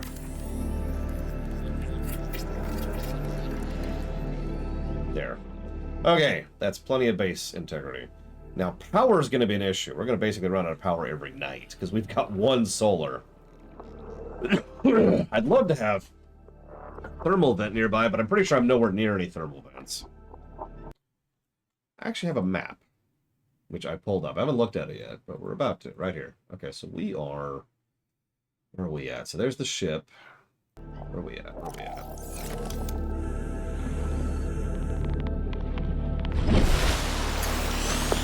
So we are... What about here? There are some thermal vents nearby. I'm not sure exactly where that is.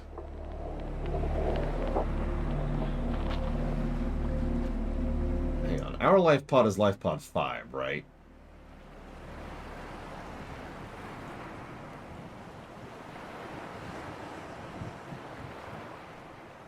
Think. I just don't remember. I'm gonna go check. Anybody? Okay, I'll go check. I'll go check.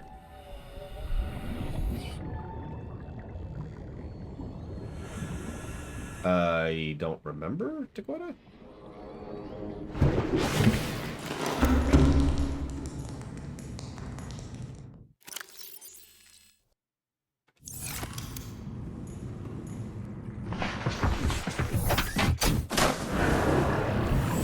But yes, this is, if you're wondering why I deliberately built my base out over an edge, this is why.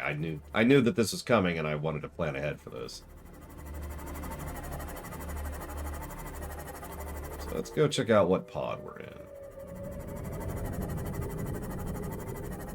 So it's the fastest thing we've got, and I already think it's slow.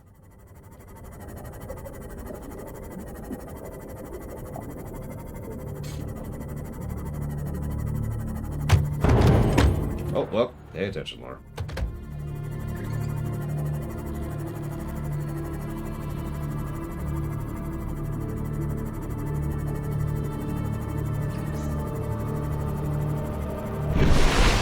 Five, okay. So this is 5.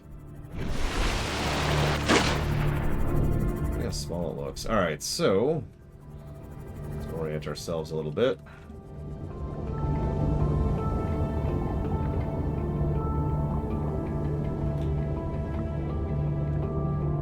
I kind of wish we had the compass by now. That would actually be kind of helpful.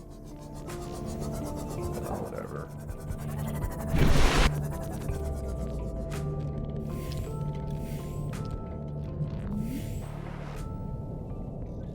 We don't even have the pattern for the compass yet. I think I'm going the right way.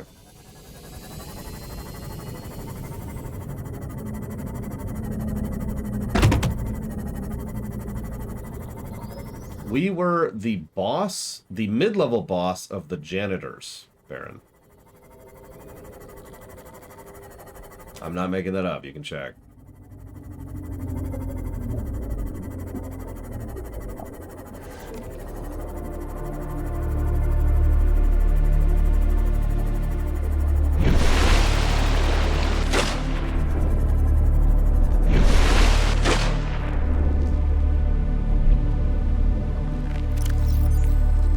Ironically, we're probably pretty well positioned to, you know, do well for ourselves here.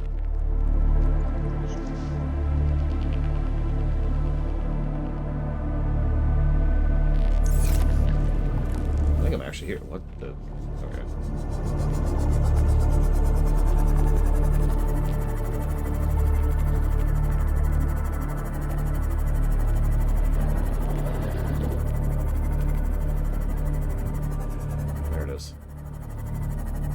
Pod 13. That's actually not the pod I wanted. Where's pod 13? Hang on.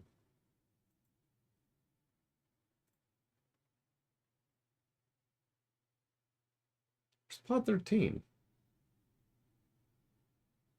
There's pod 13. Why are we way over here? That can't be right. Oh, no, that says pod 6. God, I apparently can't read. Okay, pod 6. Okay, I see where I am now. I see where I am. Okay, okay, I'm found.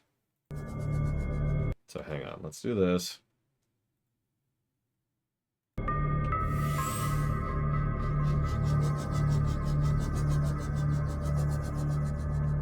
mean, we wanted to find Pod 6 anyway, so at least I think we did.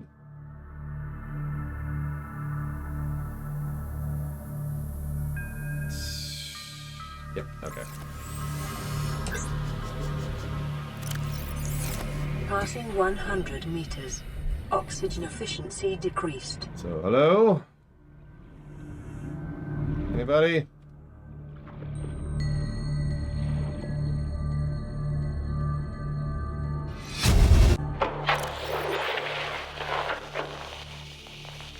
What are you doing? You were gone so long. I thought you'd drowned. Put the flare down. I was going to try and attract someone's attention. That's not a distress flare. Stop waving it around like that. You'll catch the fuel line. So that's how they died.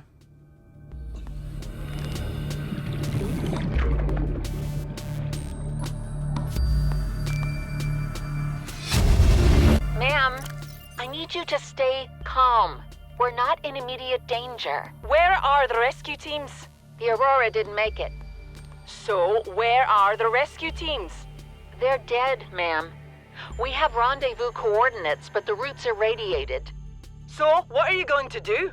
I'm head of human resources, ma'am. This is not my expertise. But the PDA says if we can find some lead, we can make radiation suits. Out there!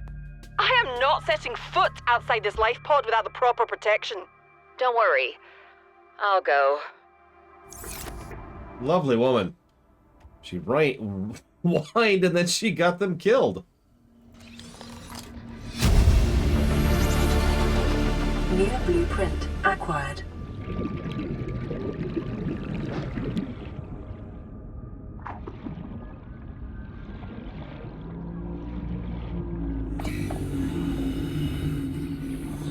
Well, that sucks, but whatever. It's good to know that somebody died because of their own stupidity. That's some, you know, malleability. That's the wrong word. It adds a comfort to life to know that people died because they were morons.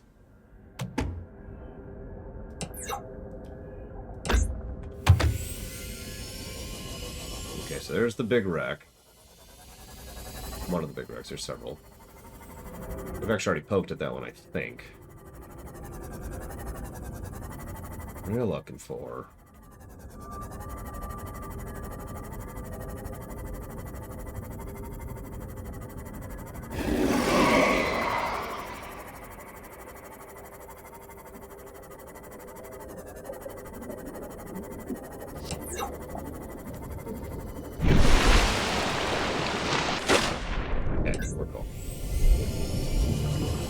Everything's cool, random, everything's cool. We're in the fastest ship in the game, which, by the way, cannot outrun a Reaper. Just don't ask me how I know that.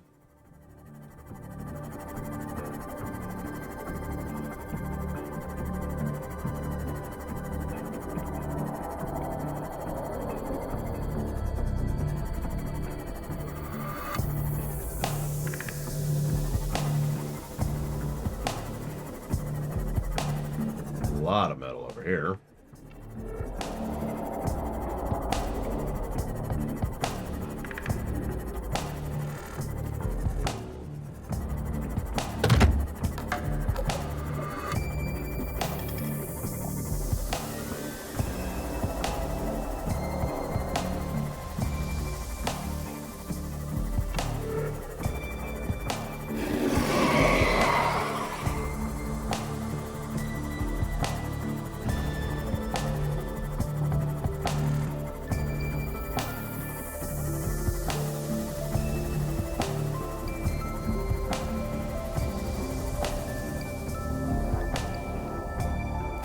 Whoops.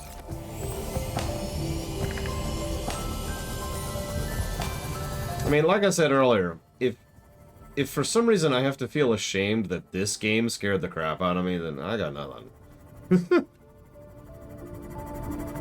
This game, whew, this was an experience. It still scares me a little bit, and I've played this before. Twice.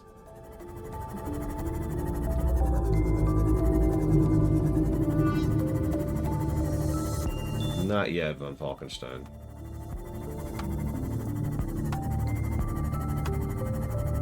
I'm not sure where this is.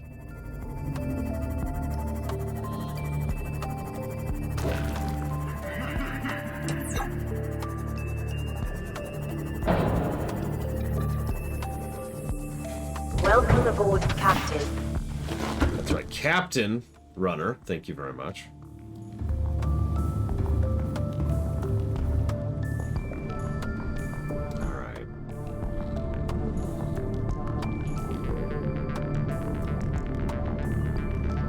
Oh, yeah, you can scan for resources, by the way.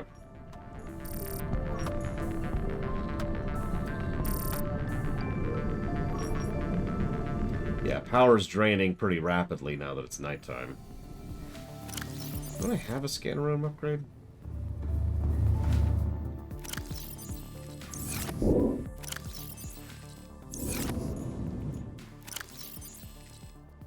Nope, that's Cyclops.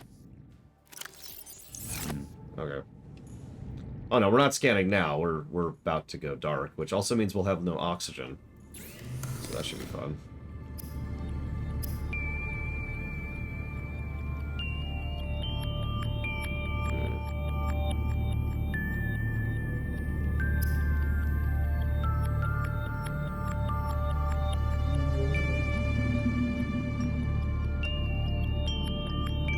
I don't even know what that is. What's the Pathfinder tool? Like, did they add that?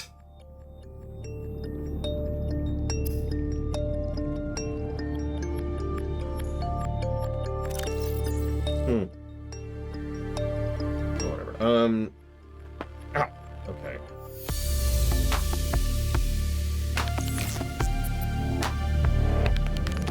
Dark Bramble. Easy answer, Act. Screw the Dark Bramble. Oh my god. Harder to navigate, too.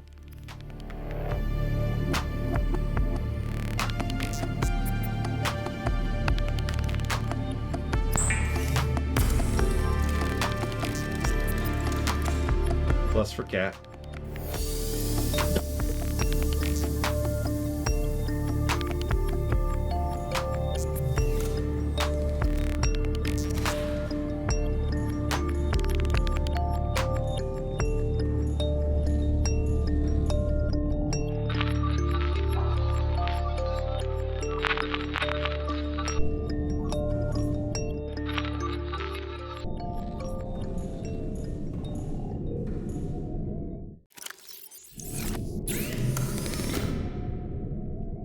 Okay, so...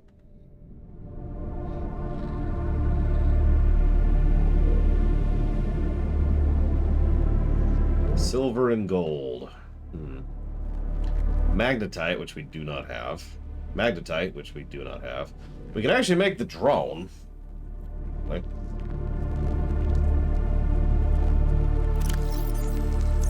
One thing we could make.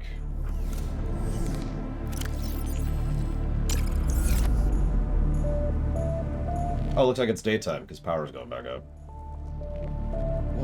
Okay. Okay.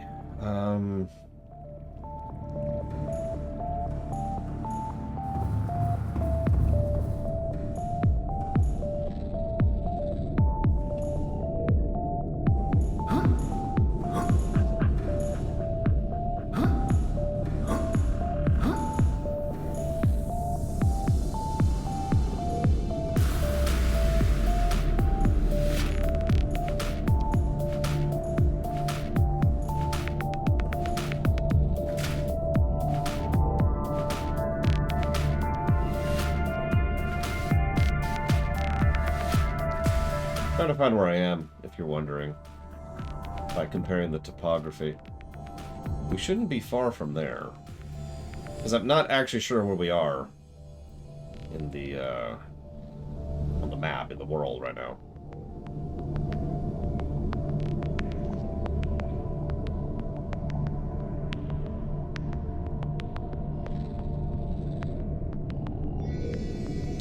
looking for a specific formation, a distinct enough formation that I should be able to pick it out.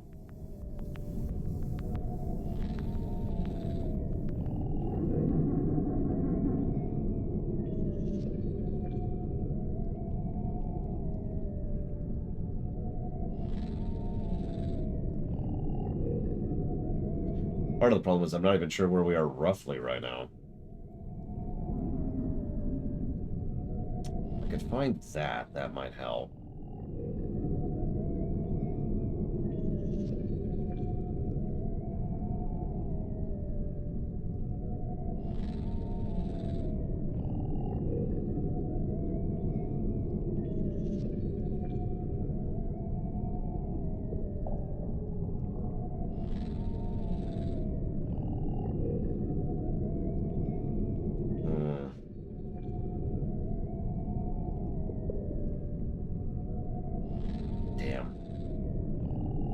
Alright. Fine. That's cool. That's cool. What we're gonna do instead...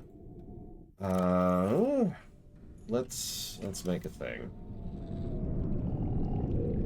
Let's make a radio. We need a copper for that. And then I'll probably actually pause for lunch, because I should probably do that at some point. Probably.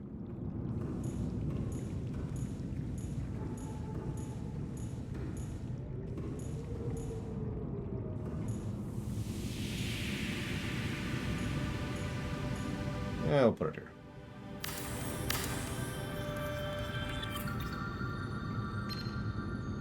Plan pre-recorded distress call. This is Ozzy from the cafeteria. What the hell, guys? They didn't warn us this might happen. Our pod was almost crushed by the Seamoth Bay on the way down. Now we're hanging on the edge of a cave system, and this grim-looking snake thing's trying to eat through the hull. Come get us already. Signal location uploaded to PDA. Left pod 17.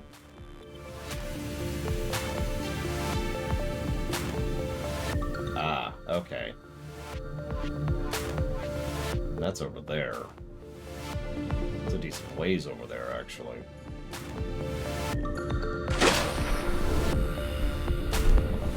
Also, what is my camera doing? My camera's currently being eaten by those jackasses. Seek fluid intake. Did they seriously steal my freaking cameras?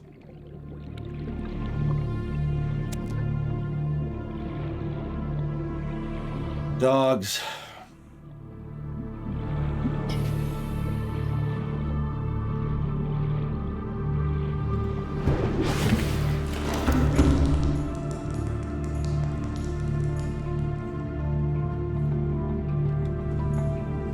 I'm allowed to blame them.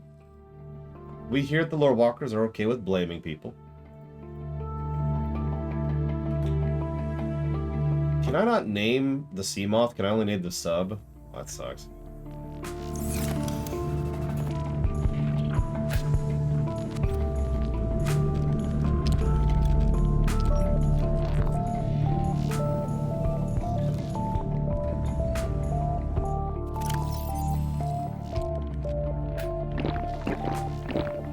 Guzzle some water here. Vital signs stabilizing.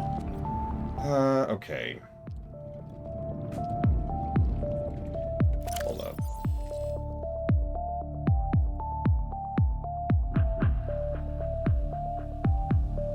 It's gotta be like right. I've gotta be like right here. I don't know where I am.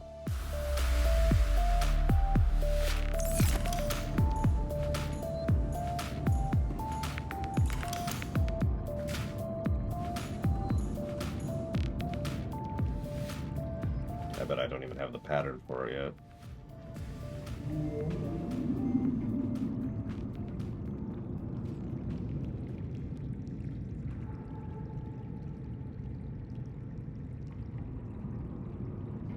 Yeah. Well, whatever. I am gonna go do lunch. I'll be back in about an hour.